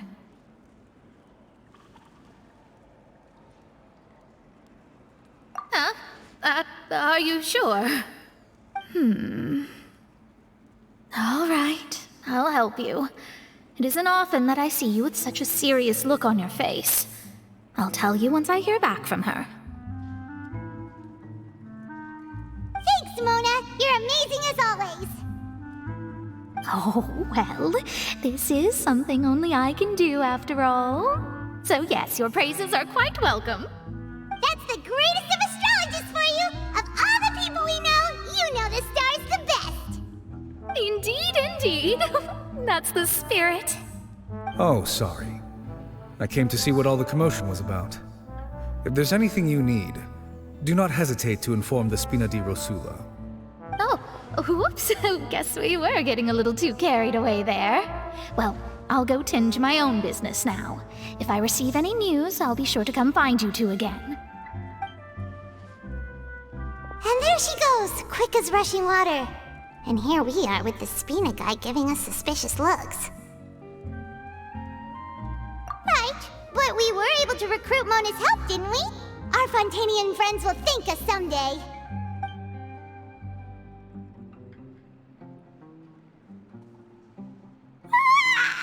Good morning. To be honest, Paimon's still feeling kind of sleepy. But it's time to get up, Traveler. We agreed to go see Neuvillette, so let's pack it up and get going.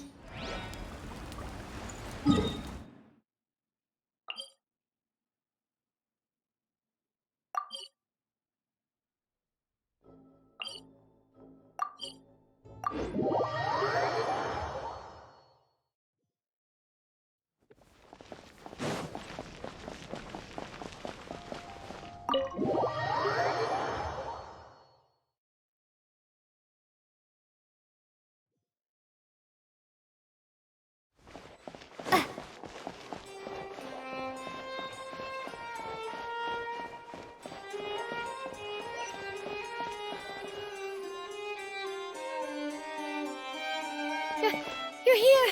Finally! Is something wrong? Monsieur Neuvillette and Lady Furina, they seem to have gotten into a dispute. Please go see for yourself.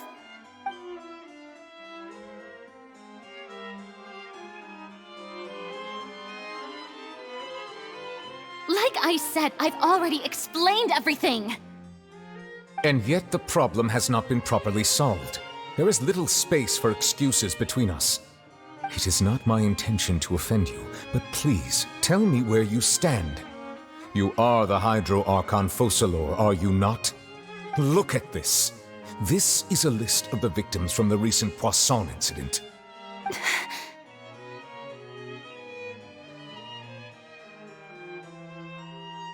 You mean... they're all... We did not arrive in time to avert this disaster, and I will not have it happen again. I will say this once more. You must tell me everything you know. Yesterday, I found 3 stone slates in some ancient ruins near Poisson. Do you know anything about those? Seriously? You're questioning me like this is a court case now. I don't know anything about that. But you found them in some ancient ruins, you say? That's correct, which is why I came to ask you some questions. There should have been 4 slates, but one of them was missing. The other 3 feature different images that seem to correlate to the prophecy. The prophecy? The second of these slates depicts the previous Hydro Archon Egeria kneeling before a floating island in the sky, as if confessing something. Do you know nothing of this either? I don't. I've never seen such slates. I'll ask you again. Do you really have no information regarding the previous Archon? My deciphering of the slates indicates that the Hydro Archon Egeria once had to confess to, or apologize for, a certain sin. If anyone would know about it, it should be you. All gods don't have the same secrets, you know. She was herself and I'm me. Is it really so strange that I know nothing? I understand your concerns, but I'm sorry. I just don't have anything to tell you. Forgive me for saying this now, Lady Furina, but I have long known of your various secret investigations into certain matters. There are several indications that you have been investigating the prophecy on the sly. This is not strange in itself, considering that you are the Hydro Archon. But it is strange that you should also claim to not know any of Egeria's secrets, as well as do nothing following your inquiries. You have never been as superficial as you have presented yourself to be, nor are you a fool. And yet, your behavior is very inconsistent.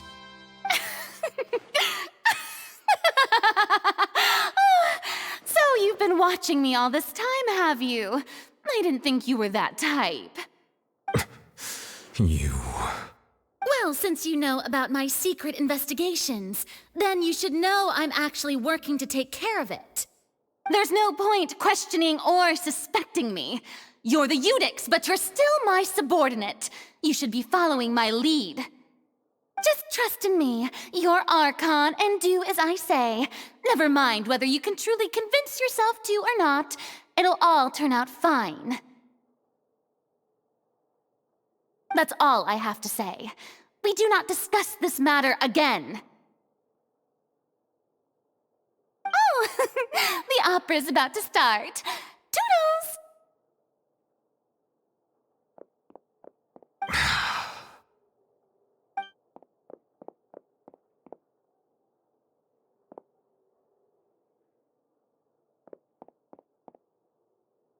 Did Furina not notice us standing by the door?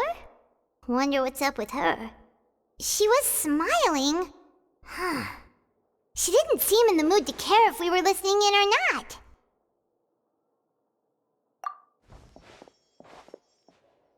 I assume you've been outside for a while now? Oh! You noticed! Seems Furina didn't even realize we were here.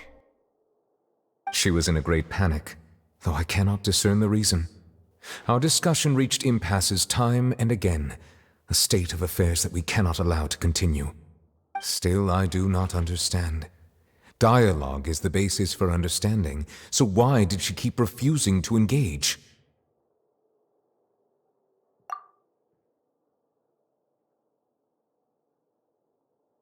Everyone in her inner circle has noticed that she is hiding some secret. The issue is her attitude. I fear that she will not reveal anything unless absolutely forced to. We may have to create a situation in which she will have no choice but to speak. Oh? Like what? Normally, people will only reveal the truth when standing trial. Perhaps we must have the Hydro Archon experience just such a scenario. But Furina's seen so many trials, and she's really good at dodging questions. How do we make sure that she won't just slip away at the first chance she gets? We will need to consider this thoroughly, join forces with various parties, and then do what we can. If at all possible, I would prefer to recuse myself from this affair, but we must prevent the prophecy from coming to pass. This may be cruel to her, but all Fontaine is in crisis. The information a god possesses is too precious, and so we must take a chance on this. But who will lend us their aid to do such a thing?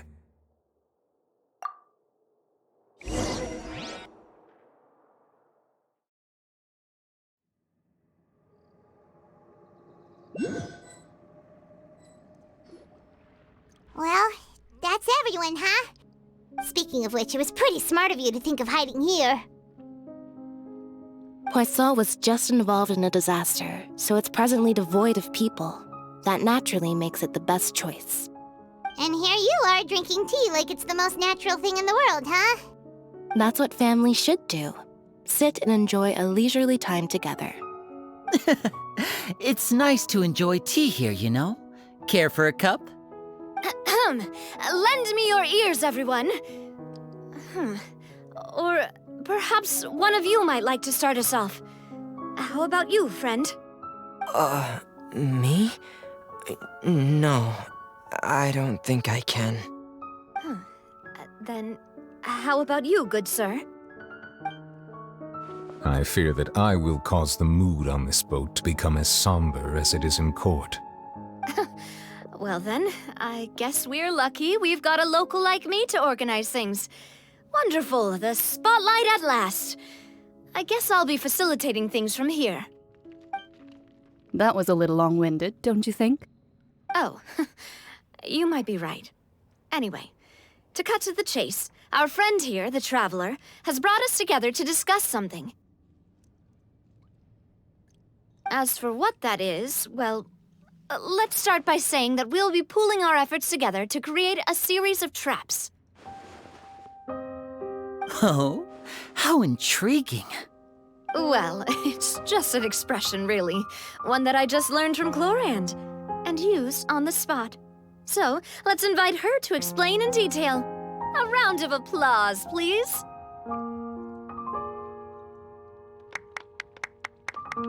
Huh? Didn't you say that you would be facilitating this? Oh, come now.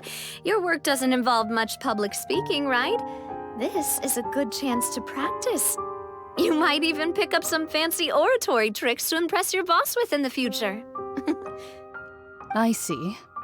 And what does my boss say? He is glad that you consider him your boss. Do go on.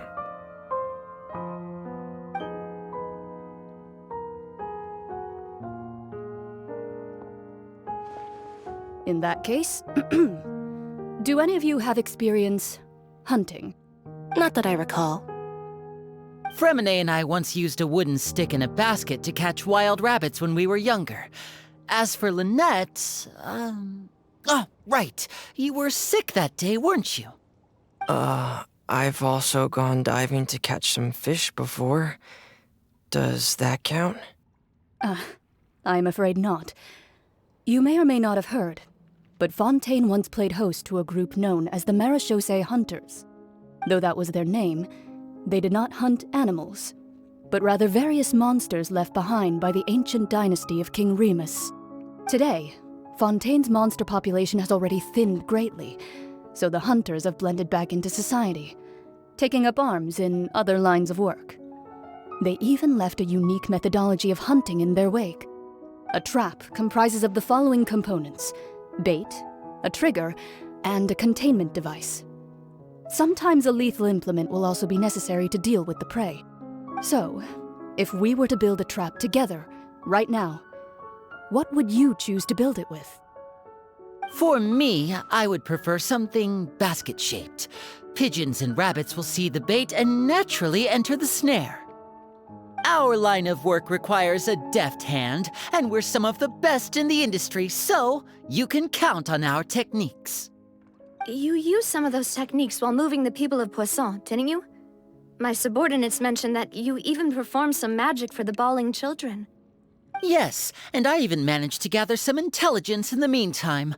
I'm quite the multitasker if I do say so myself. I'm afraid I can't claim that as my strong suit. I prefer more stable methods, like placing bait in the water and waiting for the fish to come within reach. That's the kind of method I would count on. Calm and steady. Exactly the kind of person who would catch loads of fish. And I can be their assistant. With discretion, I'm sure. I'd probably use some sort of mechanical animal. Papa once bought me some small clockwork squirrels, mice, and such. When placed in the forest, they can attract others of their kind. I remember that you liked those too, didn't you? I did. And that would be a good way to go about it. If they're realistic enough, animals of the same kind will follow them all the way to the trap. What about you, Monsieur Neuvillette? I fear I do not have any related experience. That makes sense. You usually solve problems directly, without the use of any such tricks. But I do have one more question for you, Monsieur. If we were to create a trap now, how would you design it? I would like for it to be effective, but bring no harm to the prey. A more gentle trap would be ideal. Kind, as always. However, our intention doesn't necessarily change the containment device and the type of implement we need. If we wanted to kill the prey in one strike, we would need a powerful implement. However, that also goes for prey that must be captured and safely contained. Wait, why's that? Only a hunter who's a true expert at subduing their prey can snare it without harming it. The line that divides life and death is often exceedingly thin. So are we going hunting together? We hadn't thought of seeing ourselves as hunters. It kinda works, but maybe it's still not the best metaphor. If our means of capturing and dealing with our prey is to put them on trial, then the hunting metaphor is actually quite accurate. But we shall require much more courage than any hunter to judge a god, a being whose seat is an exalted throne. Oh, so that's what's going on. Sounds very interesting.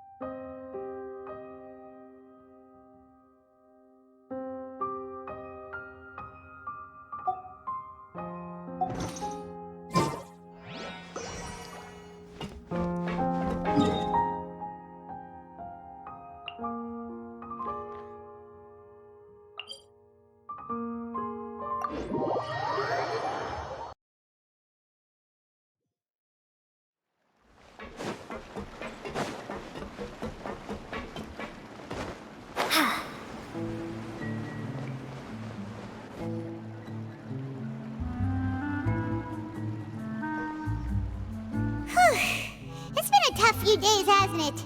So much has been happening. Paimon didn't think the meetings would go on for so long, but everyone seemed pretty fired up, huh? Paimon thought they'd be at least a little frightened. Well, Freminet was, now that Paimon thinks about it, but everyone else just looked a little surprised. Well, it's hard to say. Paimon doesn't have any experience with this sort of thing. But with you around, Paimon sure will do great. After all, you're the most reliable person in the world, aren't you? Did you just pour some tea? Paimon didn't notice you doing that at all. Then what's that? Paimon's never seen that cup before. Don't be frightened. I'm just joining you two for tea. I merely refrained from saying anything till now. Who's that voice? But there's no one here. Ah, have you forgotten me already? Wait, you are familiar. You're the voice we heard from the sky in Sumeru. The voice from the sky, I fear that description is wrong. Though, not completely wrong. You're feeling lost now, just as you were feeling previously. I sensed that confusion and thus came to you. Guiding people is an irresistible hobby of mine, after all.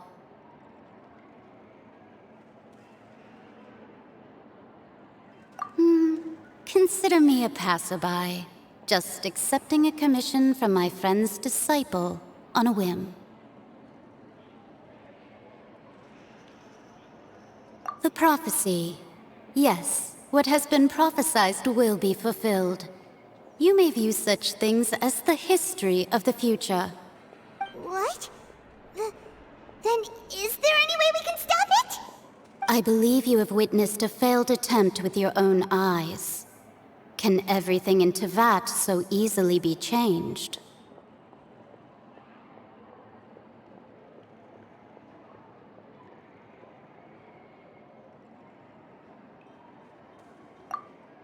Ah, so you've caught on. Just as prophecies are usually only the future as seen from the perspectives of the gods, could things be happening in hidden corners where the gods' gaze does not fall? Are the things that you shall see different from the fate that the gods perceive?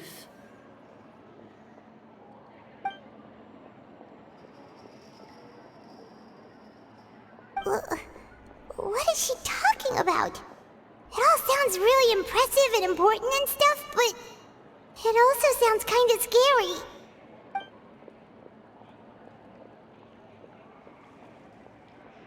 I believe that you understand, right? Some things are insignificant, but others you must reach out to change. Ultimately, fate shall serve as your only guide, no matter what will happen in Teyvat's future. All you need to do is to play your part. This was good tea, by the way. Thank you for your hospitality. Well, that'll be all for today. The voice. It's gone.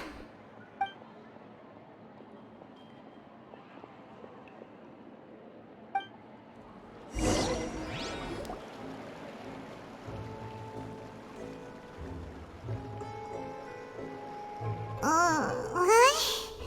Paimon hears someone talking. All right, coming. Hey, it's you who's getting lazy, okay? Well, I see I've walked in on some lively banter. Mona! Fine, just fine. I went to take part in that Steambird panel. It turned out to be more interesting than I expected. Not all Fontanians are pessimistic about this.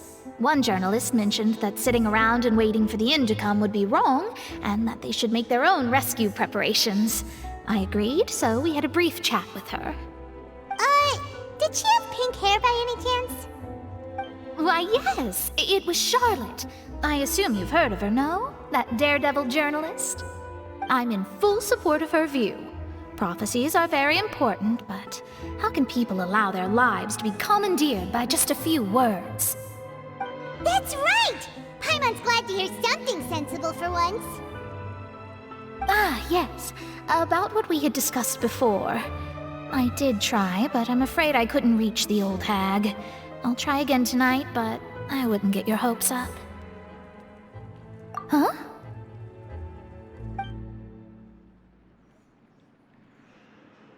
Goodness gracious. Are you serious? She said that even the god's gaze has blind spots. Pretty bold if you ask Paimon. Most people would believe the gods to be all-knowing, right? The Hexen Circle members are certainly anything but ordinary. As for the mage named N, the old hag has mentioned her a few times. She said that N's sense of direction is incredible, and that she loves guiding those who are lost. But I've never met her, and if she were still alive, she'd be... well, suffice it to say that the hag's at least a few hundred now, and N's been around for longer than that. Whoa, the Hexen Circle sounds like a scary group. But they must really stay in shape to live so long. Their abilities alone are pretty terrifying. If she came to see you personally, then the problem you're facing must truly be of great importance. Well, it's not like Paimon could understand anything she said. Yes, she was quite cryptic, but I suspect she means that there is still a way to turn things around. She didn't say when or what that would be, though, so... perhaps it is something that you cannot know right now.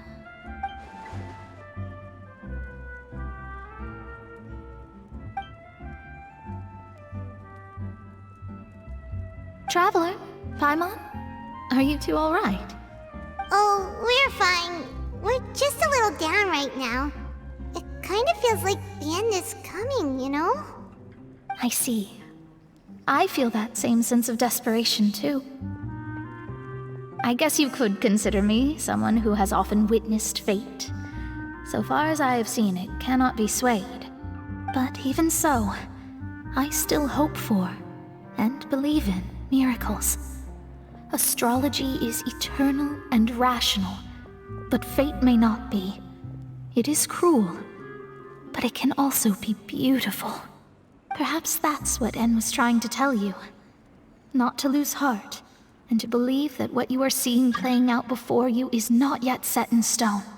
I did originally think of steering clear of all this, but I couldn't. Even if this is all futile, I still wish to help everyone. If we don't struggle to the last, then how can we face the end when it comes? Huh. You do have a point. There I go, talking about astrological principles again. Sorry about that. The moment I start talking about work-related stuff... I need to get going.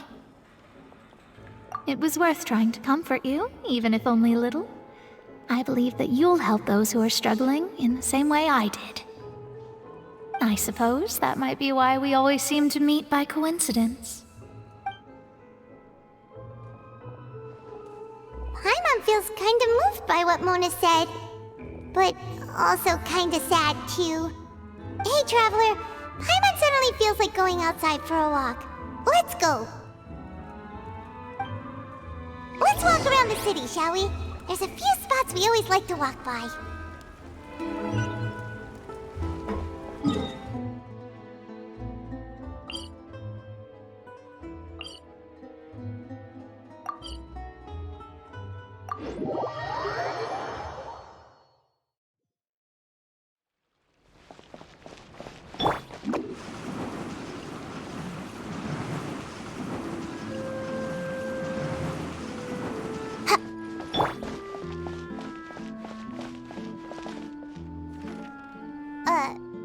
Huh? Our names are written in this newspaper. What's going on? Let Paimon see! The underwater stronghold, the Fortress of Meropide, has continued in its noble autonomy, but that does not mean that others cannot interact with it. My recent attempts to enter the fortress bore little fruit. Huh. Guess Charlotte still hasn't given up on that. Thus, did an Outlander friend become the focus of this report, a blonde adventurer with their white fairy legends trailing in their wake. It is said that this mysterious traveler once visited the underwater fortress. So while the fortress's interior remains a mystery behind closed doors, do not fear, for the tales of the traveler contain surprises in spades. Journalist Charlotte's biggest scoop yet, The Traveler's Trail, World Walker. Huh. Charlotte took so many awesome photos of us and we never even noticed her. She hasn't been able to get a hold of anything at the fortress, so since we're easier to find, she's using us as the subject matter instead? Ugh, seriously? Well, fine. Those headlines and photos do look cool, so Paimon will forgive her this time.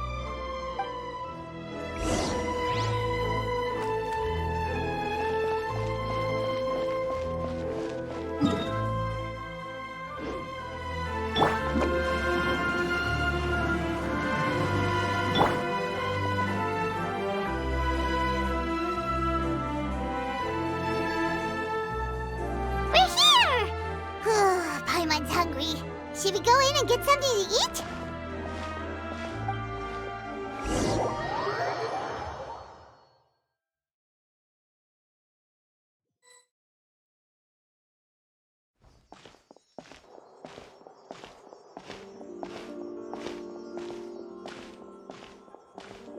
Hey, quick!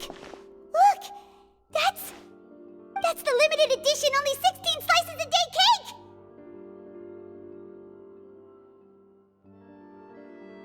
It was so delicious the last time we tried it! Despite the tense situation we were in, let's give it another go! Paimon's sure it'll be great! One slice of cake, please. Someone showed up after all! Oh, wait, you're the one from the Palais Mermonia. Oh, are you here to buy cake too? It seems Monsieur Neuvillette was right. You really can eat. Wait, did he really say something like that? That's right. Even he has his own preferences when it comes to food. As for me, I love the cake and coffee here. Do you come here often? Usually every day. Every day? It's part of my daily schedule, apart from work. I shall have my cake and coffee. Then what if someone told you one day that this place would be closing soon, and you wouldn't get to eat cake here anymore?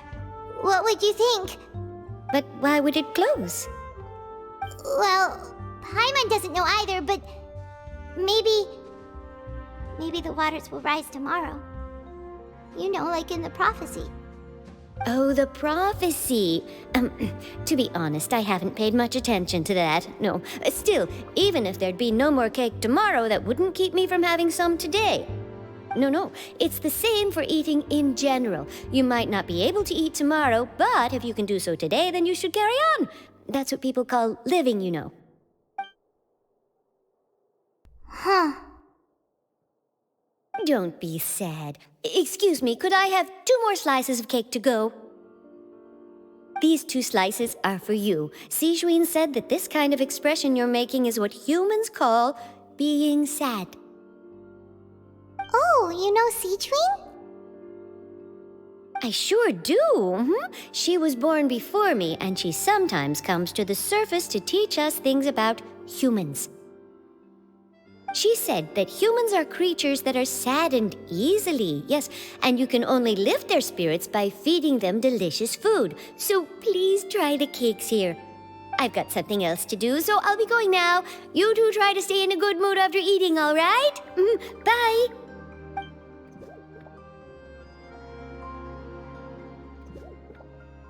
And there she goes. All right, let's dig in. Paimon's sure this cake will be delicious.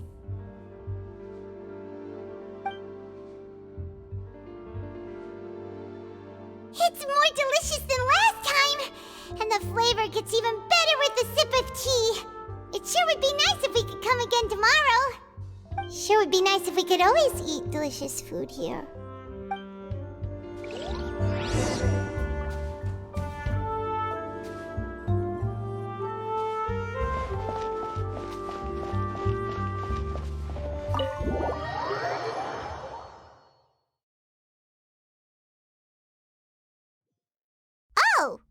near the Steambird office.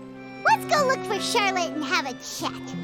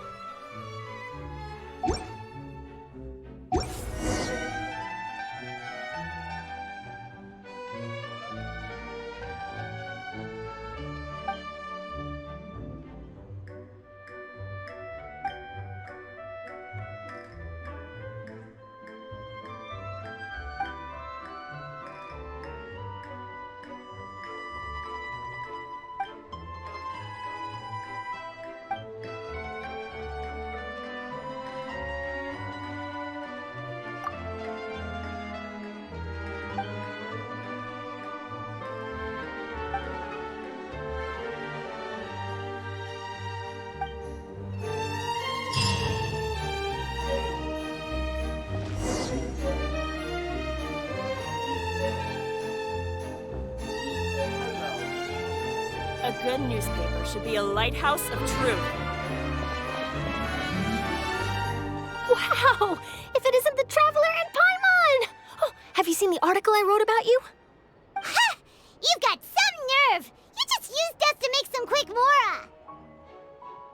Oh, you needn't worry about that. I heard that you were in Poisson some time back, so I sent you a letter to discuss just that.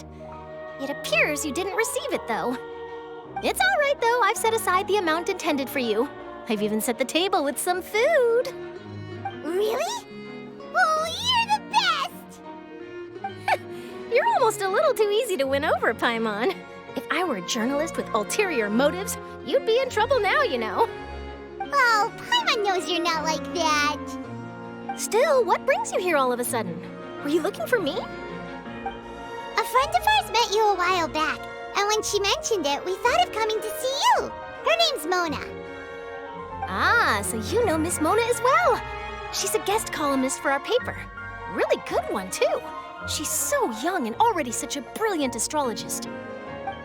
So she mentioned me? What did she say? She said that you're a real daredevil of a journalist. Nice. In which case, can this daredevil journalist dare to request an exclusive interview with the legendary Traveler and Paimon? Huh? So your article in the paper today doesn't count? Oh, of course it doesn't. That was more like live photography. What I'd like to do is dive deeper and ask you to talk about the things you've seen and experienced. Yeah, are we even qualified enough? Why not? If I say you're worth an interview, then you're worth it. But not right now, of course. I'll need a few days to prepare. Oh, in that case, we'll just chat when you have the time then? Oh, so that's a yes? Ooh, splendid! I'll tell the editor-in-chief immediately. I'll have to apply for lighting, a venue, some props, and... Whew, so much to get done now. Talk to you later. Wait, Charlotte, Paimon's still got a question for you. And what's that? If, just for example, Fontaine were to be flooded tomorrow, what would you do today? Huh, that's the prophecy you're talking about, isn't it? I mean, I do hear about it often, but I've never once thought that the day could be tomorrow. If you're seriously asking, then I might try and think of a way to leave Fontaine. Oh, but I'm still a journalist first and foremost. That means I have a duty to be reporting from the scene. And secondly, I wouldn't forsake my homeland that easily. From what I've seen, most people don't know what they'd do should the worst come to pass. In truth, it might be better just to behave like normal rather than worry over such an end. So in all likelihood, I'd probably still be prepping at the office for that interview of ours. I know what you're thinking. That sounds a bit sad, but I've always believed that it's best to do what you enjoy. Just think about it. If this nation really were to be suddenly destroyed tomorrow, but I still successfully finish an exclusive interview with a truly unique person, then the story I would wind up writing would truly be timeless. And then do you know what I'd do? Well, I'd write that story, send it for printing, and use messenger pigeons to get copies out to the various nations as soon as possible. I'm not a dreamer, nor am I a workaholic, but I do love my job, and I'd be proud of leaving such an article behind. I guess you could say that I was born to be a journalist. But anyway, that's my answer. And on that note, I'll get back to my preparations. That's so nice. All of a sudden, Paimon actually kinda envies her. Anyway, let's go and take a look at the sea, shall we?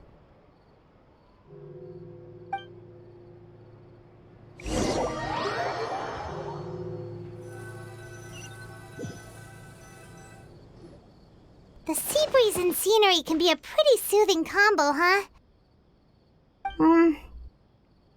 Paimon's been thinking. If it wasn't Fontaine, but all of Tevat that would be destroyed tomorrow, where would we go and what would we do? No, Paimon should ask, if you could choose, what would you like to do?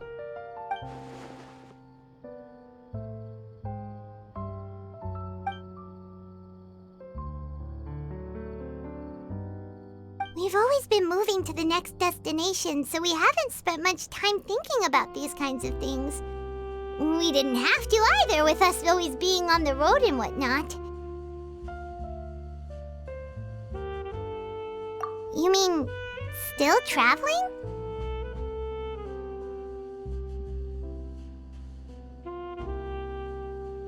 Huh. Wait, isn't that what we've always been doing?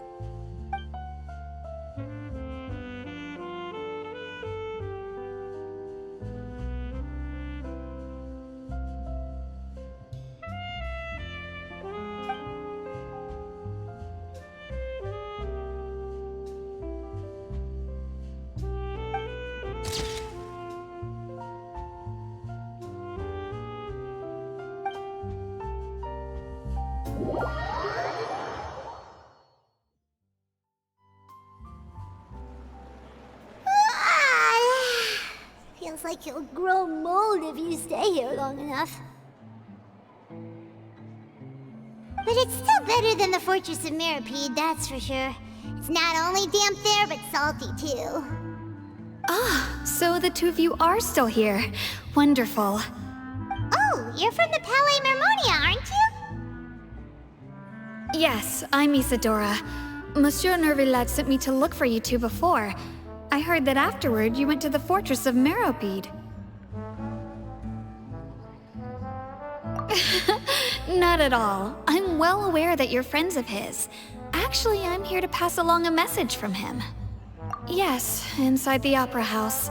The Maréchaussée Phantom has declared the incident a small-scale riot. A riot? Well, that said, I don't personally think it was that serious.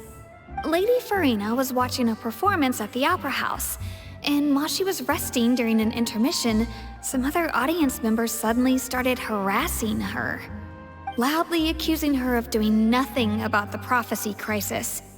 And before she could respond, others started to join in. The crowd continued to grow, and protests against the Hydro Archon started to break out. So people have started to put the blame on Furina. Guess they finally found an outlet for the pressure they've been under due to the prophecy. I agree. People will naturally rely on gods, as is customary. But the moment people feel threatened, gods are also the first to be blamed. So what happened after that? Is Furina okay?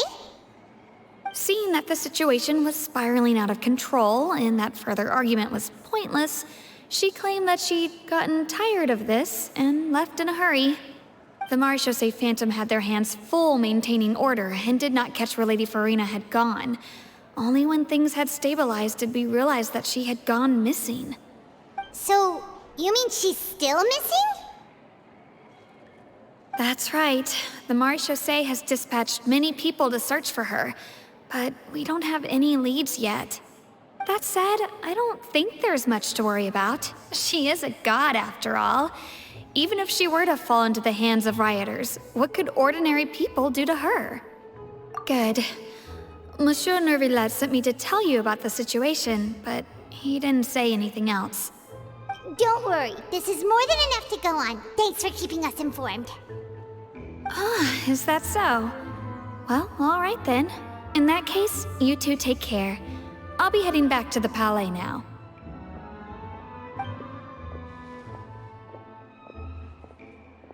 Well, sounds like we should hurry over to Cuistot then. If we know Furina, she won't try to fix things in this situation. Instead, she'll look for a place to wait out the heat. And, as we also know, she may be loud and dramatic, but she doesn't have a heart of stone. When Neuvillette was talking to her in the Palais Mermonia, and she heard about Cuistot, she couldn't hide her sadness and remorse. It would be hard for her to ignore being accused by the public today. Paimon thinks Furina's probably taken the opportunity to slip away to Cuistot and try to relieve the sense of guilt that she's feeling. Huh. Well, what do you think?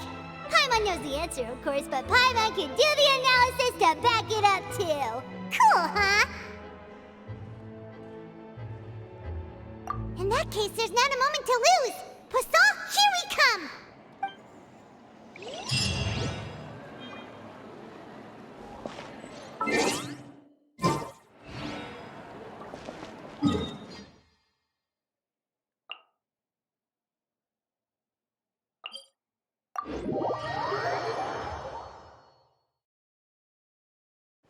This place looks deserted.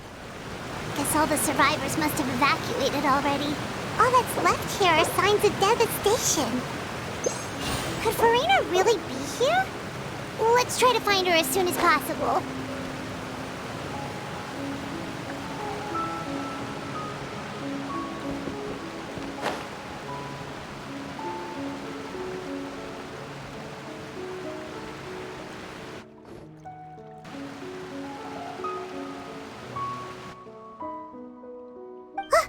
That's Furina, right over there. She really is here all on her own.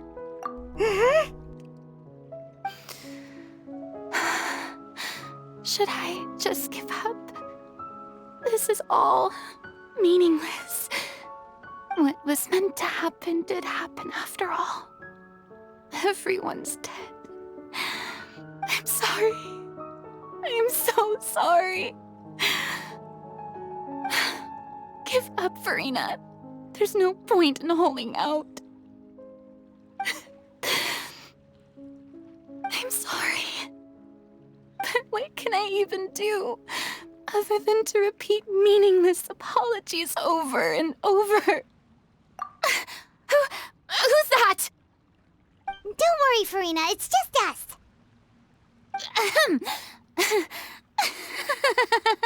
So it is you, blonde traveler from another land. Why, I almost thought you were someone from that mob of my ignorant subjects, come to kneel and beg for my forgiveness. Furina, you were crying just now, weren't you? The tear stains on your face are obvious. What do you mean, tear stains? Oh, I remember. The show at the Opera House earlier this morning was so moving. I'm still trying to process it. Who did that uncivilized rabble think they were, disturbing my enjoyment of the arts? They even dare to tout their Archon. I must teach them a lesson. I can just imagine their twisted and frustrated faces once they realize that I'm nowhere to be found. Oh, and I'm sure Neuvillette and those people from the Maréchaussée Phantom are freaking out right next to them, too.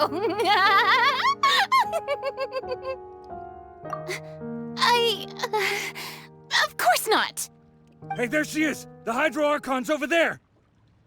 Quick, after her! Furina, those people seem to be after you. They are? They're just some rabid fans who want to cut the line because they haven't been able to meet me in person, aren't they? That's against the rules. I can't let them get their way. Furina just ran off! Quick, we have to catch up with her!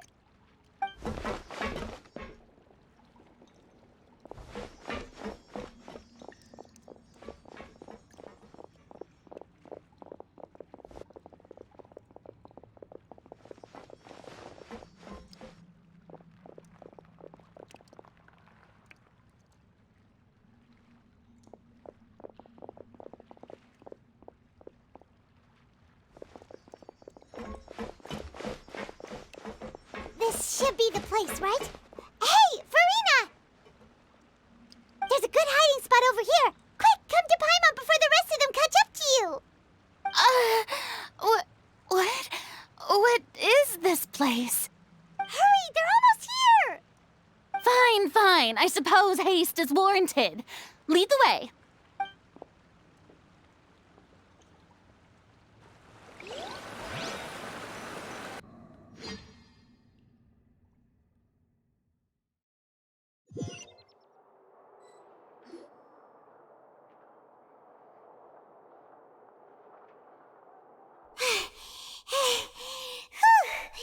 Paimon's exhausted.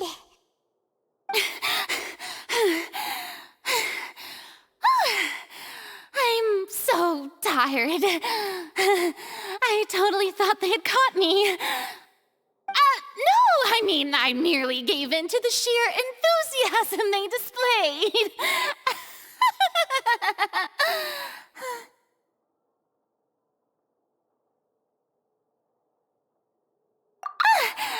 You were right. Yep, that's a good girl.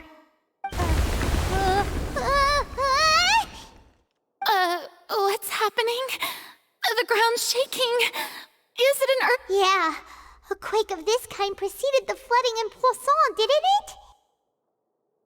It can't be. It's happening again. Well, there's no need to worry too much about that. Neuvillette's made some emergency plans, so the evacuation should go a lot smoother this time. Yeah, I hope you're right. But the people of Poisson, they've already...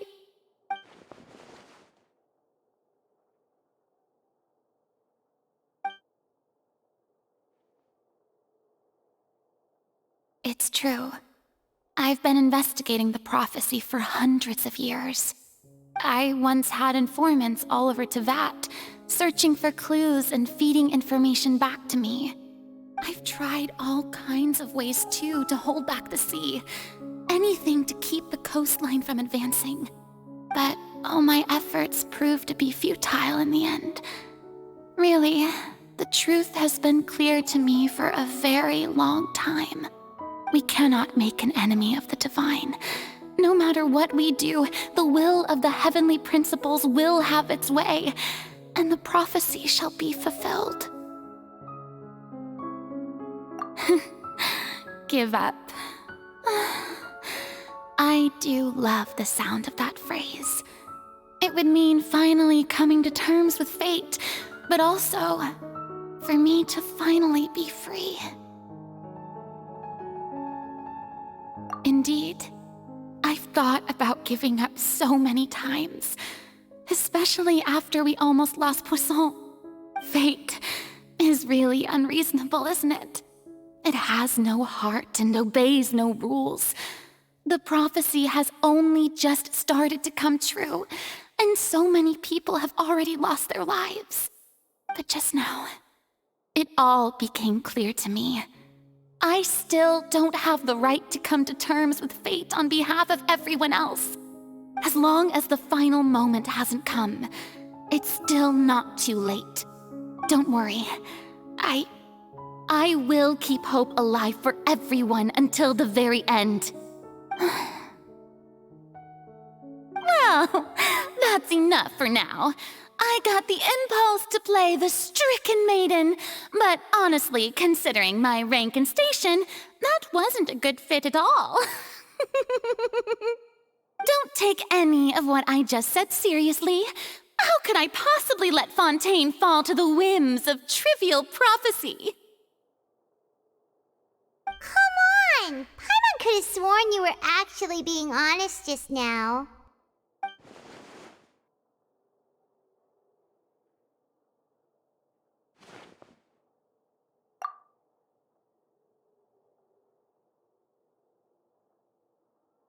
Share my burden.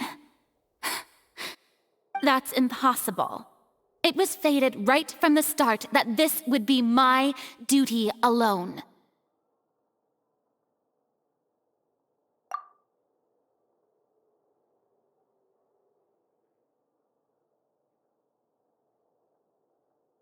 A witness. Yes, I've heard that you came to Tevat from beyond the stars, yes. In other words, you never belonged here. And if Tevat is, in its entirety, a show on a stage, then you're just a spectator, aren't you? If that's the case...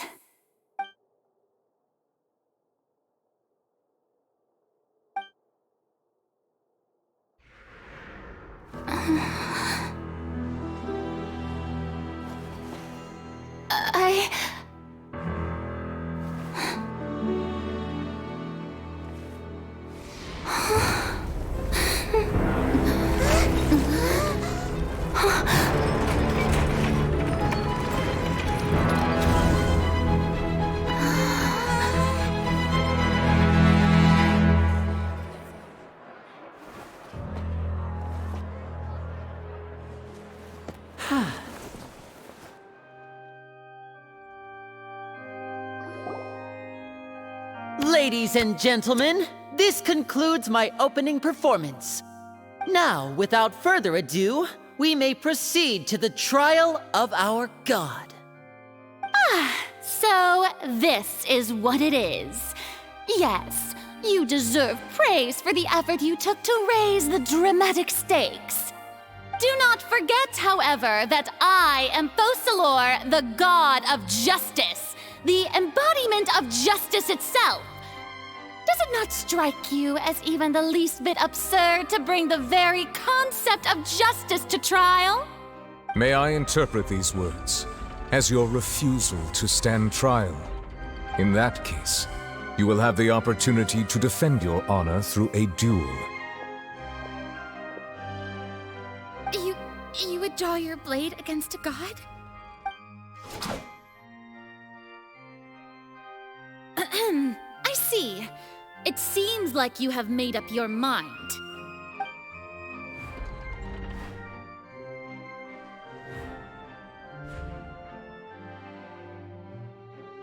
Paimon can't believe it. She just surrendered. What the heck is going on? Did I just see an Archon surrender to a human? Wow, how utterly humiliating. Lady Furina, what is the meaning of this? It would seem that there has been a misunderstanding. To be clear, the raising of both hands is not always an indication of surrender. Looking for excuses again, huh? I raised my hands just now to indicate my acceptance of the trial. No duel shall be necessary. I will admit that I've been running away for a long time. I'm sorry, everyone. I was unable to protect the people of Poisson. It is my duty to stand trial for my crimes. You are not the only ones to be disappointed in me. I, too, am exceedingly disappointed in myself. But now, it is time for the Hydro Archon to show you her courage and resolve. I, Furina, will use this trial to show the world the true meaning of justice!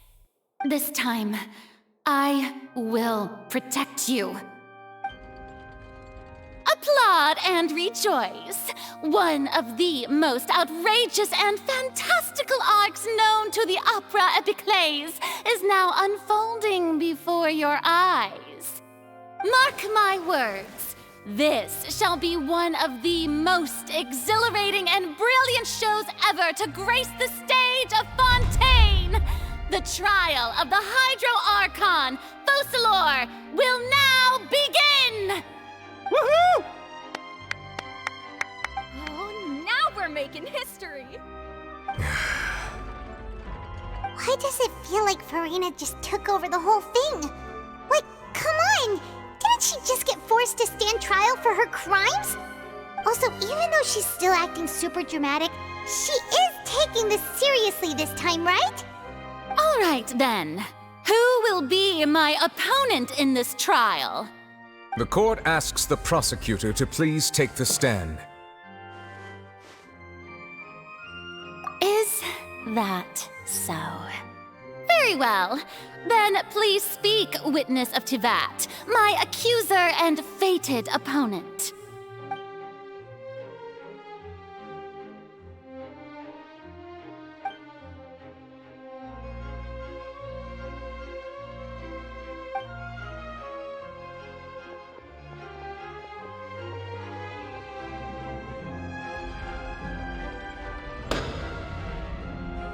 Also, please allow me to ask, as a final question before the trial begins. Just how much work did you do to force me onto this stage? Well, we did do a lot of prep after the meeting that day. I can go over the tasks assigned to the Spina di Rosula, since they were rather straightforward and easy.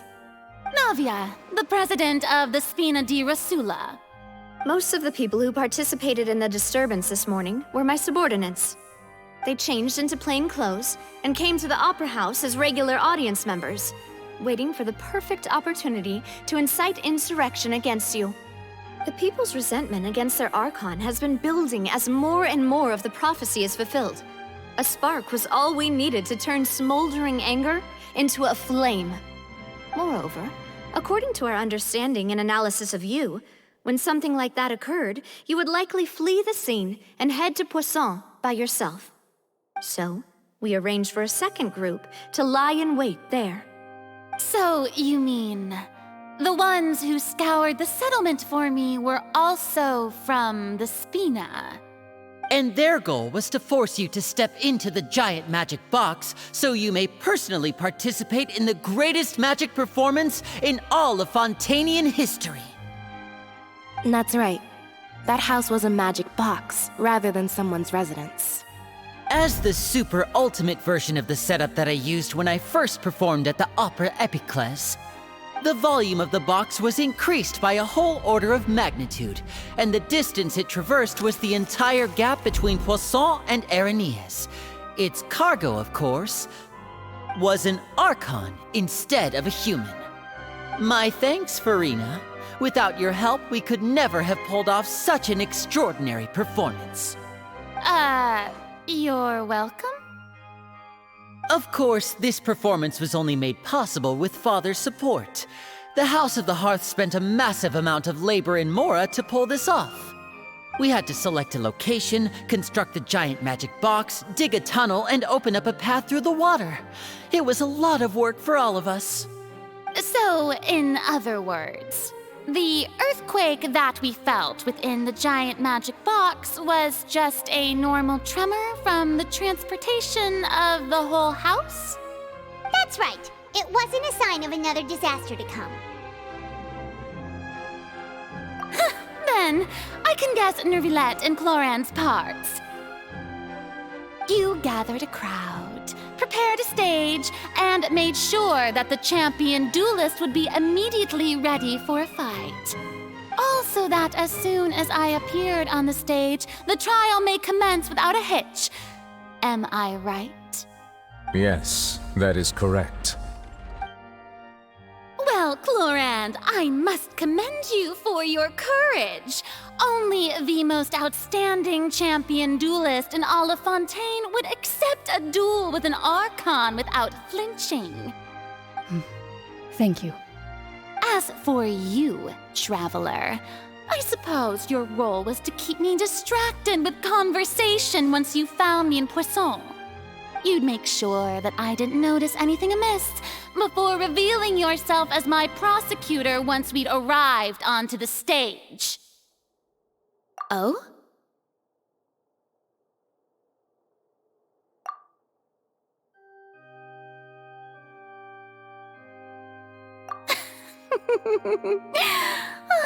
Is that so? Then I suppose I must have missed my final chance. It's fine. It matters not. What's done is done. The stage is already set, so there's no reason to disappoint the audience. Let's see this trial through to the very end.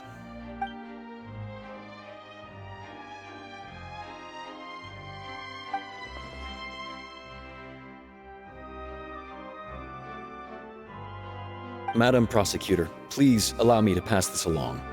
This is a document that Miss Charlotte applied for and received permission to share with you during the trial. According to her, it should speed up the proceedings. Huh? Charlotte wanted to give us something? Oh, so she's here too! Hey, Charlotte! Oh, let Paimon see. Isn't this the exclusive interview that she did with us before? So she's already finished it, huh? Wait, then that means this document is a perfect timeline of everything that's happened ever since we stepped foot in Fontaine! So in other words, we can refer to this anthology of evidence every time we want to use something from our journey as evidence for an argument! Let's quickly confirm the information in it. Just think of it as a refresher, alright? You defeated the Hydro Archon in the very first duels you took part in at the Opera House. That's one for the history books, all right. I didn't think that you'd wind up getting to the bottom of the case I'd been following all this time. I guess you could also see this as a happy coincidence.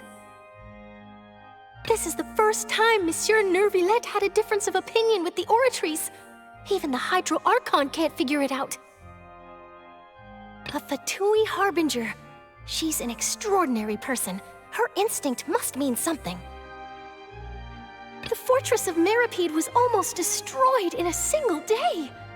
That I didn't witness that scene personally will always be a source of professional regret, I think. According to Monsieur Neuvillette, both Childe and that whale should have been in the primordial sea at that time. I nearly lost my awesome friend Navia. To be honest, that still gives me shivers. The words of someone as extraordinary as a witch can probably only be truly understood when something surreal happens to you.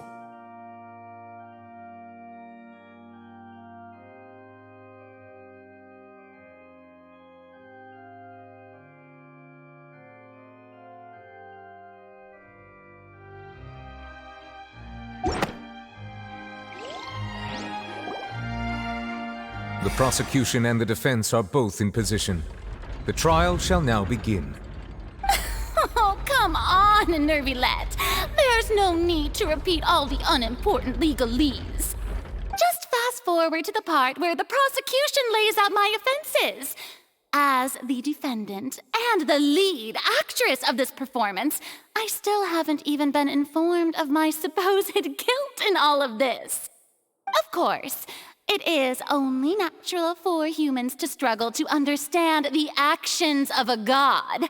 However, you will need more than that to convict me of a crime. That's true, but my charge here is unrelated to your conduct as an Archon. Instead, I would like to charge you as a fraud who's never been the Archon in the first place. Wait, what was that? Lady Furina's a fraud? Hey, I came here thinking that we were going to try the Hydro Archon for forsaking her duty, but did I hear that right? She's not our Archon at all? Charge accepted. Lady Furina, do you plead guilty to the charge?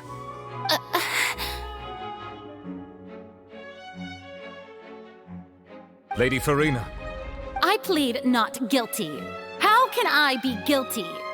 There is no way that I, Focalor, otherwise known as Furina de Fontaine, a member of the Seven and the Regina of all waters, kindreds, peoples, and laws of Fontaine, could be anything other than your true Archon.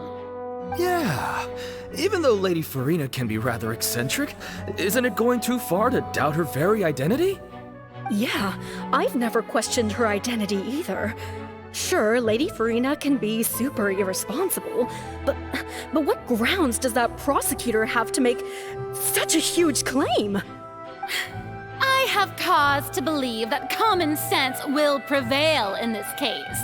Many of the members of the audience have known me as the Hydro Archon ever since they were born.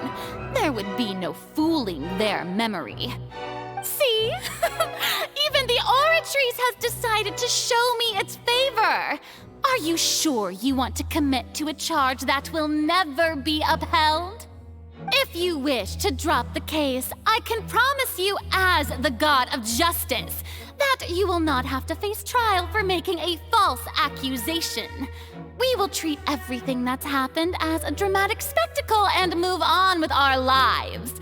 What do you say to that? Huh. An argument with near impossible odds, huh? We have to not only refute Furina's claims, but also overturn the long-held beliefs of the people. Well, I tried to give you the chance to surrender. If you must persist, then let me ask. If you believe I'm not the Archon, then what manner of being do you think I am? And if I was not the Archon, then how did I manage to live for over 500 years?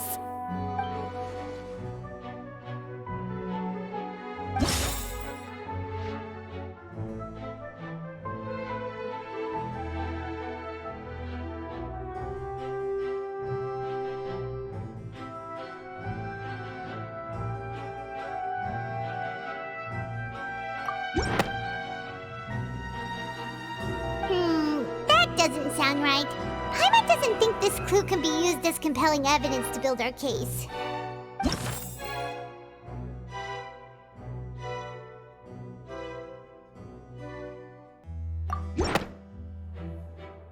First of all, you may be a member of another long-lived race, which would allow you to naturally possess an extended lifespan. And second of all, even if that wasn't the case, there could be other ways to extend your life. Who gave you that idea? Was it the knave? You'd sink so low as to use a harbinger's words against me. A curse? I once thought it possible that the aura of an Archon might naturally resemble a type of curse. But in light of this claim, perhaps what I sensed was not your divinity, but a curse after all. Neuvillette sensed it too, huh?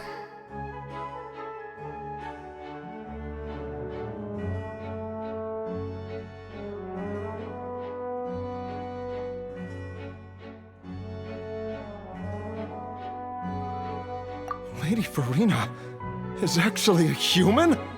Well, it is true that it's extremely difficult to tell humans and gods apart just by looking at them. It's not impossible.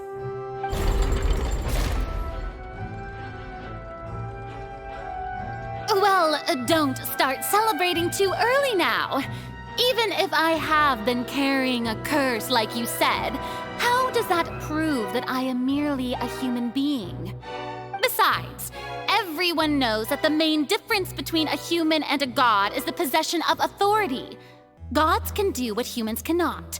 That's why they're worshipped as gods. For centuries, manifestations of my authority have served the nation of Fontaine. One need only to turn their eyes towards the Oratrice Mécanique d'Analyse Cardinal in this very opera house, or consider the indemnitium that is used in every aspect of life.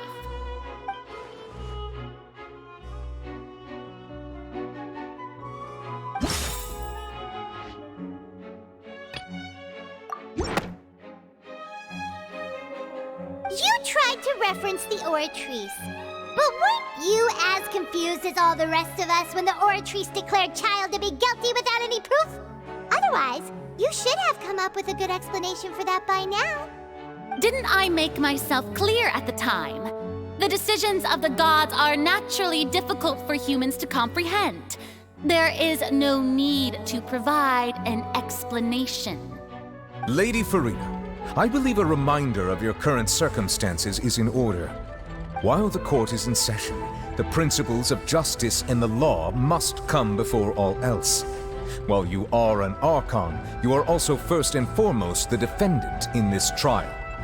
You will prove yourself unable to defend against the prosecution's charges if you continue to withhold vital information against the rules of the court.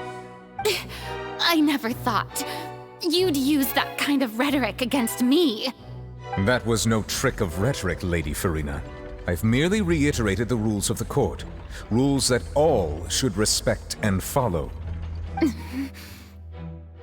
So, you neither knew why Childe was declared guilty, nor did you understand the structure and operations of the Oratrice.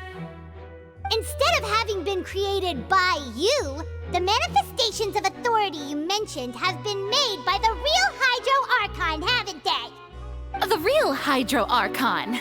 Well, now you're really losing me. It is true that I did not know why the Oratrice gave out a guilty verdict that day. But the Oratrice handed out that verdict unilaterally, and it has been operating independently ever since it was first created.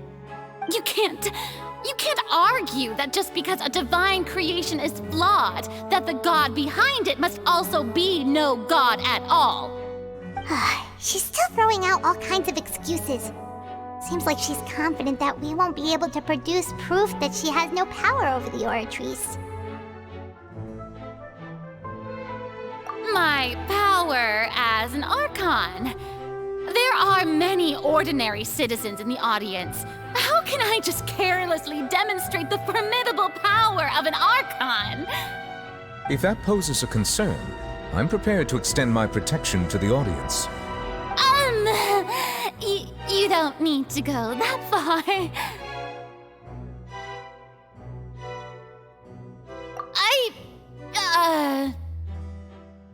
Aren't you the Hydro Archon?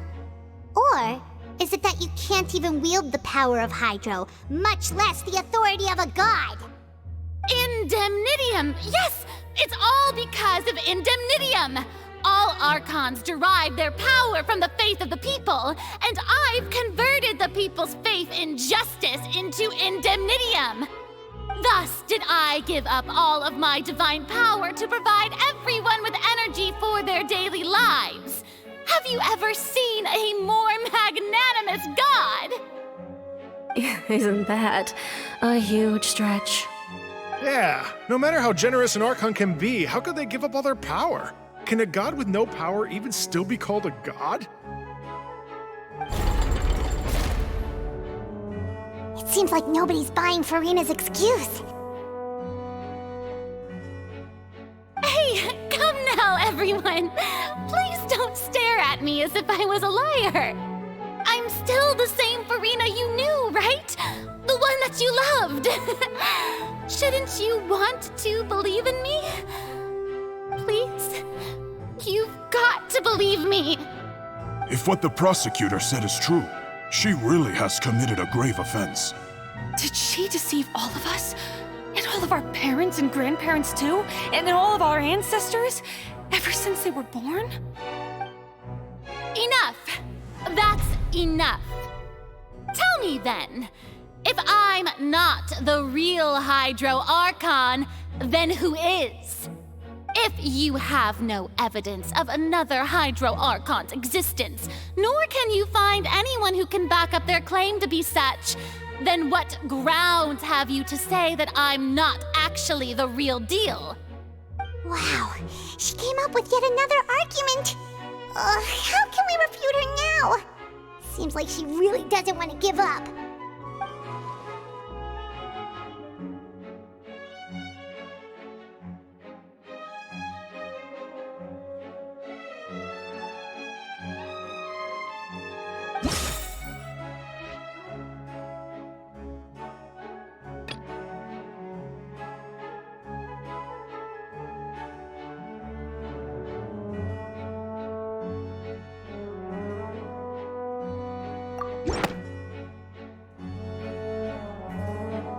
It has been established that all Fontanians can dissolve in water from the primordial sea.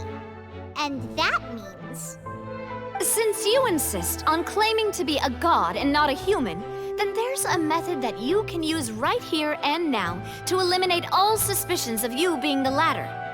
Miss Navia, please apply to serve as a temporary attorney for the prosecution before addressing the court. Though you act in partnership with the prosecutor, you must still adhere to proper procedure. Super sorry, Monsieur Chief Justice.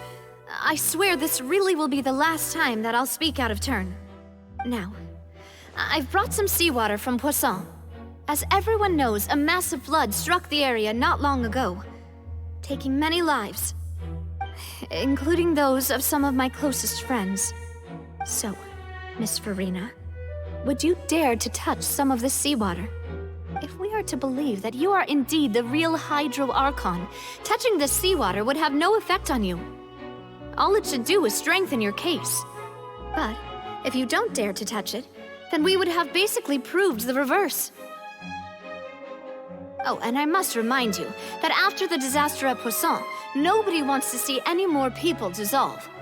I do hope you'll act prudently and choose the simpler path of admitting guilt. Navia from the Spina di Rasula. The Spina has governed Poisson for many years. I guess her suggestion is valid. If Lady Furina is indeed just a human, she's probably Fontanian like all the rest of us. Would she really dare to try?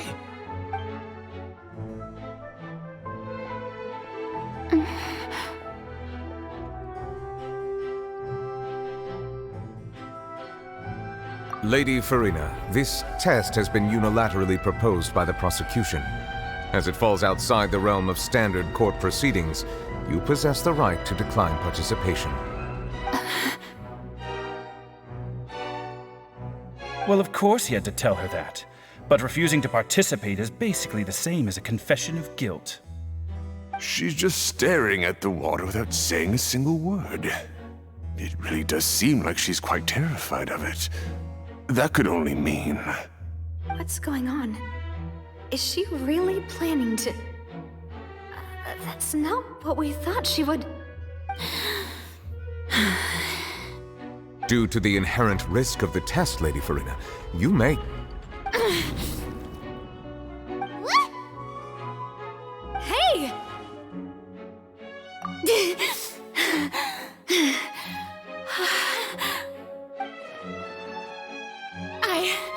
I'm fine! Look at me, everyone! My hand is still here! I haven't been dissolved! Will you believe me now? I really am your Archon! I'm nothing like a normal human who would fall apart as soon as they touch this water! Really? Was this not the most obvious thing in the world? Miss Siegewin? If you are present, Miss Siegewin, please come forward and attend to the defendant. Siegewin? Don't be nervous. It'll just take a few seconds. Let me see. That should be enough. Please announce the results of your evaluation to the court, Miss Siegewin. As everyone doubtlessly saw, Miss Furina was displaying symptoms of hyperventilation and flushed skin. These indicate that she was experiencing the adverse effects of exposure to primordial seawater. The extent to which she was affected is the same as other humans when exposed to primordial seawater of a similar concentration. Thank you, Miss Siegewin. Lady Furina, you may return to the defendant's stand. Oh wait, what did she just say? I didn't get dissolved! Shouldn't that be enough to prove my innocence? Well, considering your tendency to run from your problems, we did originally prepare a direct sample of the seawater around Poisson. However, after extensive discussion, we exchanged it for a sample that is not concentrated enough to dissolve an actual human. After all, on the off chance that something entirely unexpected might occur, we don't want anyone else to lose their life to the sea. Yeah, so out of regard for Furina's life, you secured a low-concentration sample and asked the head nurse to serve as an expert witness.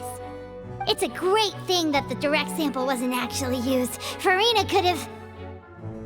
I can't believe... You...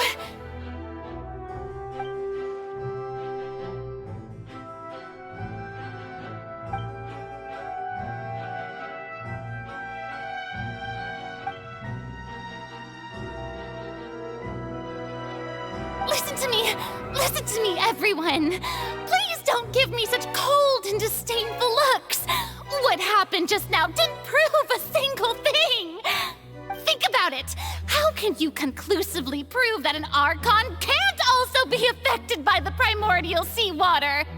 Also, if I was really just a human, why would I dare to just put my hand in that kind of water?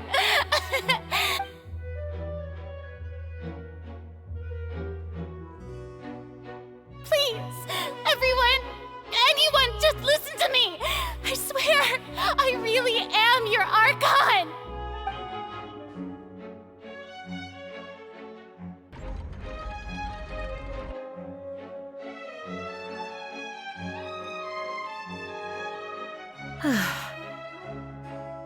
I don't think anything she says at this point will sway anyone.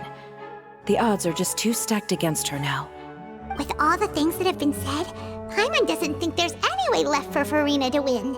I believe the time for arguments and presentation of evidence has come to an end. If there are no objections, we will move on to the final judgment.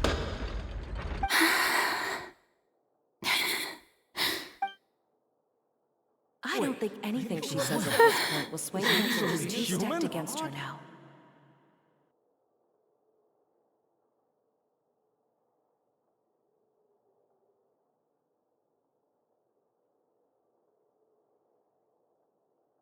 In my capacity as Chief Justice, I shall now render judgment on Furina's misrepresentation of herself as the Archon of Fontaine. As a human who knowingly deceived her fellow citizens, Furina is guilty.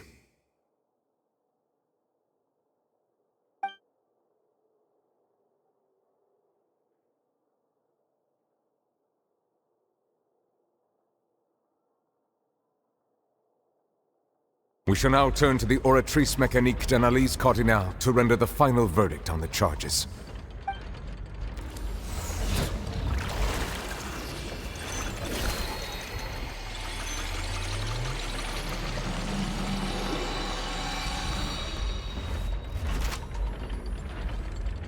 According to the judgment of the Oratrice Mécanique d'Analyse Cardinale, Furina is...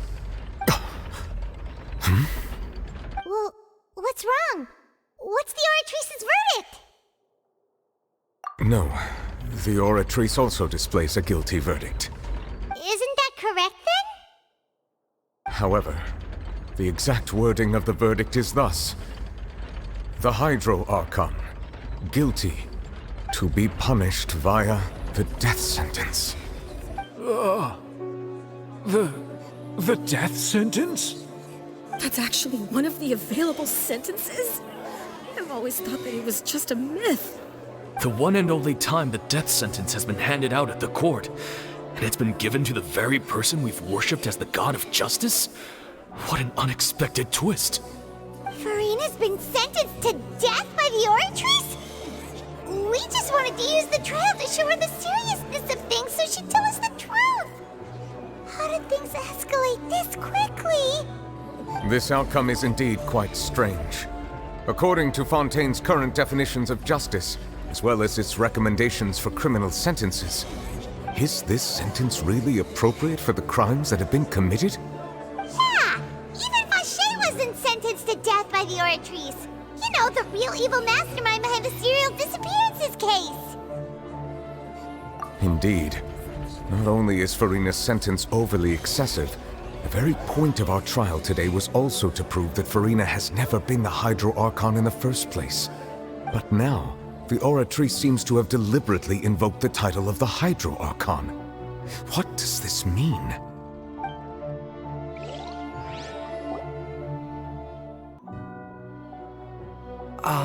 Excuse me, if I may interrupt. Is the trial still going? Freminet! You finally made it. I assume this means you've completed your mission? Mm-hmm. Any mission Father assigns to me will always be top priority.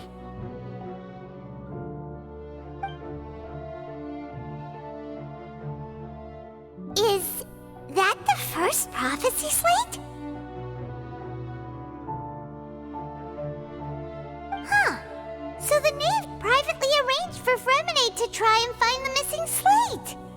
I looked everywhere and finally found it at the bottom of the sea. It took me a long time to get around some dangerous stretches of water. But has the trial already concluded? Then doesn't that mean I've come too late? Oh. Thank you for your hard work, Mr. Freminet. Please allow me to review the record left on the slate. Traveler, I believe that you have already seen the other existing slates. I would like you to come here and confirm their contents.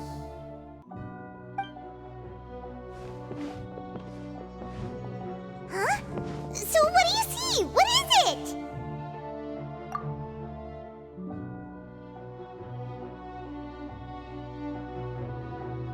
I believe I have now made sense of the Hydro Archon's crime. It has to do with Fontaine's lost history. Huh? Isn't the Hydro Archon just guilty of deceiving her people? Oh, wait, no, that's Furina, and we've already proven that she's not the Hydro Archon. So when you say Hydro Archon, do you mean the real Hydro Archon we've been kinda talking about? In truth, everything that you've encountered in Fontaine up until this point can be traced back to the contents of these stone slates. However, I'm uncertain as to how much sense they currently make to you. Okay, let's try to recall the contents of the other 3 stone slates. Paimon will do her best to help you remember.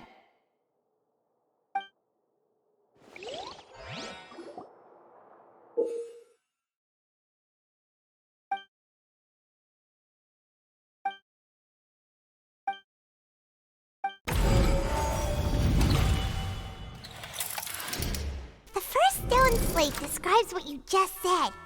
It seems to show the previous Hydra Archon using her divine power, and then the Oceanids turn into humans. Does that mean that Fontanians are transformed Oceanids? Oh, Paimon wasn't expecting that. But if Oceanids can turn into humans, then perhaps this process can be reversed as well. The second stone slate shows Celestia floating in the sky, and the Hydra Archon and her people worshipping it together. But the heavens still brought judgment down upon them. This must be the point when the Hydra Archon and the Fontanians were branded with their original sin. Does this mean that the original sin and the Hydra Archon sin are the same thing? The third slate shows the Hydra Archon sinking into the sea surrounded by many people. That reminds Paimon, didn't we also watch that happen to someone else? Well, the fourth slate is the prophecy the Fontanians have been talking about.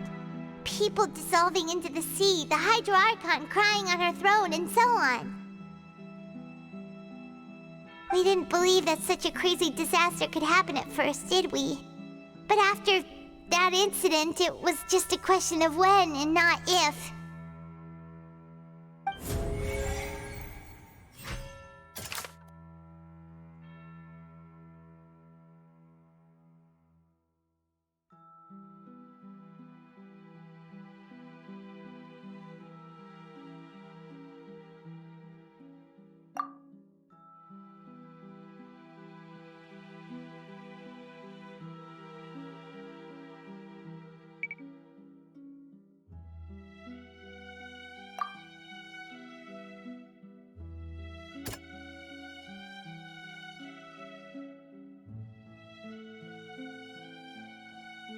That doesn't sound quite right.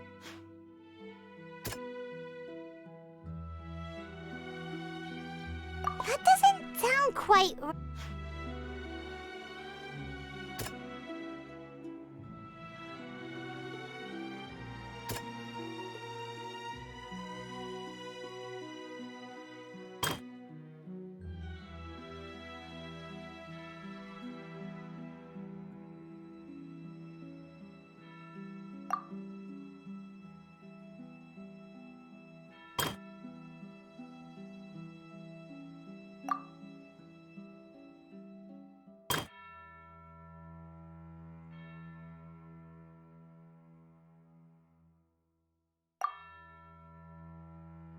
That doesn't sound quite right.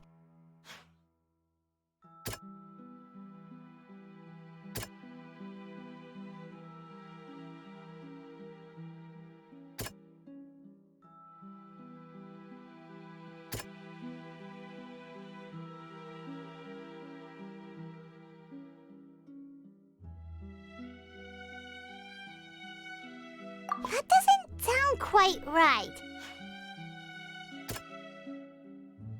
That doesn't sound quite right. That doesn't sound quite... That doesn't sound quite... The prophecy from the stone slates found its way into society, but not many people believed it at first. The Fortress of Meropide was nearly flooded with primordial seawater, which we know can cause Fontanians to dissolve. It seems increasingly likely that the prophecy may come true. If we hadn't dealt with it in time, things could have gone very badly.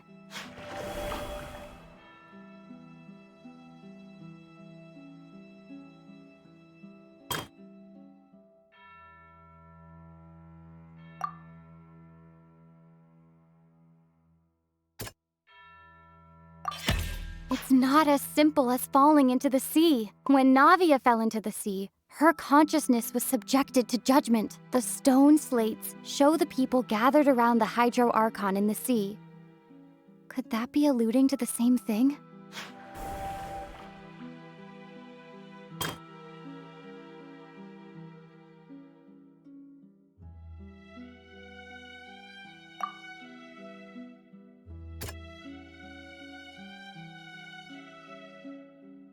That doesn't sound quite right. That doesn't sound quite... Perhaps what is about to take place has all happened before. The true sin of the Hydro Archon that Neuvillette mentioned, and the original sin cast down on the people of Fontaine by Celestia as recorded on the stone slates.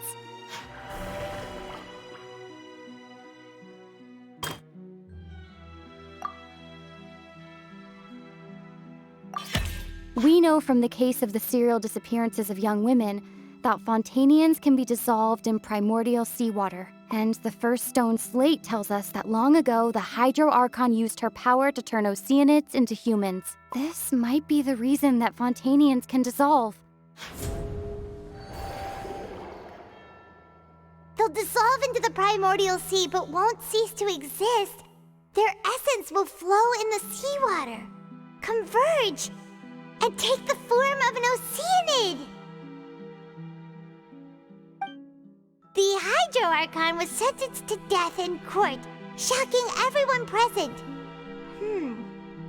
Perhaps this means that her sin was actually Fontaine's original sin.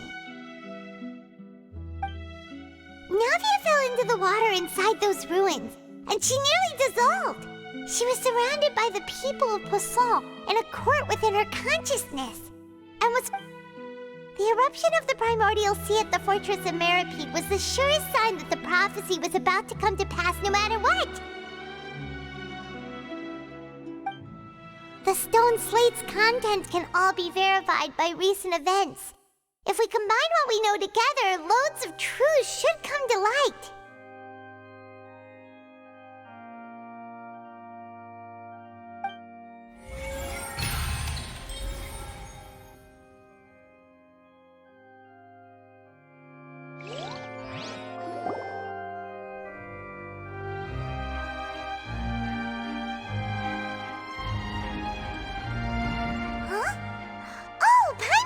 Now, so that's how you can make sense of it. But then it feels like we're going to have to share some truly shocking revelations. Let's hear them. Incredible! Lyney, did you hear that? We're not real humans. All Fontanians were originally created by the late previous Hydro Archon, with Oceanids as their basis. The evidence for that can be found in how only Fontanians could dissolve in primordial seawater, and how all the girls Vacher dissolved were also turned into Oceanids. Oh, and according to Navia, when she was about to get dissolved, she also saw everyone gathered around for a trial, all of them in the shape of Oceanids. Indeed.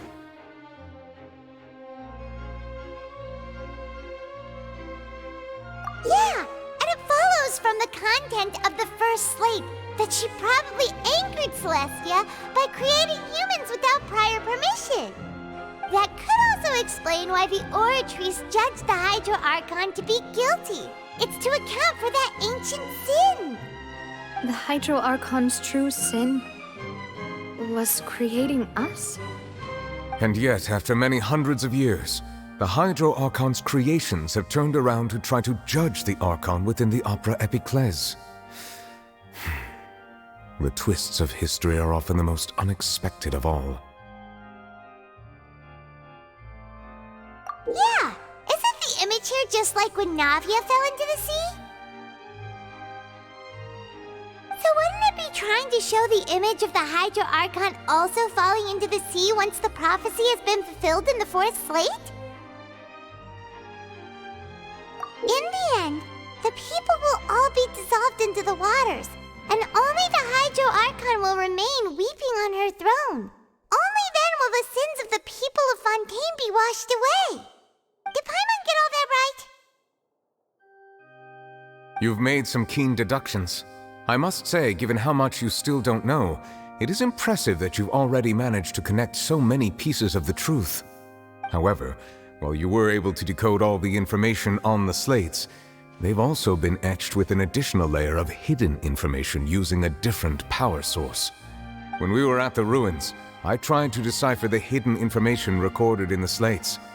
But since we only had 3 slates at the time, I was unable to come to a full conclusion.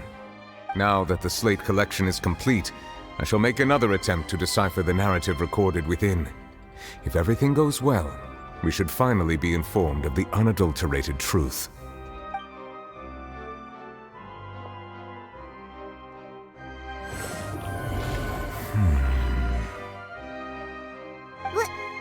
Well? Did you get it? I believe I should share this truth not only with you, but with all the people of Fontaine as well. I will try to briefly summarize it for you.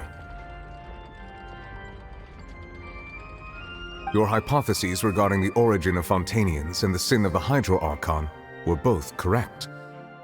In the Fontaine of old, the previous Hydro Archon sensed the yearning of her Oceanid familiars for life on land.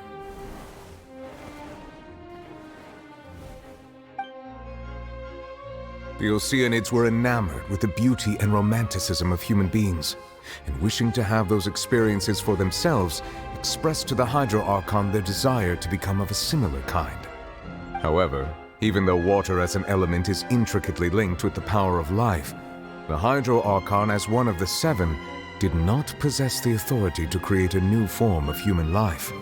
Not one to give in, she eventually found a way to create permanent humanoid bodies for her familiars by appropriating the power of this planet's primordial sea. She poured primordial seawater into the Oceanids' blood vessels, creating humanoid mimics in the process. But if Fontainians were to ever come into direct contact with water from the primordial sea, the power within their bodies would escape these artificial restraints and return to the sea. As a result, their forms would collapse, and they would be reverted to their original forms as Oceanids. Of course, the Hydro Archon never received permission from the heavenly principles to create a new human race.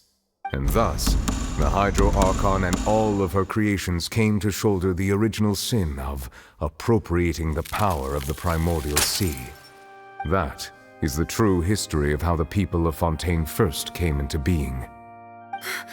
So we were all Oceanids before we turned into human beings? That's way too much information for me. I think I'm just going to pretend that I never heard a single thing. Wait, but if that's the truth, we can't let the Hydro Archon be sentenced to death. After all, her only sin was creating us. This really might be too much information for your regular Fontainian, but it does answer a lot of our questions. Alas, your hypothesis regarding the 3rd and 4th stone slates was inaccurate. The slates' respective positions are, in fact, correct. A key point of the visual on the 3rd slate is how all the individuals depicted in the water are humans rather than Oceanids. They have not been dissolved, which implies that the water depicted in this slate is not water from the primordial sea. The nation of Fontaine is the nation of Hydro, as well as the nation of trials and justice. Instead of being the literal element, the water in the scene symbolizes judgment and justice. You may also recall Navia's experience. When she fell into the sea, her consciousness was surrounded by that of many others who intended to hold a trial to determine her fate. Therefore, the meaning of the 3rd slate is that the people of Fontaine shall try the Hydro Archon at the court of justice. Yes, it refers to our present situation. I think I'm following now. So, what you're saying is, even though we decided to put on this trial to avoid fulfilling the prophecy, in truth, everything we've done has happened exactly as the prophecy foretold. So now, it seems, we're the ones making sure it comes true.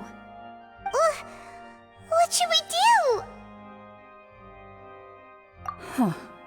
No matter what, the prophecy will be fulfilled,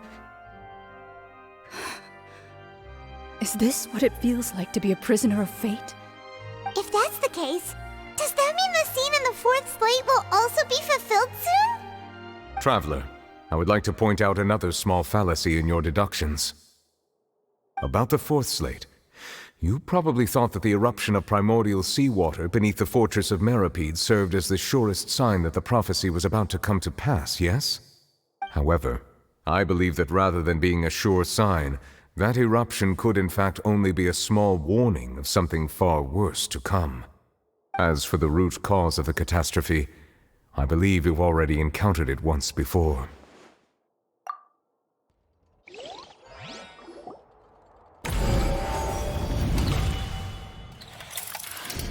This eruption was just a small warning of the things to come. We must find the root cause of the disaster.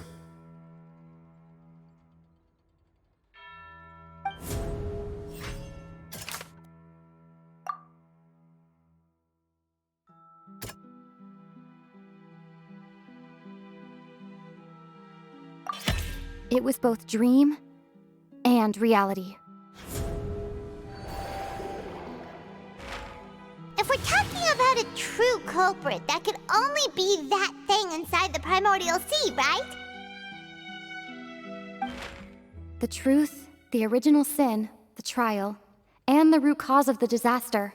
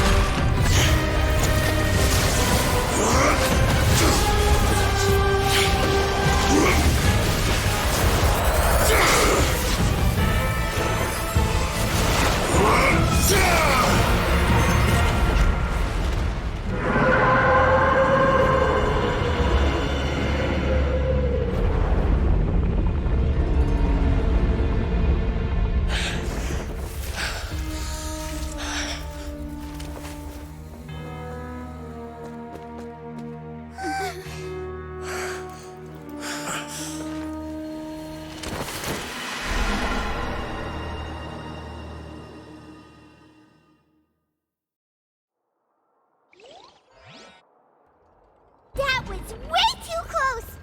How did that thing just burst into the Opera House? Wait, was that the huge whale you saw in your dream? So we've met it at last. I understand very well why it has chosen to make an appearance here. That whale does not belong to Tevat.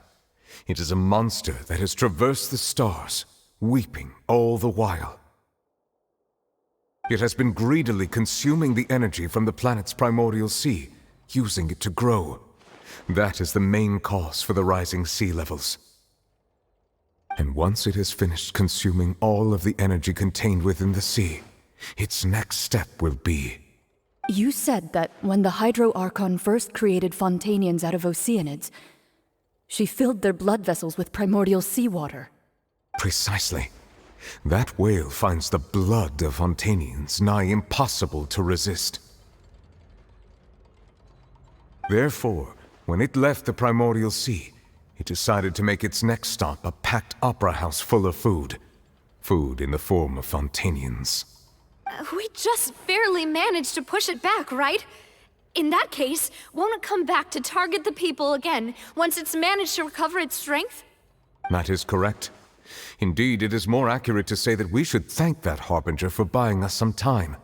Without him, the whale would have likely come onto land far sooner. From the way he looked, He must have been fighting the creature for quite a long time. That battle maniac. We've always known that he had a special connection with that whale, but we definitely didn't expect it to help us out like this. Anyway, now that we know that this whale is the actual cause of the disaster recorded in the prophecy, all we need to do to stop the prophecy would be to find a way to beat it up, right? It is too late. It had already absorbed too much of the primordial sea's energy before we could notice it. At this point, it has become practically integrated with the sea itself. Even if the entirety of Teyvat were to be destroyed, it could still survive and swim off towards some other world. That's not something I will accept. We've already done everything we can, and we even found the true culprit. We've come so far. You can't just tell me that the last hurdle is some impossible foe. That's just not fair. Indeed, that's not how a grand performance should end. I'll fight it to the end, no matter what. So the prophecy will be fulfilled no matter what, huh?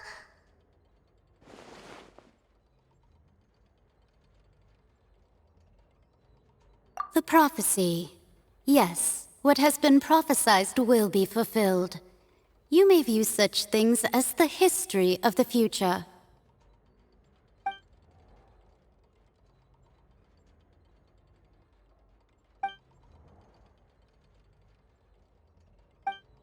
Just as prophecies are usually only the future as seen from the perspectives of the gods, could things be happening in hidden corners where the gods' gaze does not fall?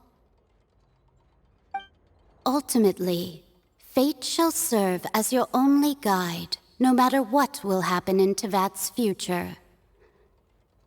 All you need to do is to play your part.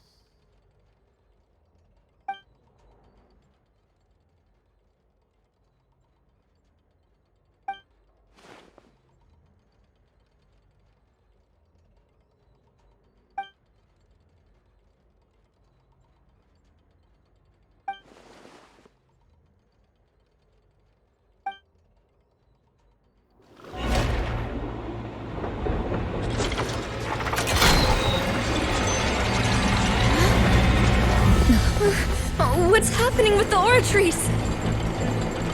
I believe it is preparing to carry out the death sentence.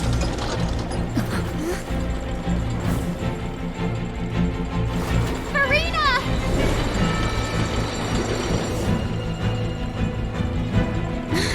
No, I still need answers!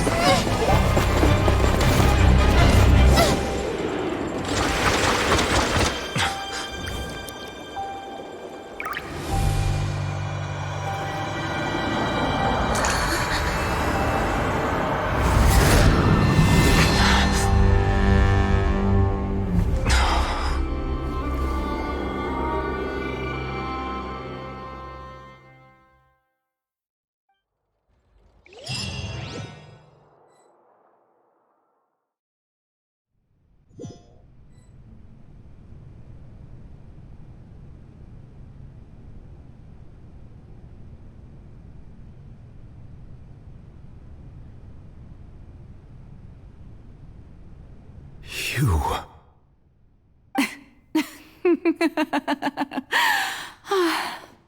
Sorry. That shocked expression on your face is just too amusing. I couldn't help myself.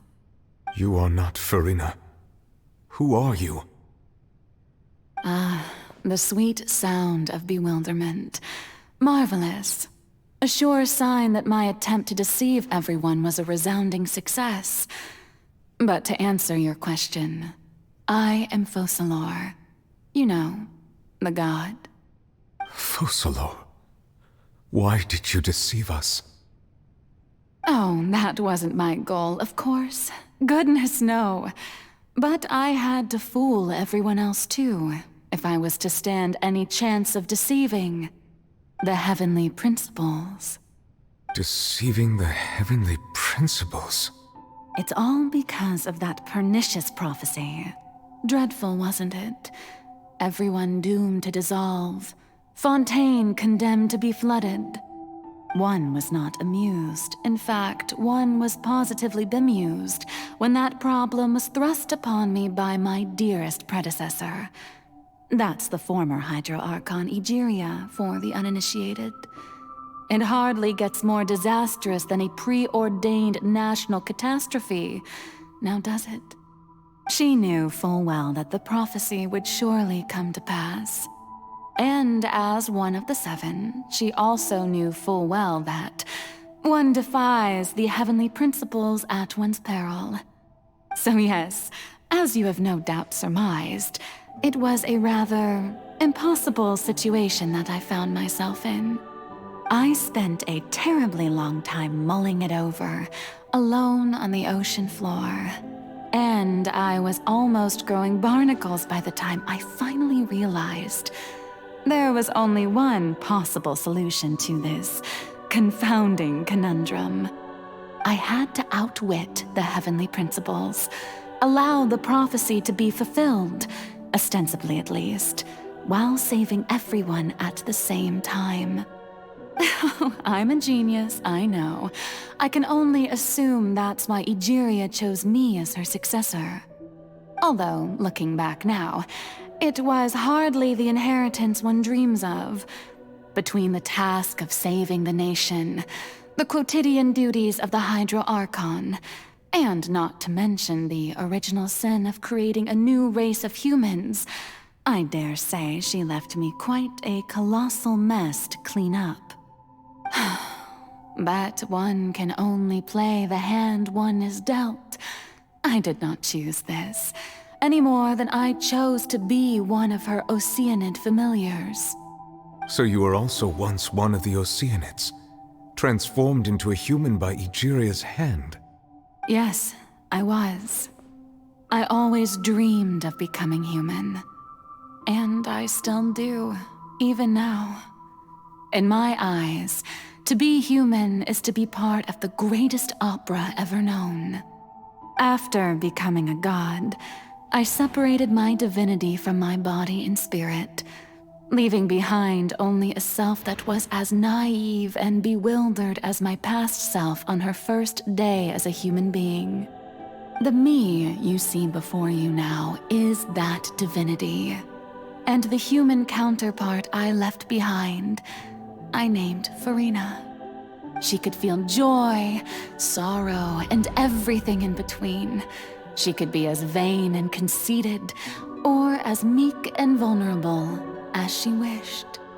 Her strengths were of a kind only a human could possess, as were her shortcomings. But in my eyes, Furina's humanity was what made her perfect. She was perfectly human in every way.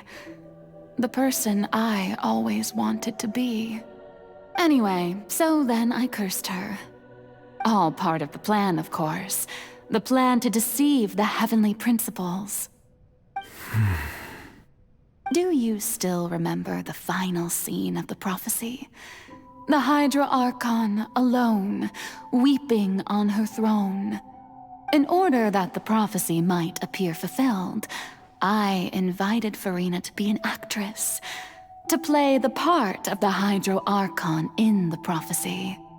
Under the curse I placed on her, so long as I, Focalor's divinity, continued to exist, she could not die. But nor was she free to live her life in the pursuit of happiness. Instead, she was forced to take the stage in the opera house, to embrace the role of leading lady, to forever play the part of the god from the prophecy, all to create a deceitful appearance of that prophecy coming to pass. I suppose now you probably understand why your court is called the Opera Epiclese. But Furina is only human, isn't she? Even though she has had a long life, her mind is no stronger than that of any other ordinary human being. I cannot begin to fathom what she has had to endure. It must have been torture for her. It has indeed. And although she is, in a sense, me in human form, I most definitely owe her an apology for it. It's been 500 years, and all along, she's been playing her part in the most unimaginably long, unbearably lonely, and agonizingly painful opera of all time.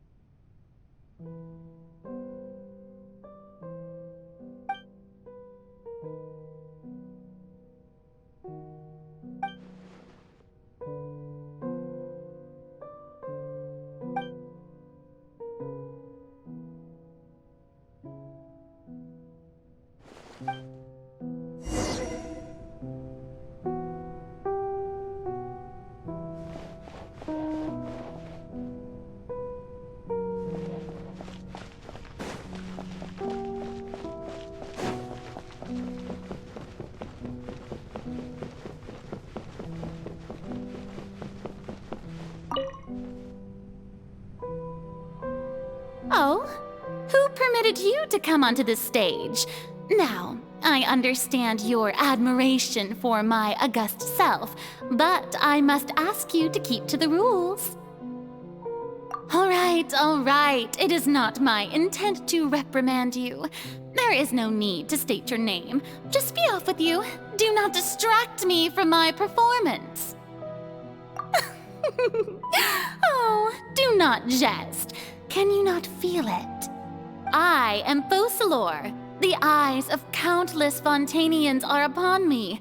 I must, at all times, display the utmost elegance and nobility.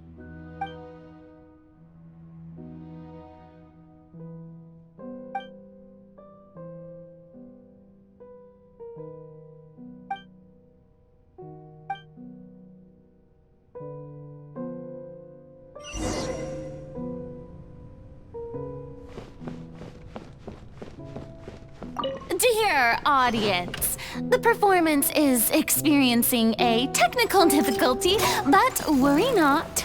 The guards shall resolve it soon enough.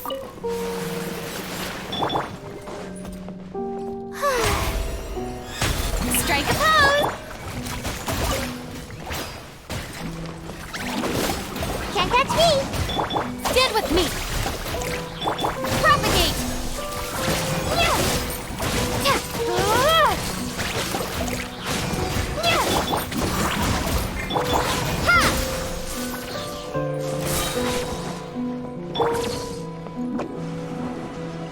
Hey, what gives? The audience is still watching me, you know. Guards? Wait, where are the guards? Guards!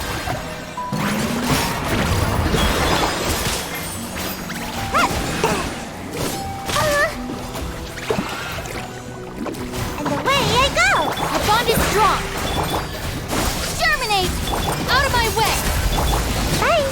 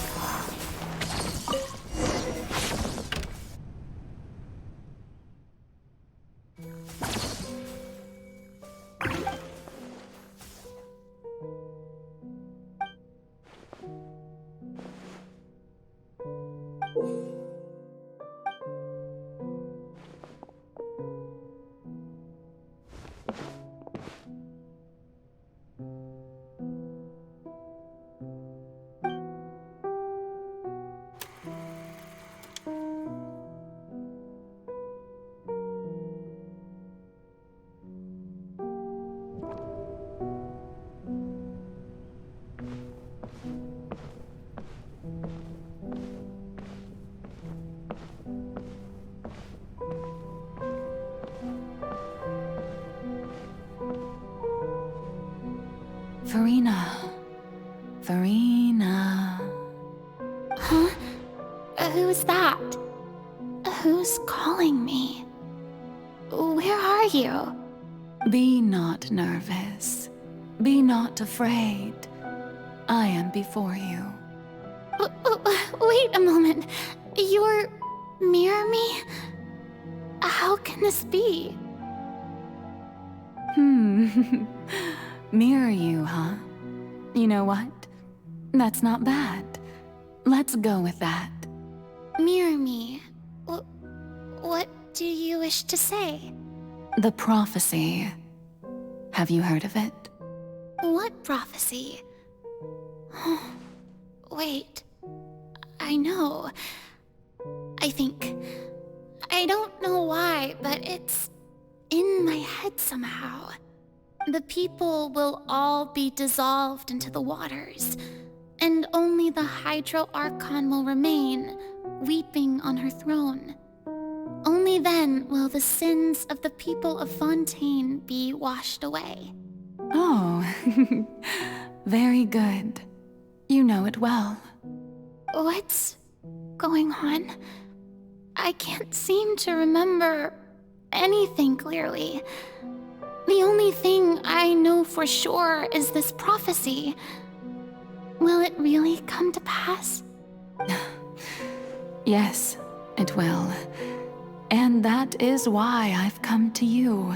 But doesn't that mean everyone will die? I'm a Fontainian just like them. Will I dissolve too? Oh, don't worry. Magical meetings exist in this world precisely to give people a chance to turn things around. It is the reason why you met me today. I will tell you how to save everyone, but you may have to suffer somewhat. Oh, so there's still hope after all. Goodness, you frightened me.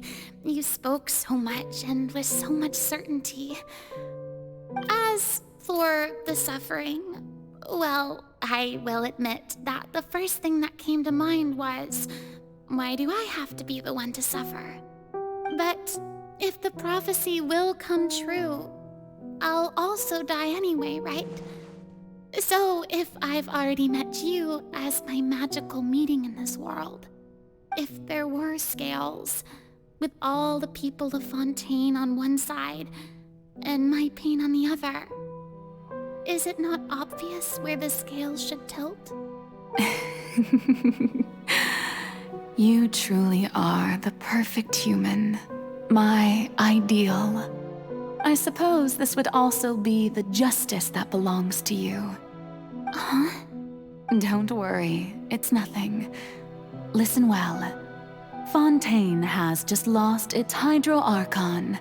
I need you to play a role, that of the new Archon. Play as a god? That's right. You must begin a never-ending masquerade.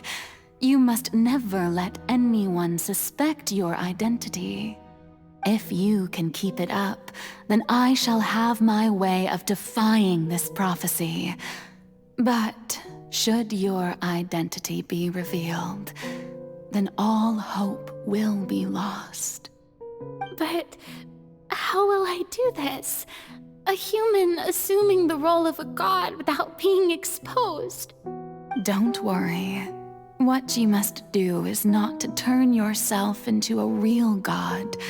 You simply need to play the role of a god as humans imagine them to be. Being a human yourself, I'm sure you already know what such an entity would be like.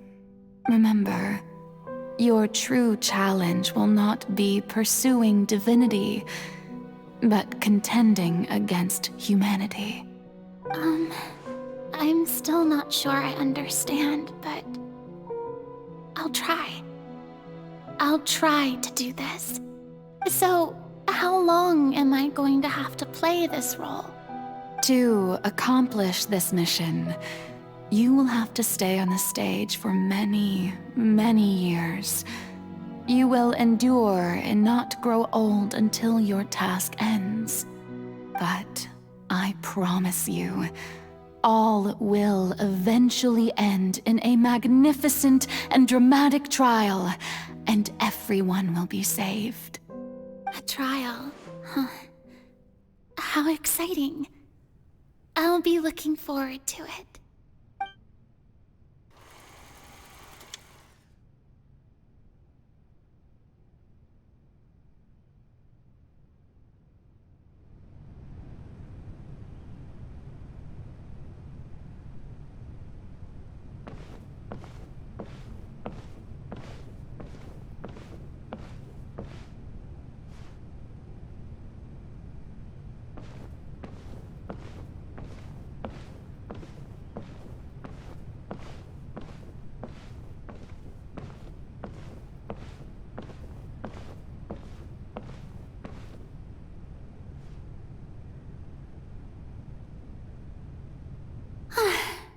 The Maison Cardinalise has announced my accession, but this is my first time facing the people. What should I say to most appear like a god? To be honest, I still don't know. Perhaps I should first try to act natural. Ladies and gentlemen, good evening, and welcome to the Opera Epiclese. I'm sure you've all heard about how I have taken on the role of Hydro Archon. Indeed, I am Furina de Fontaine, your new Archon. In truth, I know little about becoming a nation's new god, but it will be my honor to guide you all. As the god Focalor, the god of justice, I shall do all within my power to lead you into an age of fairness and justice. Once again, thank you all for coming. If you should have any questions or suggestions, please send them to the Maison Cardinalise. The future of Fontaine will require us to work together, after all. This should do it. I thought I might stammer, but thankfully, I was able to convey my thoughts just fine. Okay, and next. That's the new Hydro Archon. Is this some kind of joke by the Maison? I would have thought that a being that surpasses humanity would be a bit more assertive. Hey, did you hear that? She even told us to send her suggestions there at the end. Shouldn't gods be all-powerful? She's being so modest. What's the difference between her and an ordinary person, then? If you ask me, perhaps the succession didn't actually happen. She might just be a Maison-back puppet. Wait, what's going on? Why is everyone suspecting me of being a fake? Oh, this is bad. If I get exposed here, there'll be no saving the people from the prophecy. Right. Mirmi said that I just need to play the role of a god as humans imagine them to be. Calm down, Furina. Think. What do the people want? How would they imagine a god to speak and act? Assertive, with a strong sense of presence. One who can dispel all doubt. That is the character I'm fated to play.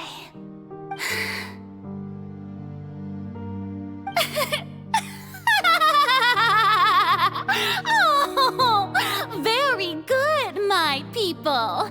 Only ones such as you are deserving of my rule.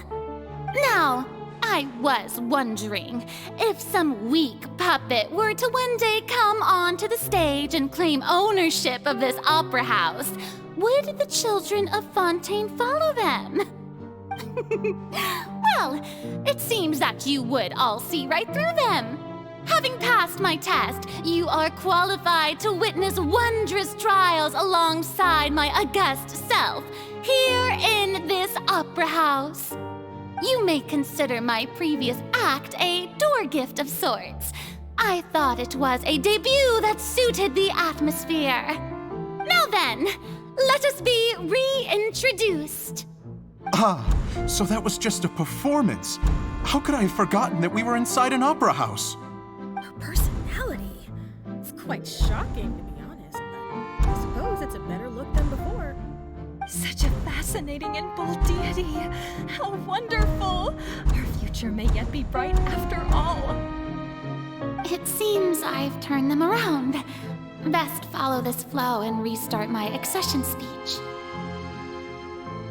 My dear people, whether you acknowledge me or not, whether you trust me or nay, I say to you, keep faith in your ardor for justice. We have heard it said that this nation's sins can no longer be washed away. Well, I say that justice is most fragrant when it blooms amid sin.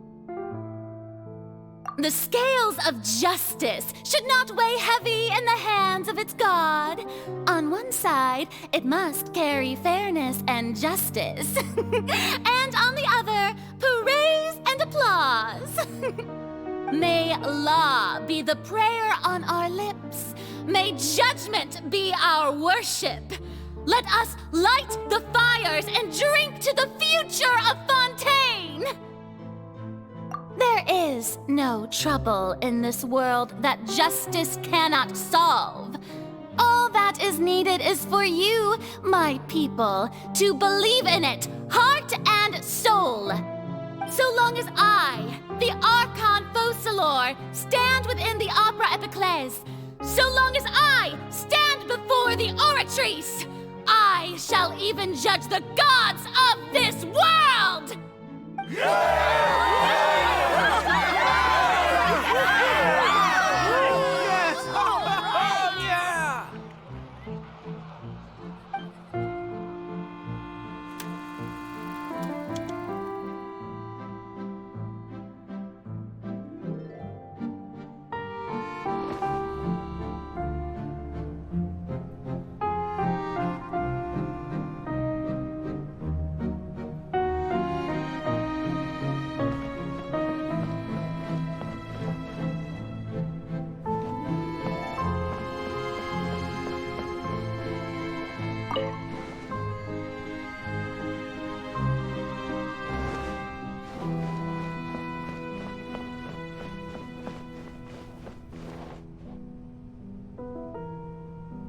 Lady Furina, here are today's case reports, as well as a summary of the follow-up for your perusal.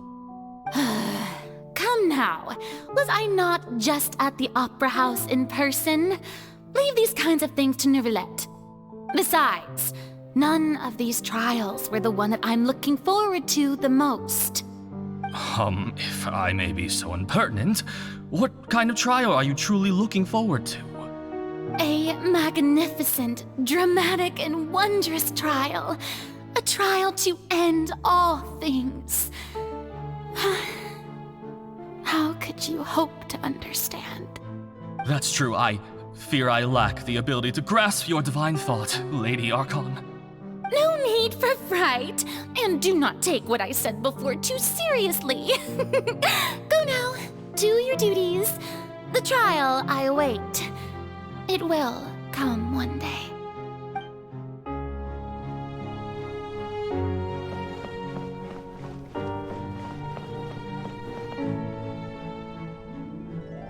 Lady Furina, I don't know what to say. Thank you for agreeing to see me. No need to thank me. Or rather, thank your own sense of perseverance instead. Long have you stood in line to meet me, have you not? Oh, I'm afraid that's just an inevitable consequence of my divine charm. All right, Deoteria, is it? How is your son's illness? You remembered me, and you knew of my family, too. He is doing much better now. In fact, he is far more of an ardent believer than I. He was the one who forced me to seek an audience with you, and to bring your words back to him. Oh, good. Very good. If this should happen again in the future, please do not hesitate to come and tell me. Going down to citizens' homes every so often, while not usual practice, should serve as a fine change of pace. You're such a gentle and wise god. Thank you once again, on behalf of my son.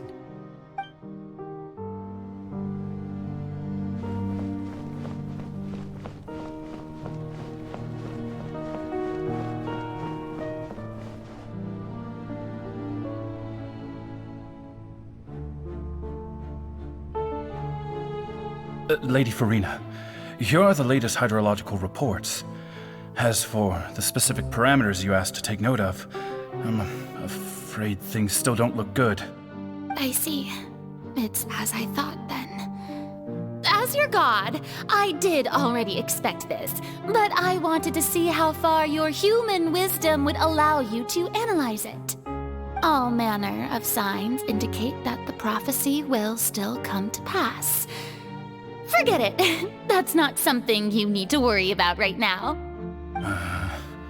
Well, as I understand it, the Fontaine Research Institute is also trying to find a way to counter the rising water levels. Really? Have they found anything? I'm afraid that they haven't found any effective solution thus far. Oh, is that so? Well, no wonder. This issue has reached the realm of the gods, after all. Still, their spirit is praiseworthy.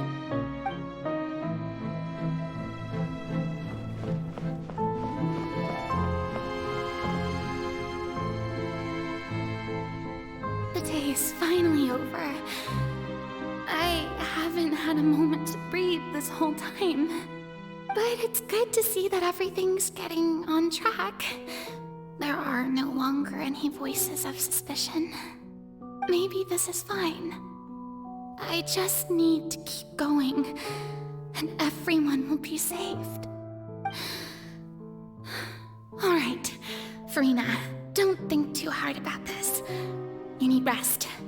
Tomorrow's a new day.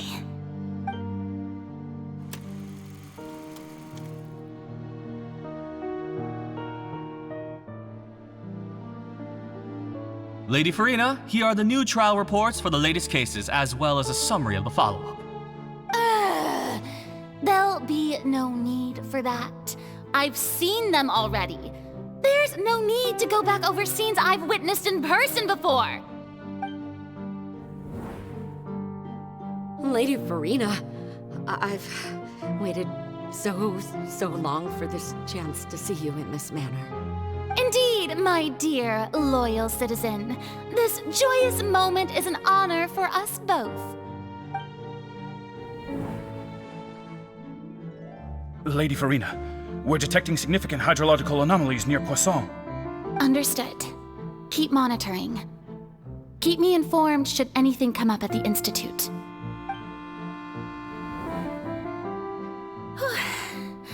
I don't think I let anything slip today. I must show the people that there is nothing to worry about. I just don't know when these days will end. I feel utterly exhausted.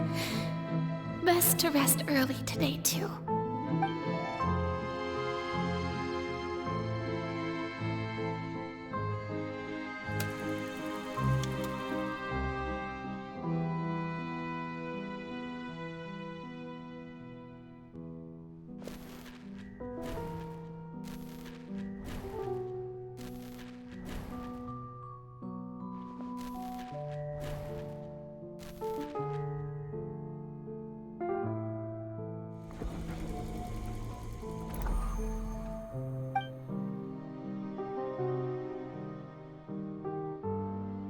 Lady Furina, it's like a dream being able to speak with you up close like this.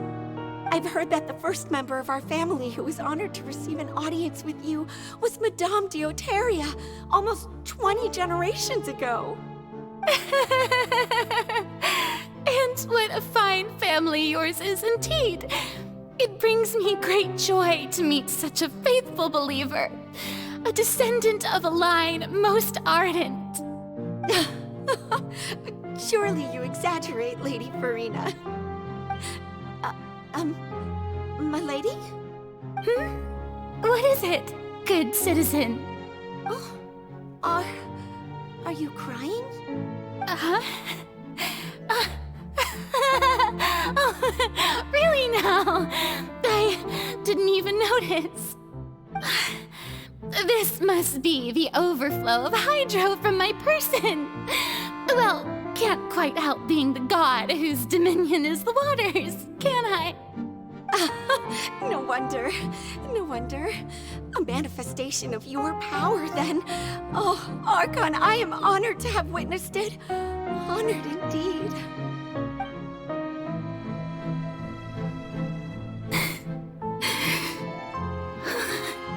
So interminable.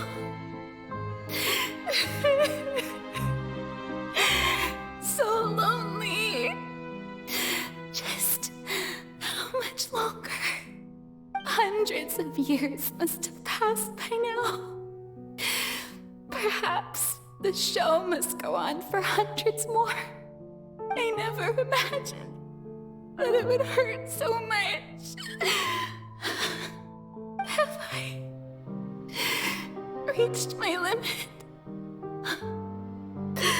No. Perhaps I reached it long ago. Today I didn't even notice my own tears. I want to tell someone, anyone, about this. But would that not destroy all I've done so far? I've conducted so many investigations across the centuries.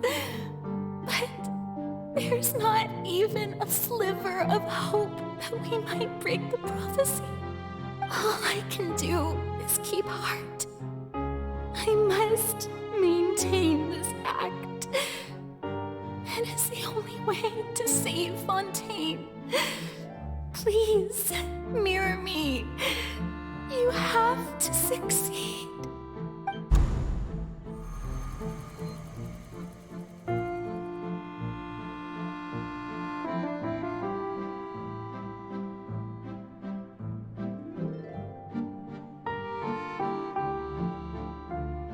Furina, you don't have to shoulder this burden alone. Although I don't know what you might be keeping from everyone, your people are more than willing to share your burden with you.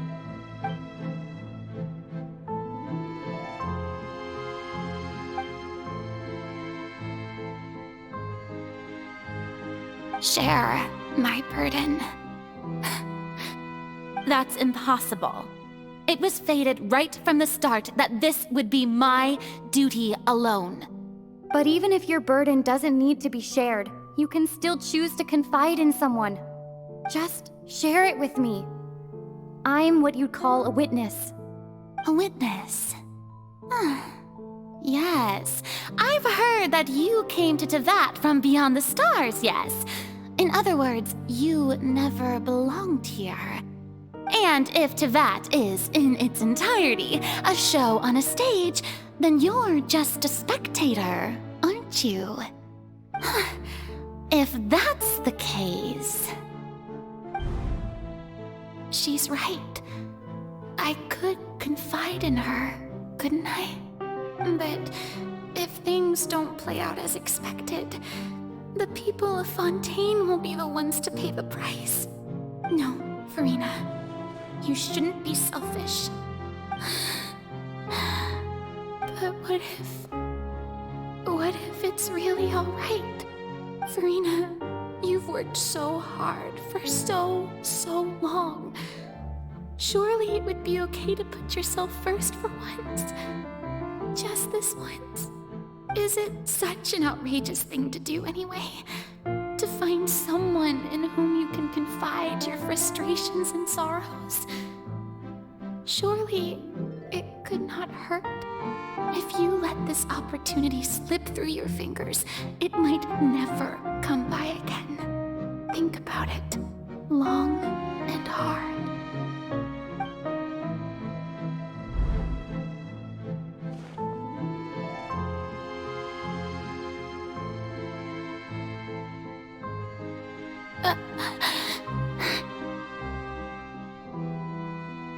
No, I have nothing to say.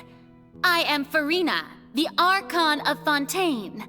Everything will surely get better. All you need to do, dear spectator, is to witness my performance until the curtains fall.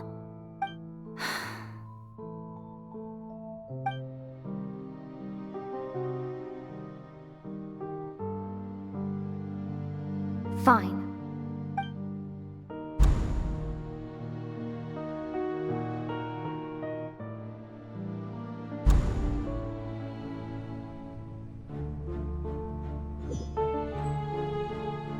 So even Furina doesn't know the truth? You've never once let her in on the full plan? Yes, it had to be done. To deceive the heavenly principles, you must first deceive yourself. She did very well. If she had let her resolve falter even once in these 5 centuries, Fontaine would have been doomed to the most tragic fate. It seems that trusting humanity was the right decision after all. I believe that I understand how your deception works, but that is only half the truth, is it not? How would you build on this foundation to save the people of Fontaine? That is the most important thing. Ah, good. Of course, the Iudex of Fontaine has pinpointed the crux of the issue. I'm sure you've long sensed that the Oratrice is no simple machine, yes?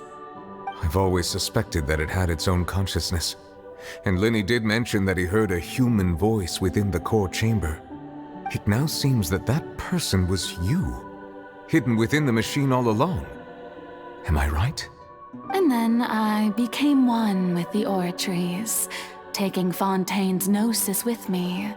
Yes, it would seem so, wouldn't it? Alas, your understanding of this device still lacks sufficient depth.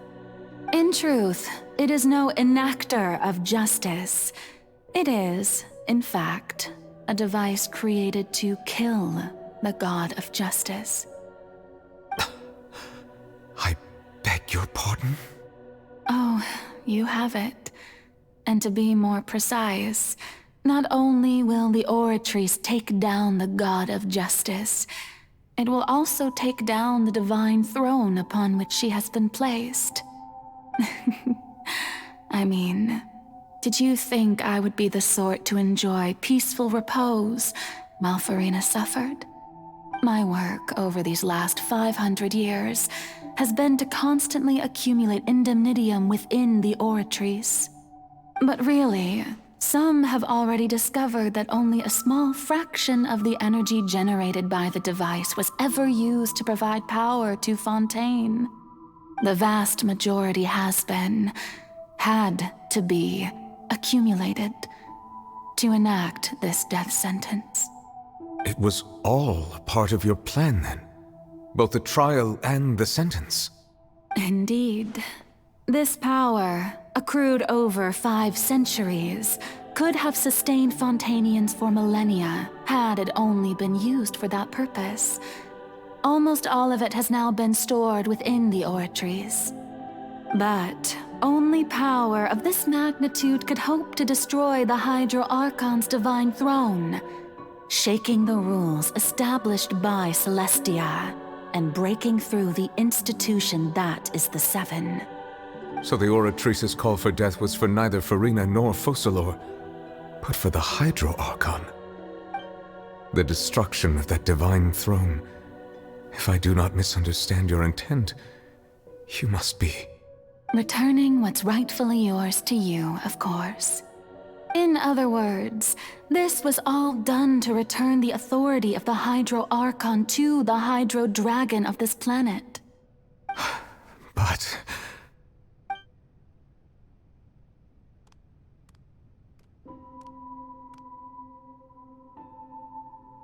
Oh, what? Getting sad again, are we?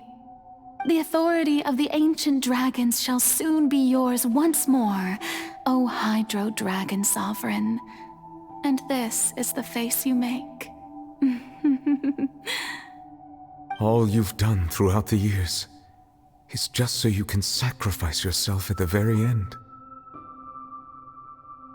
I've never quite seen it that way, you know. Even now, I'm quite pleased at how well my deception worked.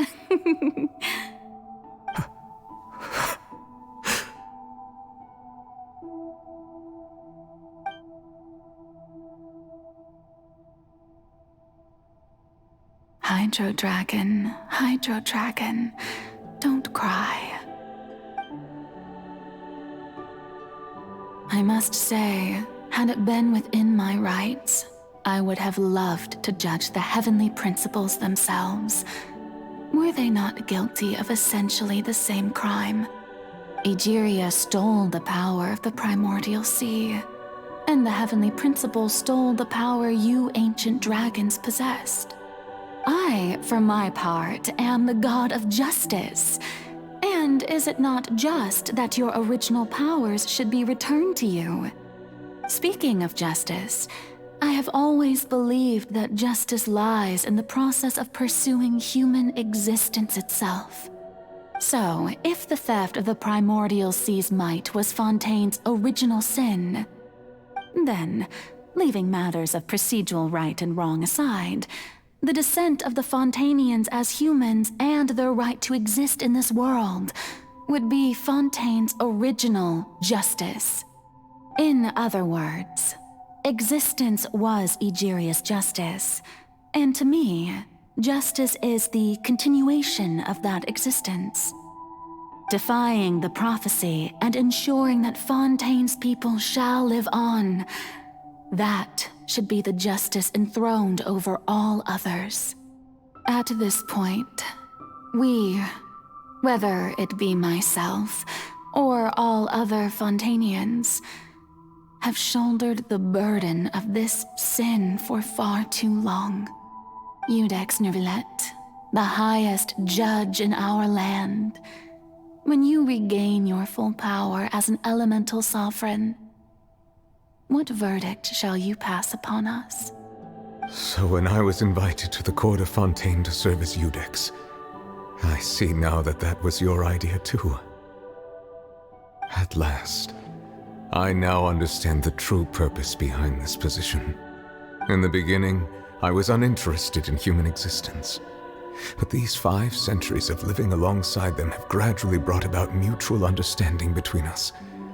And I have even attempted to feel as they feel. You are a devious one, Focalors. Things being as they are, surely you know that I could never declare them to be guilty.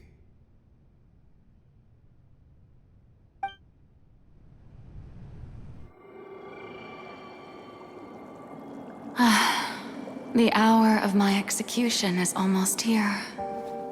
For the sinner, the curtain call has come. I know I may not sound it, but faced with death, I find myself a little afraid. Perhaps this is one thing both gods and humans have in common.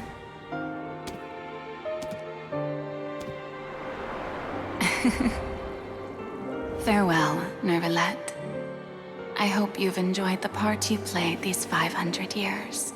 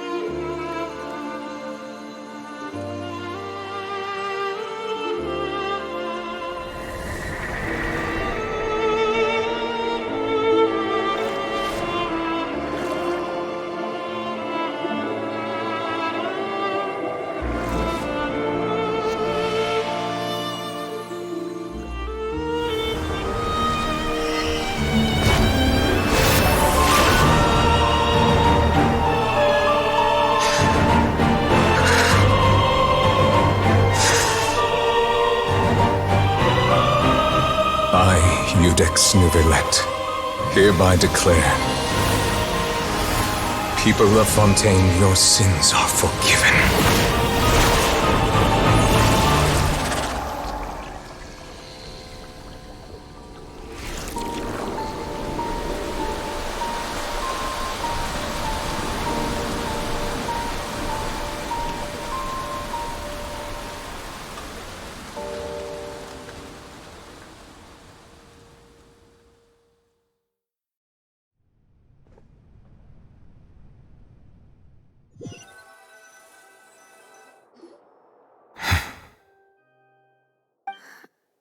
What just happened? Has the death sentence been carried out? Was that bright light some sort of misdirection?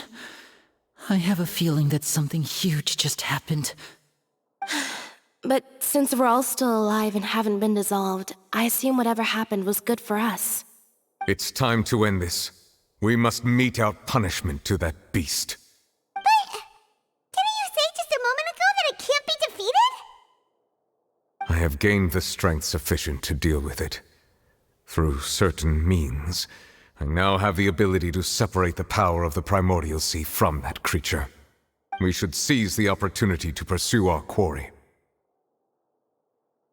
Traveler, now that the oratories can no longer function, I require an executor to help me mete out justice. The root of the calamities befalling Fontaine, the beast that enacts the prophecy. Its name is the all-devouring narwhal. Come with me, traveler. The hour of execution has come.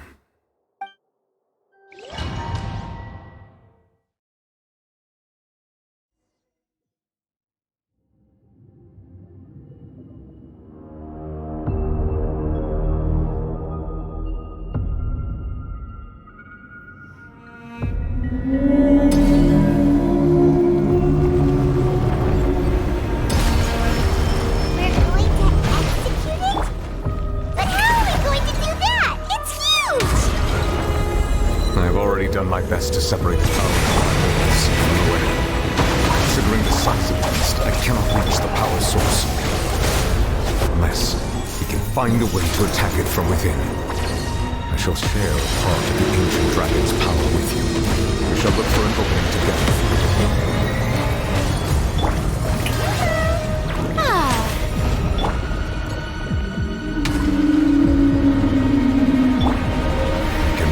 Sorrow turning into hostility. I'm out of here! Dissipate! Ha!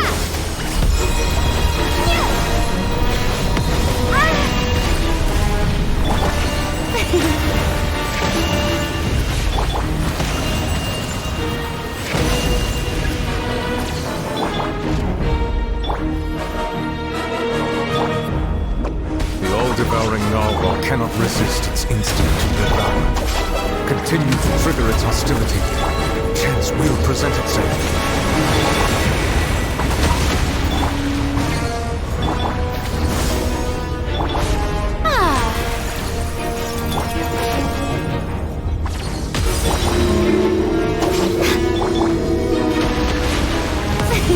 Shower me with praise!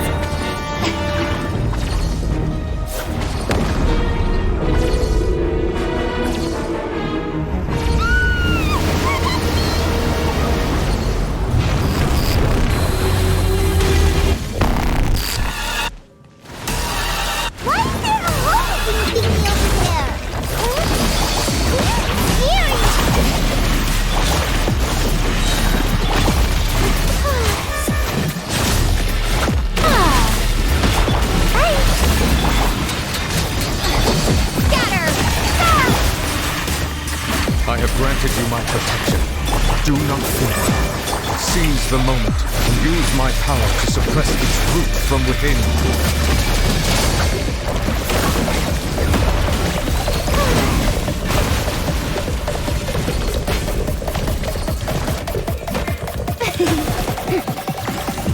Let the world collide!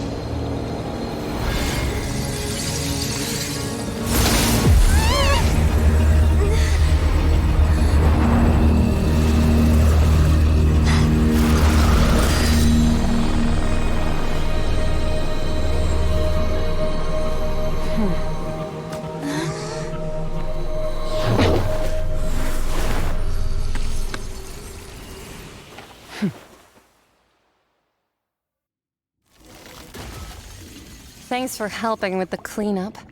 It should have been my job, but... oh well. It was just supposed to be a short private training session for me. I didn't think that my disciple and my master's pet would start brawling in the meantime. Well, actually, I had a feeling that it would happen at some point, but they bumped into one another earlier than I thought. What a blunder. I suppose I'll have to swing my sword 3 million times as penance. That power. Who are you exactly? Paimon has an idea. From what she said earlier, she must be Childe's master. Skirk, right? It's just that he gave us the impression that she was the less talkative person. I simply did not have anything to say to the weak. But you, on the other hand, managed to defeat the all-devouring narwhal without using power from beyond this world. So you may speak to me as equals.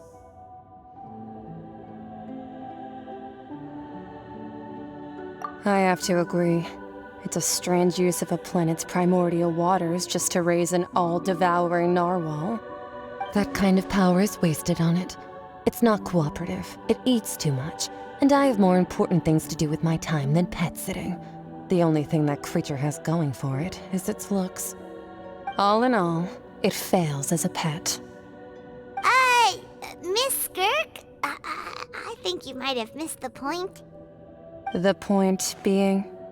Well, being that this pet almost destroyed an entire nation. So what sort of person is your master? Well, Childe's master's master. Wait, is that right? Oh, right. So you don't know him. Sorry, I assumed you did. His name is Sertologi. Huh? I am unfamiliar with that name. Huh. So Master isn't sufficiently famous. How should I describe him then? Have you heard of the name The Fowl? The Fowl? Still nothing? Well, how about The Visionary? Vetterfulnir then? Or Gold Rhine-Daughter? Ooh, that one we've heard! Rhine-Daughter's part of the Hexen Circle. She's Albedo's mom, right?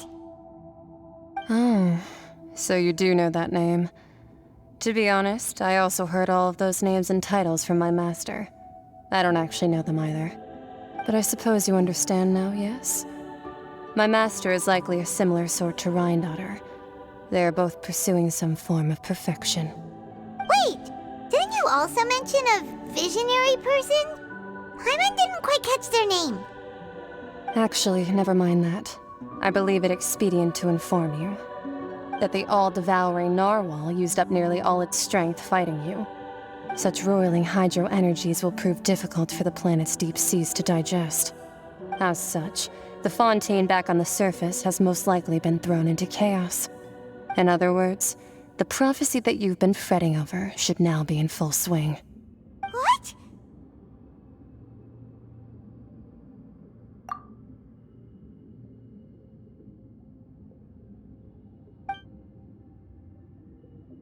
Not to worry. Focalor has already managed to deceive the heavenly principles.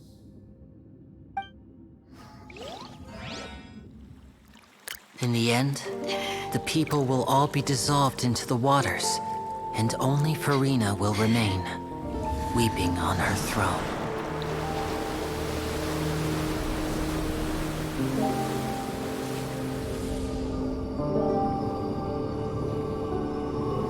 Only then will the sins of the people of Fontaine be washed away.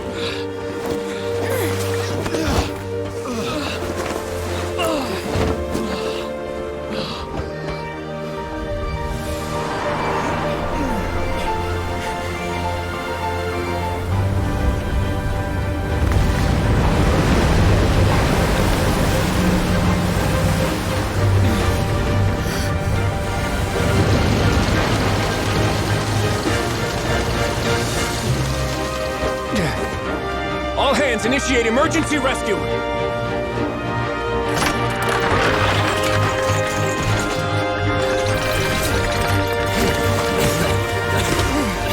Hurry!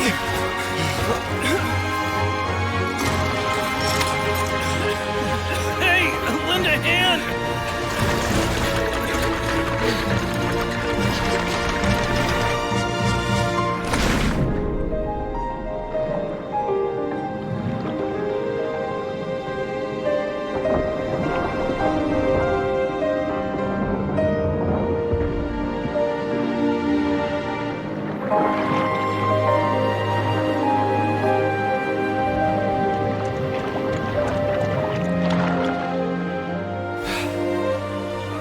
Look!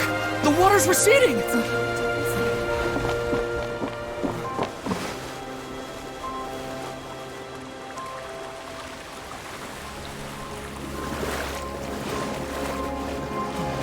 It's a miracle! Water's receding. We didn't dissolve. The prophecy was wrong. The prophecy was wrong.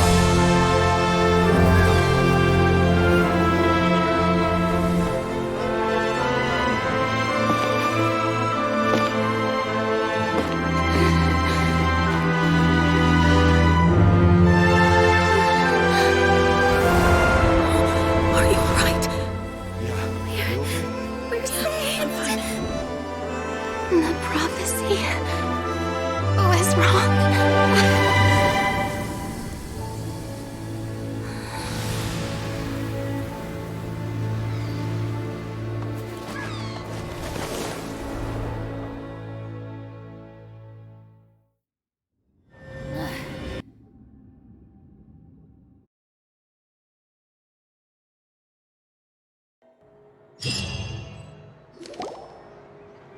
The Solo renewed! The Spina di Rosula attacks post-disaster rebuilding. I recently visited Poisson to meet with Miss Navia, spokesperson of the Spina di Rosula, and we spoke about Poisson's present and future. Old soil can still give birth to new bloom, Miss Navia stated. Hope is like seeing a small cookie when you're starving late at night. You just need a little of it. Skyship Winglet, lunar brain of the Fontaine Research Institute. The various disputes that have arisen on account of Mr. Edwin have suddenly become a shield over the Institute, with Jurier turning out to be a once overlooked hidden gem. People always call the first researcher mad, but few know what to call the second. And should that latter person achieve a miracle, they would find it all the harder to find a word with which to classify him and his team. Wow! Paimon barely recognizes the people in the reports. Are those really Jurier and Navia? They sound like real big shots. What do you think? Pretty enthralling, huh? The Steambird's idea was pretty simple. With the disaster just having passed, we would print a free edition packed to the margins with good news to calm people down. The value for these big scoops lies in their inevitable follow-ups. We'll publish further reports and go into the stories behind those people. Edwin's assistant, Jurier, created a true flying ship, while Navia is leading people in the reconstruction of their home. I'm sure that these stories could draw even your well-traveled eye. Paimon's curious too! Wait a minute. Didn't we watch everything happen from start to finish? What's there to be curious about? And that's exactly why I'd like you to come conduct interviews with me. You're the best incubators of news, if you haven't noticed. And also, with you around, I'm sure I'll get to see that Duke. Are you sure? Hasn't he turned you down several times already? Oh, this time will be different. Come on, let's head to Poisson first, and then make a trip to the fortress. There are some things you'll only know when you get there.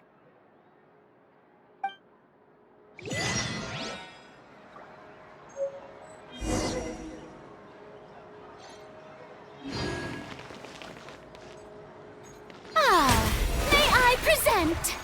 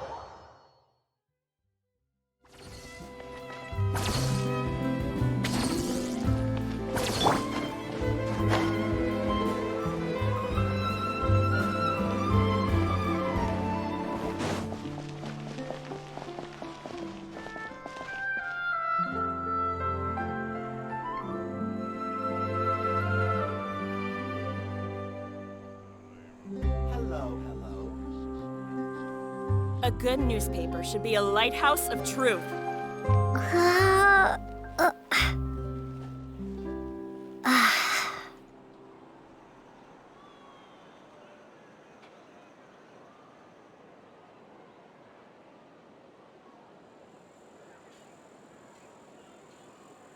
Hello, hello.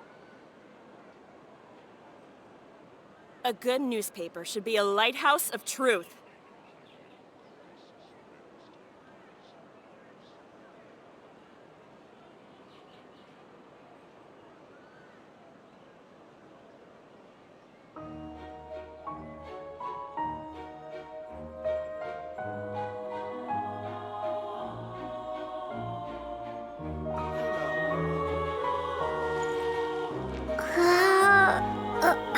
A good newspaper should be a lighthouse of truth.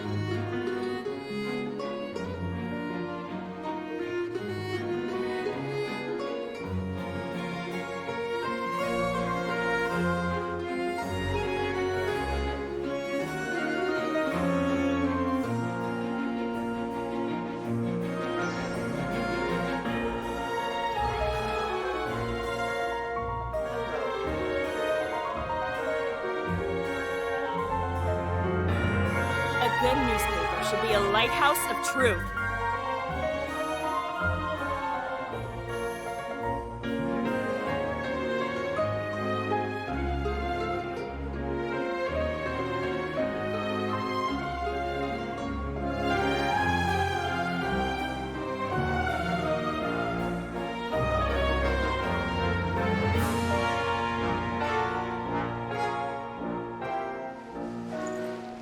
A good newspaper should be a lighthouse of truth.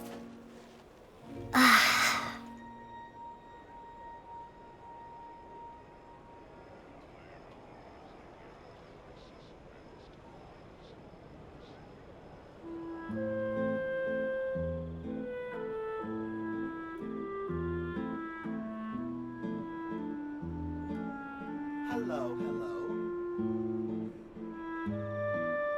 A good newspaper should be a lighthouse of truth.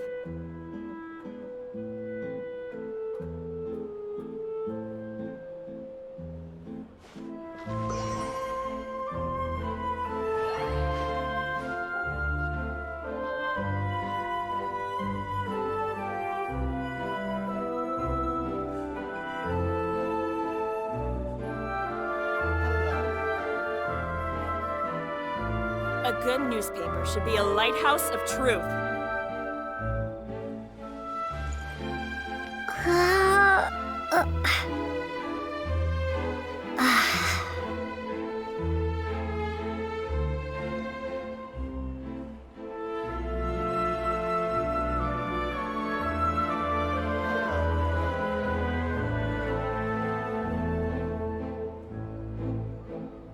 A good newspaper should be a lighthouse of truth.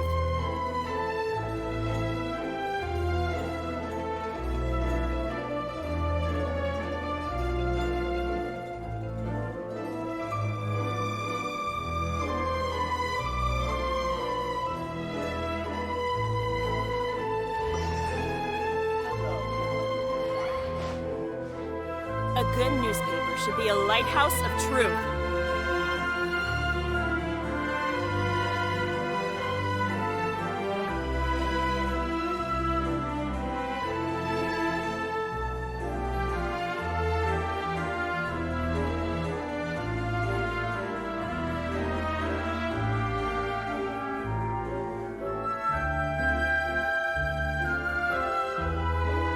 A good newspaper should be a lighthouse of truth.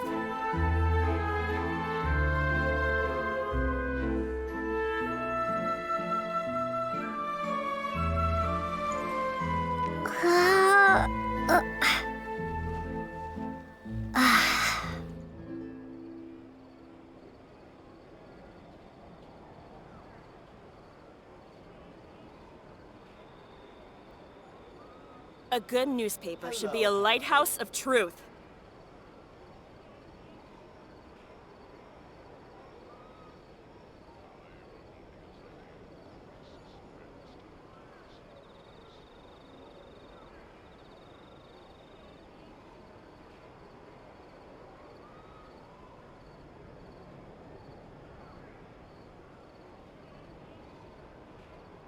A good newspaper should be a lighthouse of truth.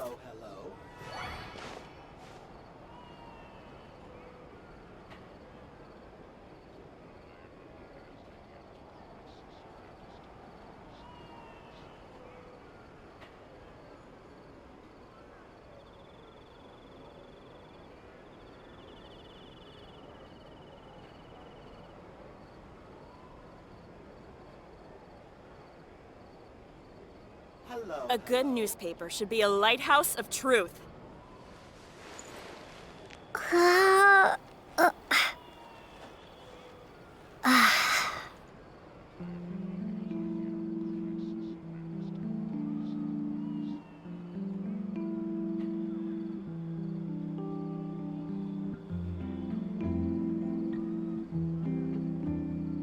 A good newspaper should be a lighthouse of truth.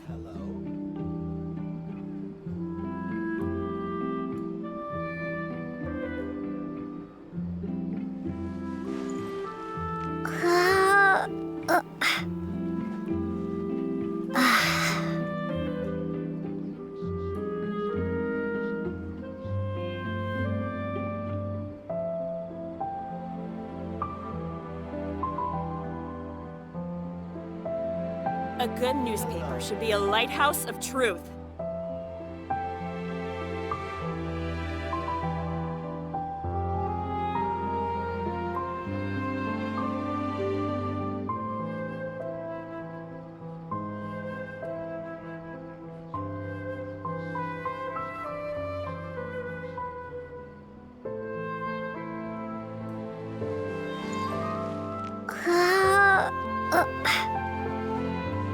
A good newspaper should be a lighthouse of truth.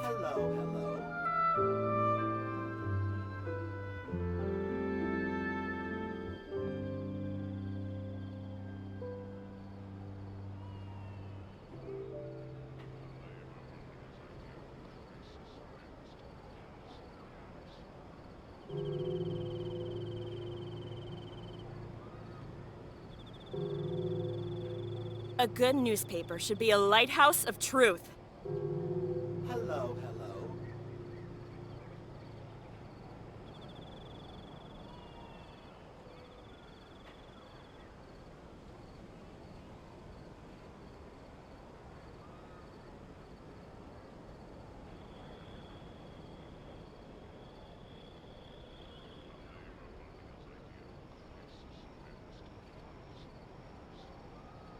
A good newspaper should be a lighthouse of truth.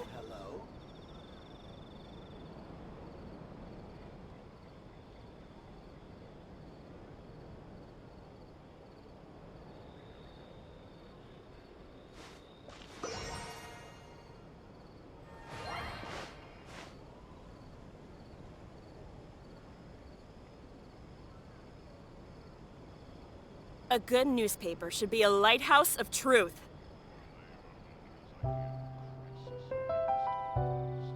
Hello.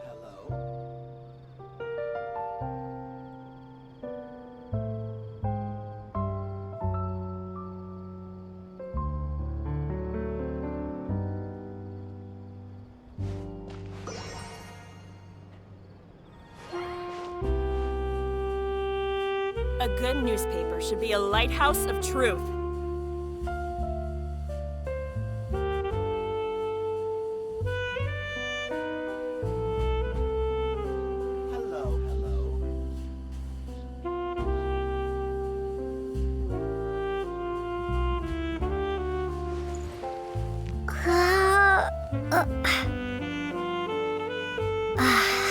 A good newspaper should be a lighthouse of truth.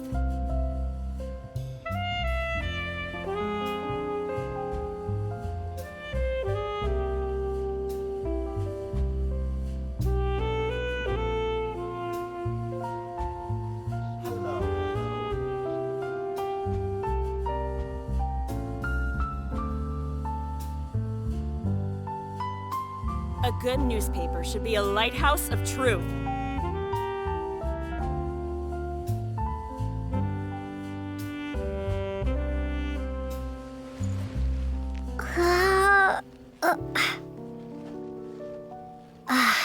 Hello.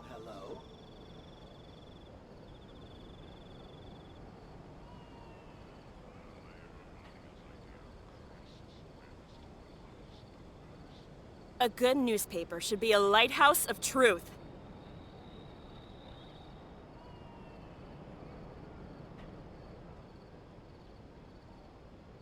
Hello, hello.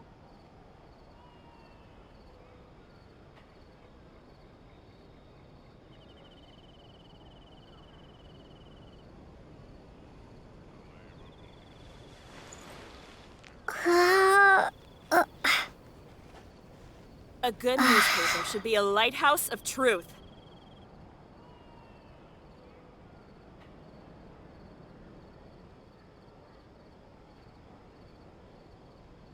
Hello, hello.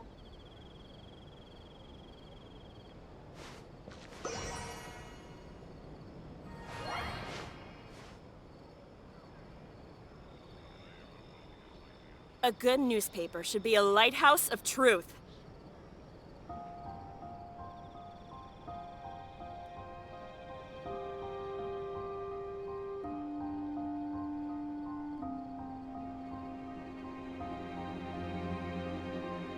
Hello, hello.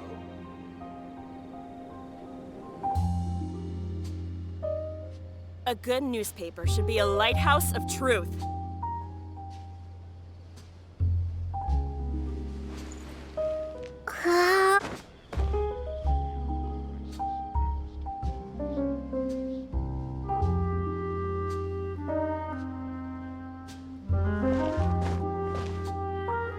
Hello, hello.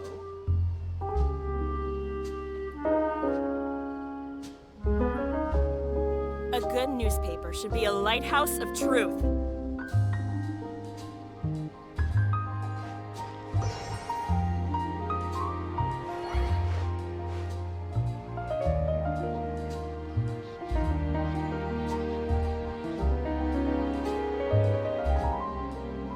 hello.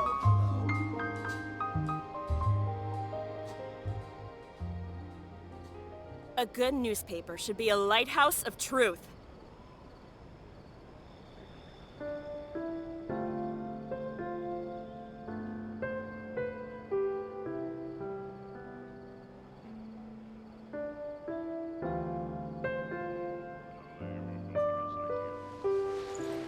Hello.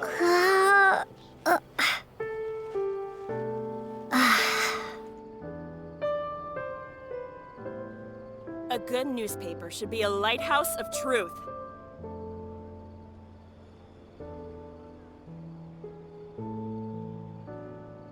Hello, hello.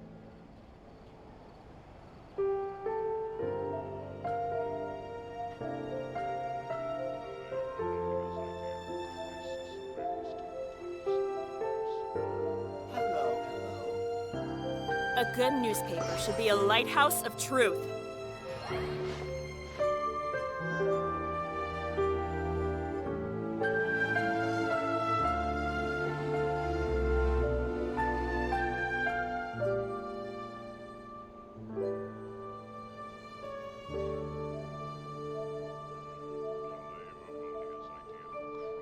Hello, hello. A good newspaper should be a lighthouse of truth.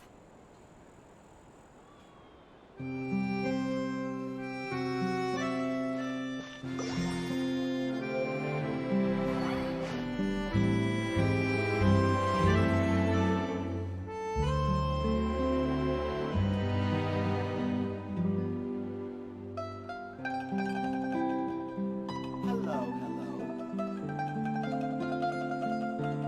A good newspaper should be a lighthouse of truth.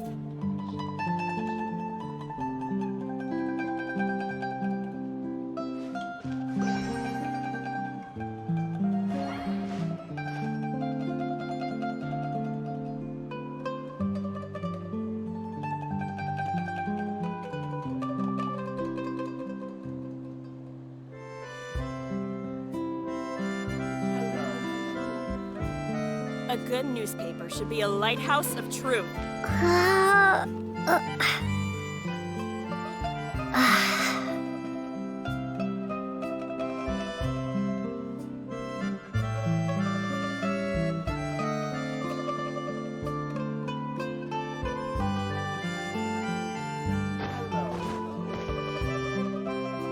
good newspaper should be...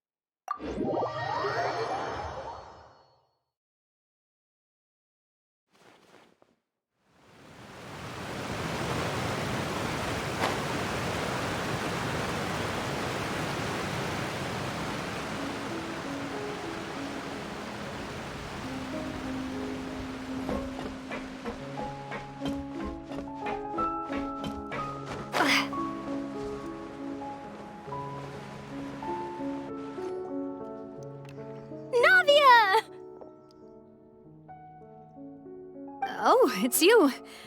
What brings you all here? Hey, we're just having a look around. I'm here to update myself on how things are going here. Oh, the Fatui are here too! Let me introduce you. This is Mr. Garunt Snežević. He represented the Knave in sending us a large amount of supplies, and is helping with our work. Our residents are hard at work as well. Thanks to everyone, work is progressing nicely. We've lost a lot of people, but we're moving forward. That will have to be enough. Hello, Miss Charlotte. I'm a big fan of yours. I especially like that article you wrote last year about Fontaine's stray cats. But if you don't mind, could you not emphasize our role too much in your report? It's not charity we're doing here. We just happen to share the same interests as the Spina. I get where you're coming from. I'll keep it as simple as possible. Or would you be willing to feature as friendly neighbors? That would be fine. Thanks. Oh, you're back too. How are things? We finished laying down the construction materials. It'll be another hour before the workers are able to go over there. Huh? You're here too, Clorand? Well, her reputation's greatly risen after that whole duel business with Miss Furina, so she's here in Poisson to wait out the heat.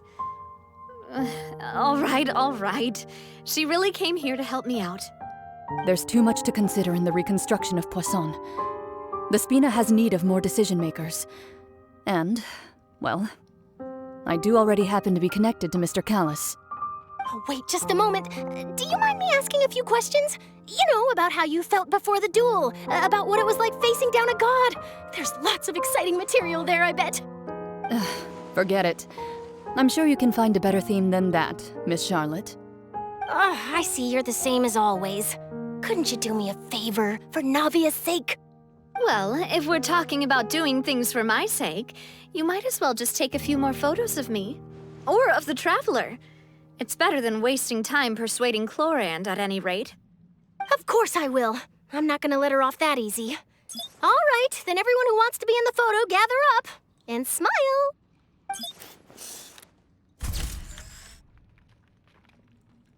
How did it go? Was it a good shot? Did Paimon look cute in it? Not bad. Your addition really helped the composition of the picture. All right, hang on a moment. Let me snap a few more shots.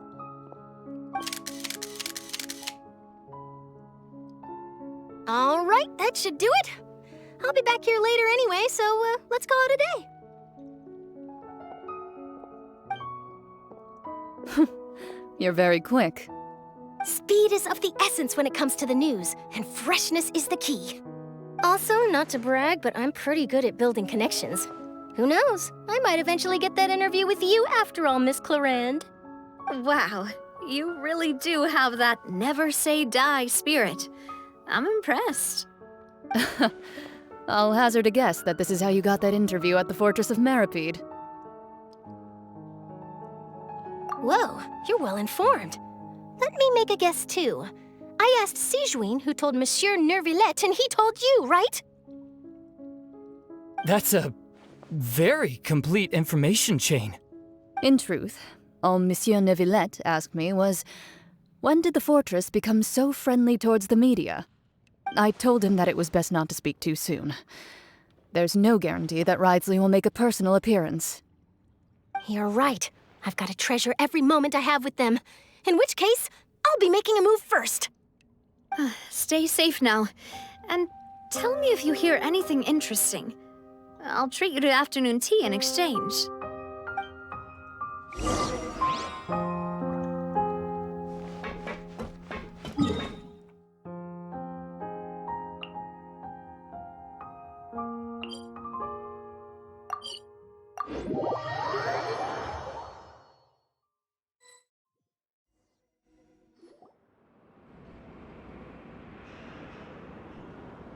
So, guess we're here again, huh? There's a real nostalgic feeling to this place. Looks like you've been missing us. Duke! Did you come all the way to the entrance to greet us? Of course. I'm here to welcome you and our dear Miss Charlotte, whom our good head nurse recommended to me. It's an honor to finally meet the much-rumored Duke. Thank you for consenting to my visit to the fortress, sir. No need to thank me. But that said, I shouldn't be the focus of your interview. I trust you recall our agreement? Of course, of course. All right then, this way.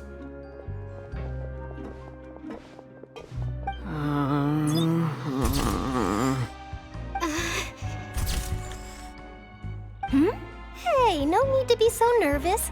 I've already taken all the photos we need. Miss Charlotte, do these pictures really need to be published on the cover of the Steambird?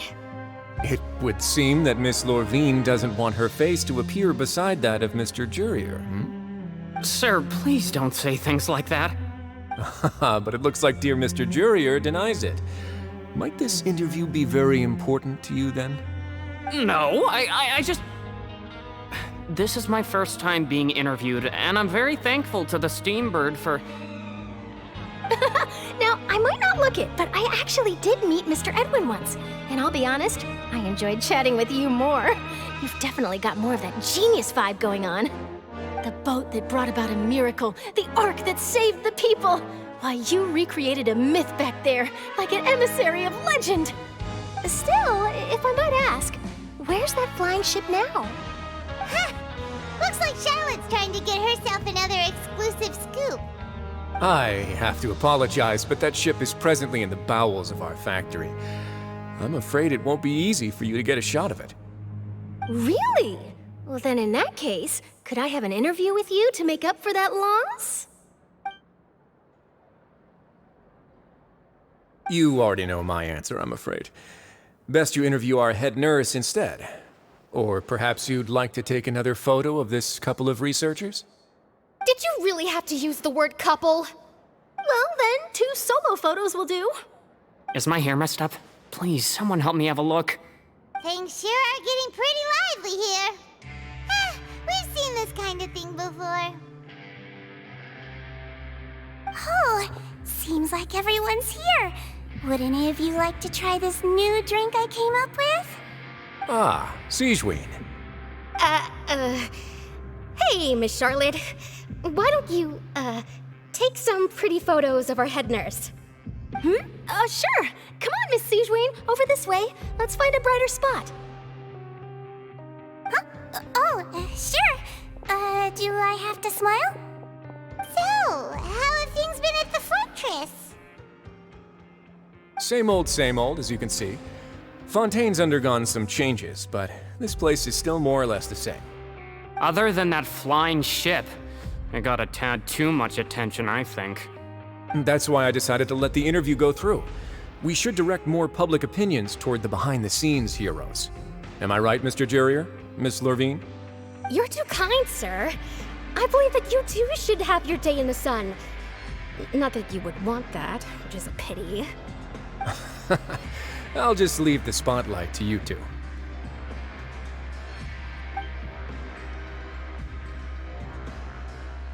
I see. Lots of things happened that day, huh? Anyway, regarding that Harbinger, I'm not sure you remember, but his 3 young followers are still waiting for his return. He sure did win them over, huh? I'll tell them that there's good news and bad news. The good being that their boss seems fine, and the bad being that they must face extended sentences for abetting his escape. Oh, actually, what about you? Are things gonna change for you too? What change can there be? The fortress will keep chugging along, and so will my duties. As to what Miss Furina's departure will mean for the nation, and if our laws and governance will be transformed, we'll leave those to the folks in the overworld. Hey everyone, the photo shoot's done. Good. In that case, let's call it a day here. Thanks for your cooperation. Come on, Traveler, let's go. Till next time, everyone. There'll be a next time? Maybe. Who knows? I might write a story about the underwater factory next time. Until then... All right, last stop, the docks. Oh, you know, I'd love to see you in one of Charlotte's photo shoots one day. Is that really necessary? Our line of work doesn't really require much photographing. It's precisely because we don't need the picture that they'll have value as keepsakes. You don't really look all that opposed to the idea, you know. Maybe I'm just happy that I managed to once again avoid the spotlight. I think this interview went well either way. Yes, you successfully kept prying eyes away by using Mr. Jurier and Miss Lorvine as shields. Very good. You should be happy for them. They have a bright future ahead of them.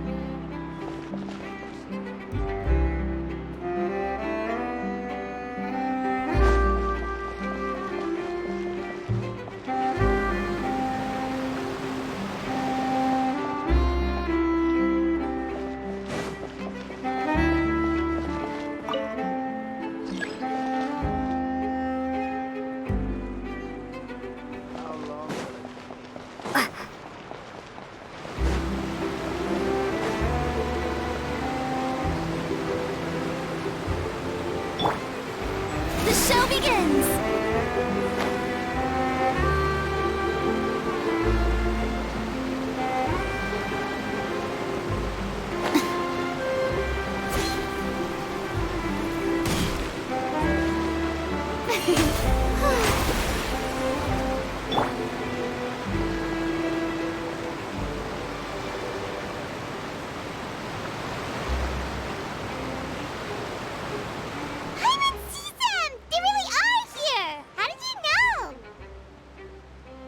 Navia mentioned that she stayed in touch with Lyney and the others after working together. Apparently, they've been at the docks distributing these strange pockets the whole time since. Traveler, Paimon. Ah, and Miss Charlotte, too. Would you like a magic pocket? What sort of gadget is it? It's a wondrous bag that can be used to carry many things. The water level has returned to normal, but if you see any of your things floating around, you can use this to carry them. Or you could trick a friend into doing it for you. Trick a friend? I wonder which of my friends would fall for that.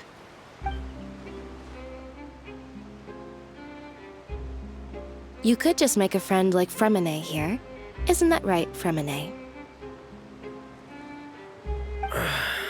Is this what you meant by, I'll help you make some more friends? To be honest, that sounds pretty sweet. Could I have your contact, please? Sure. Please, write down my address. Lynette sure is working hard to help Freminet socialize. He was the one who proposed doing this. He even wants to assist in our magic shows. Yes, I was planning to first introduce Pear as an assistant, and later Freminet himself. In the future, I think we can leave underwater escape magic to him too. That said, would anyone want to see a diver escape underwater? Oh, it'll work out. Every journey begins with the first step. He'll become a part of our show eventually. Lynette, could you come over? Miss Charlotte says she wants to take a picture of us. Got it. My, that Charlotte is rather perceptive. She got rid of everyone the moment she realized I had something to say to you. So, How have things been, Traveler? Father says that you did a great deal during the latest events. She's very grateful for your contributions to Fontaine. That's all right. We were more than happy to help. So, what's she doing now? Oh, I guess you haven't heard. Well, after Lady Furina left, Father and Monsieur Neuvillette opened negotiations, during which he gave Fontaine's gnosis to her as a diplomatic gift. A diplomatic gift? A gnosis? Yes, I was quite surprised at first myself. But when I thought it over, there were actually a number of things going for it. It could have been done as an apology for the incident with Lord Childe, or as thanks for his help in tying the all-devouring narwhal down. Furthermore, Father did also lend significant aid to Fontaine and Poisson. Well, that's true, but this is a gnosis we're talking about. Doesn't this seem a bit irresponsible? I would agree, but I've also heard that it seems that Monsieur Neuvillette has had a significant change of heart regarding the matter. So there's some reason for this that only Neuvillette knows about? I suspect you'll have to ask him about that yourself. Ah, yes, speaking of which, I did see him strolling around the entrance to the Fortress of Meropide a while back. Isn't he real busy and stuff? Paimon didn't think he'd have the time for that. But back to the topic. The gnosis was given to the knave, right? What about Childe? They say that he's returned to Snezhnaya to recover from his wounds. I hear that the recent disaster really did a number on his health. That's true. When you think about it, we've had loads of run-ins with the Fatui. To think we'd be allied with them this time. So shocked by such a simple switching of sides?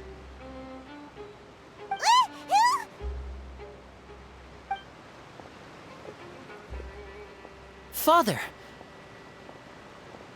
Well, what do you know? Come to the docks to see how my children are doing and meet the Traveler by chance. Please do not pay my accomplishments in Fontaine too much mind. I would have done them regardless. Are you going to take the gnosis back to Snezhnaya? That is our duty as harbingers, yes. Don't be too preoccupied with sides. The goal of the Fatui concerns not a single place or person, but the entire world. With such a grand goal in mind, it is inevitable that we must wear many masks. Switching my masks is something I've always done. Well, that depends on many things.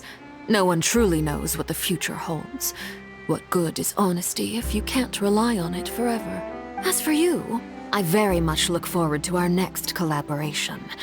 Good things cannot be achieved alone, and you've proved yourselves to be great partners. A vision? All right. I'll remember to return it. Thank you for keeping it safe for him this entire time. And that's a wrap for me. Huh? You're... Greetings, Miss Journalist. Hello. If I'm not mistaken, there are diplomatic channels I'll need to report to take a photo of you. That is correct. So forgive me, but I will not be able to serve as a subject in your article. However, feel free to write as much as you'd like about our dear magicians and our upcoming rookie talent. I will. The sea breeze is quite pleasant. I shall continue my walk while the weather remains so agreeable. Farewell. Farewell, Father. Oh, she has such an intimidating presence. I didn't even dare to take a picture. Thankfully, I've already wrapped up all my pre-scheduled interviews. Thank you all. This'll be more than enough for me to write about, I'm sure. Don't be too nervous. Why don't you take a magic pocket before you go? Here, Traveler, Paimon, you take one too. To move things about? That's right. Funny. I was giving out magic pockets when we first met too. And what do you know? I'm doing the exact same thing right now. So many things have happened, but the pockets are still the pockets. I guess this must be life. We will all follow our own paths, and serendipity will lead you to your fated friends. All right then. We'll be handing out pockets in some other districts later, so we'll get going now. Have a good day, you two.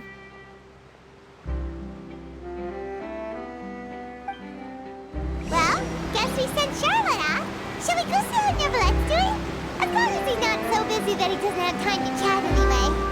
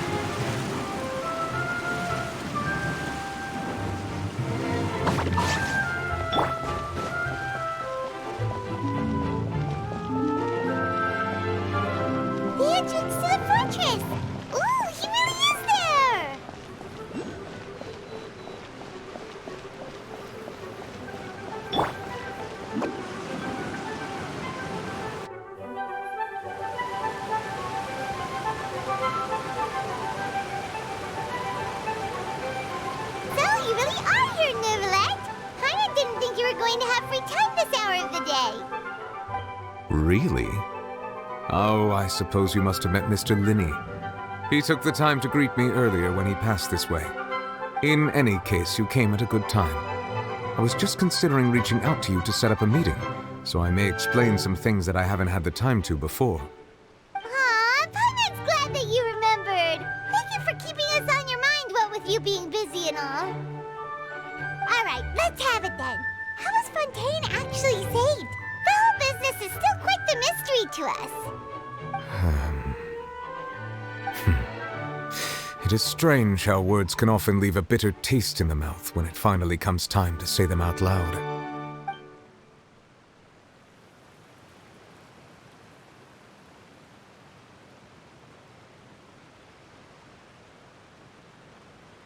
Whoa. So that's what happened? Focalord destroyed the divine throne of the Hydro Archon and restored your power to you, transforming you into a fully-fledged elemental dragon sovereign. But Paimon still doesn't quite get what you did to save the Fontanians from dissolving. For me, the authority of the ancient dragons refers to absolute control over the hydro element. Fontanians were incomplete humans born of Egeria's use of the power of the primordial sea, with constitutions similar to that of mimics.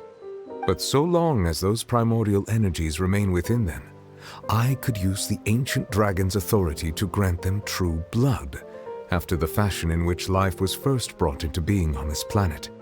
In other words, when I gave my verdict, Fontanians became true humans, and thus would naturally no longer be dissolved by water from the primordial sea. Focalord must have counted on you to make that decision as well. Your verdict was the key to making the prophecy appear to have come true while saving everyone. Yeah, and in a manner of speaking, Focalord finally managed to fulfill the original Hydro Archon's wish to turn Oceanids into real people too! It seems from your expressions that you still have more things you wish to ask. Ask away. I will tell you the truth as I know it. I have investigated his case along many avenues, and I have learned that he once fell into an unknown chasm when he was young. There, by chance, he awakened the all-devouring narwhal. But whether it be by sentiment or reason, that should not have been enough to consider him the root cause of the disaster. At most, he would have had tangential liability. As for the judgment passed by the oratrice during the trial, whether it was due to that liability by association or Focalors deliberately using him to buy time for us on the assumption that he would be able to hold the creature off, I cannot say. Guess Focalors had Fontanians in mind the whole time. In the end, it was thanks to her that they finally became real humans. Hang on a second. Paimon suddenly got another question. Back when Fontanians hadn't yet become real humans, were the children they had also transformed Oceanids? Life has always flowed like water. Do you recall how Fontanians would often come to the Fountain of Lucine to pray for children? Yeah, Lynette said the fountain is where all the waters in Fontaine converge. In truth, even those couples did not know that such prayers were no mere custom, but instead a form of ritual. Those Oceanids who were blessed within the spring water would later descend as new humans in the coming months. Paimon sorta gets it now. Either way, seems like this ritual won't be of any further use, but it'll probably live on as a local custom. Ask away. I will tell you the truth as I know it.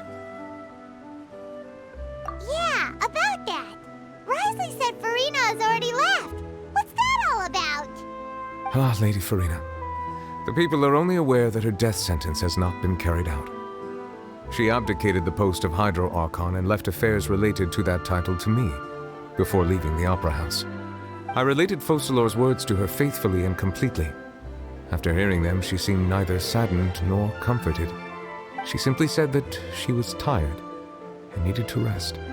Having said that, she then packed her things and moved out of the Opera House, not unlike how an ordinary person might. But she's still got a place to stay, right? You need not worry. I will make arrangements to ensure that she will not want for food, clothing, board, or travel. In truth, I am somewhat happy for her. The wear and tear on her spirit will, of course, take time to heal. But now that she no longer has to play the role of Focalors the Hydro Archon, she can finally lay down her burdens and lead a normal life. What about you then? What are your plans now that you've regained your full powers as the Hydro Dragon? After Focalors passed on, the Oratrice also ceased to function. This matter will directly affect our trials. After much careful consideration, I've decided to take over its role in our courts. From now on, I shall hear cases and pass verdicts by myself. Looks like you're still considering stuff from the perspective of the Udex, huh? As an elemental dragon, there are indeed many things that I must do. But this power and this duty, in a manner of speaking, you could say that both were granted to me. As such, before I attend to my other responsibilities, I must first and foremost continue to serve Fontaine as its highest judge. The duty of the Hydro Sovereign and the duty of the Udex shall coexist within my person. Additionally, the Hydro Archon's departure has brought about another problem, which is that the Opera House shall no longer produce indemnitium. That's true. That power was derived from the people's faith in the Hydro Archon, wasn't it? Wait, but the various mechs and machines in the city are all still okay. Where are they getting their energy from? As I am now, I have full command over New Musia, and it can serve as a complete substitute. Another reason why I cannot quite leave Fontaine immediately. Wow. This ancient dragon's authority stuff is really quite useful, huh? Ask away. I will tell you the truth as I know it. Oh, that's right! They say you've given it to the knave as a diplomatic gift or something! Leaving aside their intentionality, the two Fatui Harbingers have indeed done much for us during this crisis. Their sole remaining goal in Fontaine, at least at this point, would seem to be the Gnosis. The Oratrice has ceased to function. The Hydro Archon's divine throne is now no more, and I do not need the Gnosis's power. As such, it has lost all meaning for Fontaine. If the Fatui have impure designs, then we might as well accede to their request now, and avoid unnecessary conflict. What complicated considerations! Paimon thought you were just giving it to them out of gratitude to the knave and as an apology to Childe. Ask away. I will tell you the truth as I know it. You will soon be heading to Natlan, I presume. I'm afraid that I have little talent as a travel guide, so all I can do is tell you what I know about that land. As far as I'm aware, Natlan can be said to be a nation of dragons. A nation of dragons? You mean like you? No, I suspect that I would not find myself welcome there. Unlike ancient dragons such as myself, the dragons of Natlan have undergone long years of development and evolution. Large numbers of them have entered a form of coexistence with humanity. Natlan is also the nation of war. War ravages those lands like an undying flame. There is one other piece of information I got incidentally from my negotiations with the Knave that I believe may be useful to you. The harbinger known as the Captain has thrown his hat into the endless ring of war. Captain. Sounds like a real tough customer. Seriously, everywhere you look, there's a Fatui Harbinger doing their thing. I suggest that you fully prepare yourself before going to Natlan. In the meantime, Fontaine's doors will always be open to you. Ask away.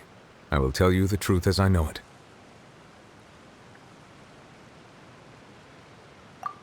Oh, that's right! They say you've given it to the Knave as a diplomatic gift or something! Leaving aside their intentionality, the two Fatui Harbingers have indeed done much for us during this crisis. Their sole remaining goal in Fontaine, at least at this point, would seem to be the Gnosis. The Oratrice has ceased to function. The Hydro Archon's divine throne is now no more, and I do not need the Gnosis's power. As such, it has lost all meaning for Fontaine. If the Fatui have impure designs, then we might as well accede. What complicated considerations? Paimon thought you were just giving it to them out of gratitude to the Knave and as an apology to Childe. Ask away. I will tell you the truth as I know it. Oh, that's right! They say you've given it to the Knave as a diplomatic gift or something! Leaving aside their intentionality, the two Fatui Harbingers have indeed done much for us during this crisis. Their sole remaining goal in Fontaine, at least at this point, would seem to be the Gnosis. The Oratrice has ceased to function. The Hydro Archon's divine throne is now no more, and I do not need the Gnosis's power. As such, it has lost all meaning for Fontaine. If the Fatui have impure designs, then we might as well accede to their request now, and avoid unnecessary conflict. What complicated considerations? Paimon thought you were just giving it to them out of gratitude to the Knave and as an apology to Childe. Ask away. I will tell you the truth as I know it.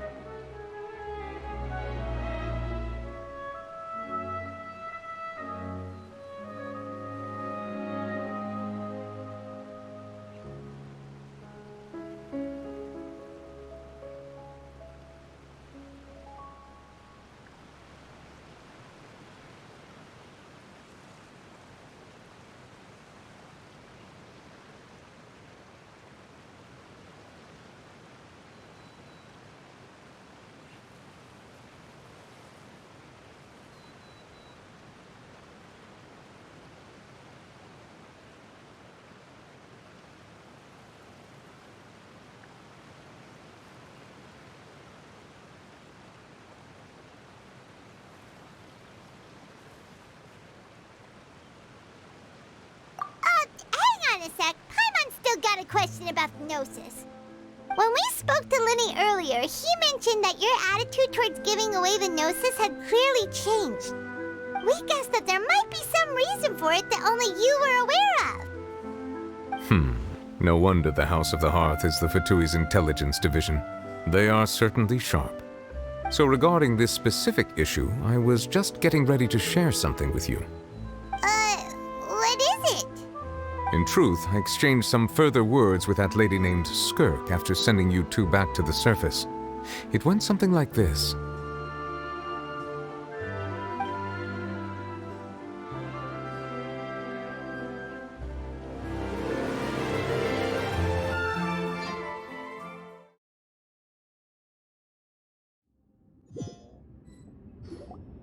Well, we're going to head topside to see what's going on. You hurry over soon as well, all right, Neuvillette?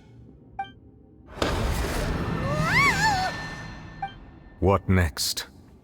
The all-devouring narwhal isn't here, so I'm no longer getting any interference. I can finally catch the scent of your power, what it's made of. It is the authority of the planet's primordial dragons. but with something very similar to a god's curse mixed in. It's quite a novel blend. I'm sure I've encountered something like this before. What was it again? I do not know what you speak of. Ah, of course. How could I forget? You should have the remains of the third descender on your person, yes? Remains? I've never heard of any such thing.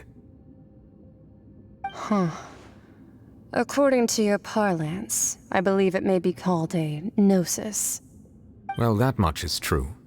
After Focalor's divinity faded, she handed her gnosis to me. But I fear I have never heard of it described in the manner that you just did. I've been training with my master, the Foul, ever since I was young, and I have never returned to the surface since.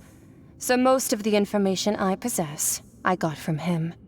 It is only natural for those who are greater than humanity to possess a different sort of common sense, which is why there are so many problems in our attempts to communicate with humans. Regardless, you should probably get rid of objects of misfortune to prevent any disasters from befalling you. To live in itself is a blessing. But once a person dies, the bonds he once had with this world shall all turn to curses. What do you mean by that? No need to fret.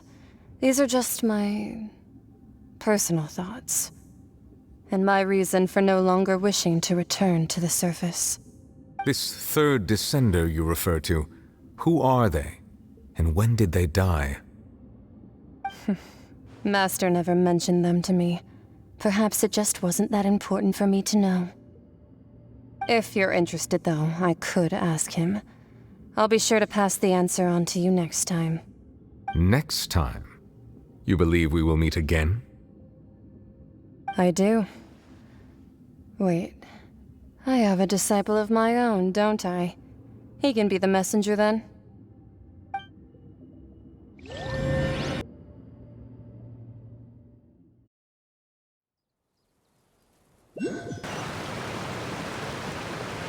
That's what she told me.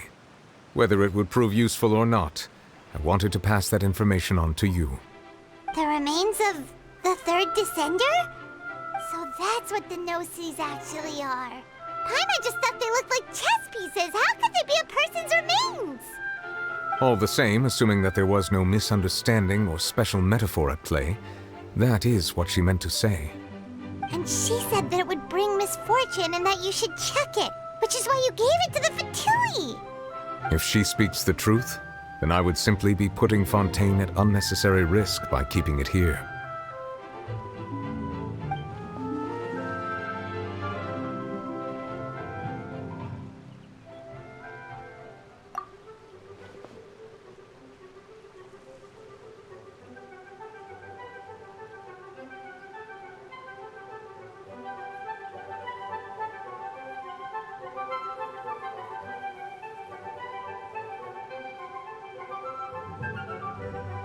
I had guessed that you might already be familiar with this concept, but I did not expect you to be one of them.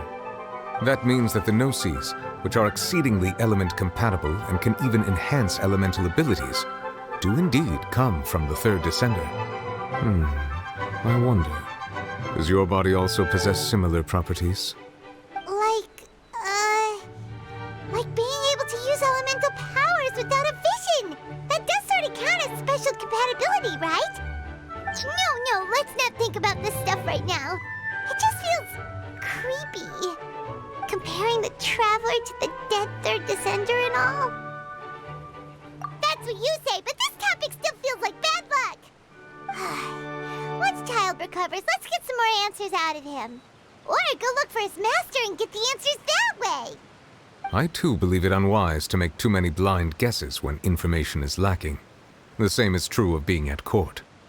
All right. Whatever the case, it seems like the crisis here in Fontaine's over for now. Yes. All of Focalor's efforts were for this moment as well. But she sacrificed herself in the end as a god, and she suffered through all those years as a human. Was that really what she wanted? I suppose that would be the mystery of a god's will. I suspect not. But once in a while, I too would guess that if wishes were like the clouds in the sky, they will one day return to the earth as raindrops. Life flows like water, and rain is the final answer. The water levels may sometimes tilt one way or another, but the rain falls fairly upon all.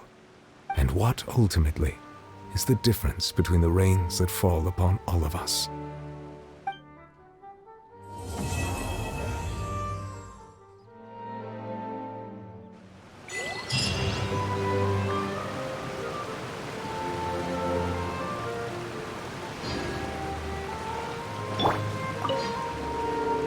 It seems from your expressions that you still have more things you wish to ask.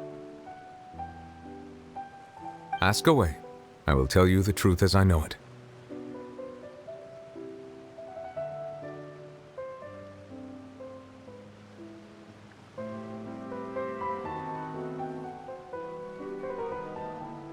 I suggest that you fully prepare yourself before going to Natlan. In the meantime, Fontaine's doors will always be open to you.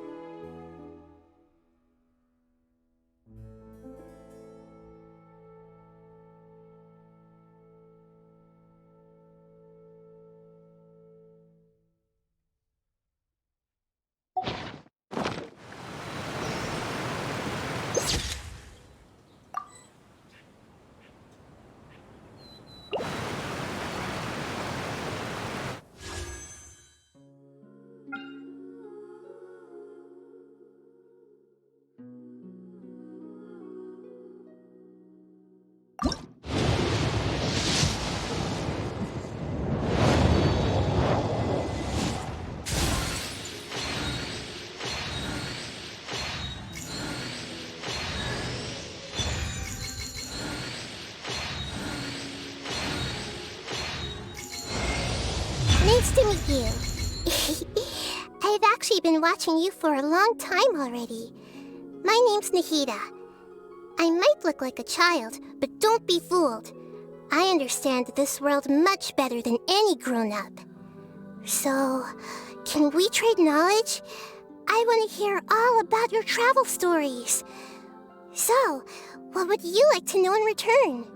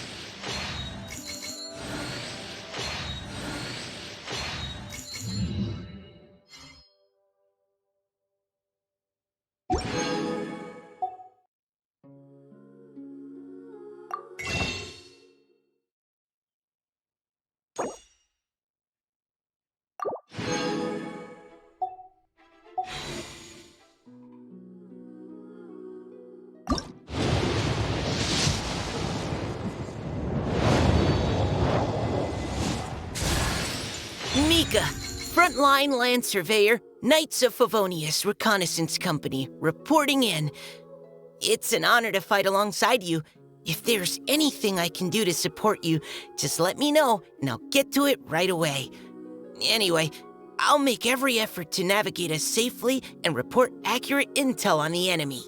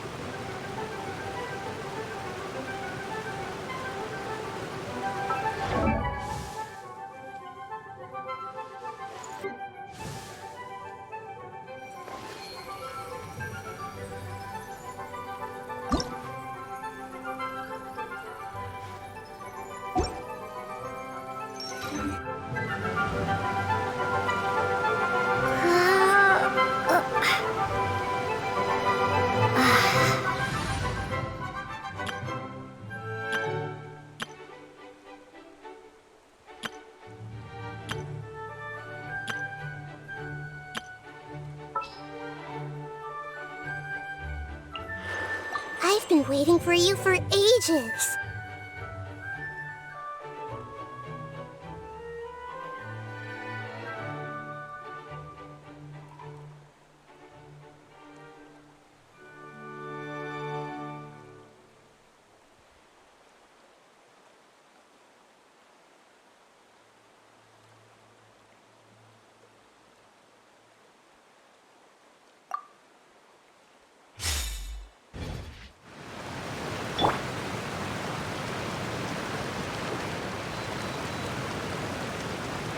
I see everything.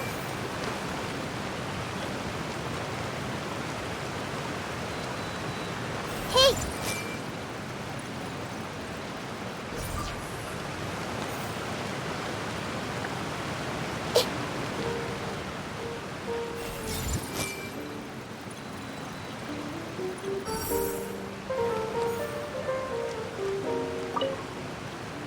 It seems from your expressions that you still have more things you wish to ask. Ask away. I will tell you the truth as I know it. You will soon be heading to Natlan, I presume? I'm afraid that I have little talent as a travel guide, so all I can do is tell you what I know about that land. As far as I'm aware, Natlan can be said to be a nation of dragons. A nation of dragons? You mean like you? No, I suspect that I would not find myself welcome there. Unlike ancient dragons such as myself, the dragons of Natlan have undergone long years of development and evolution. Large numbers of them have entered a form of coexistence with humanity. Natlan is also the nation of war.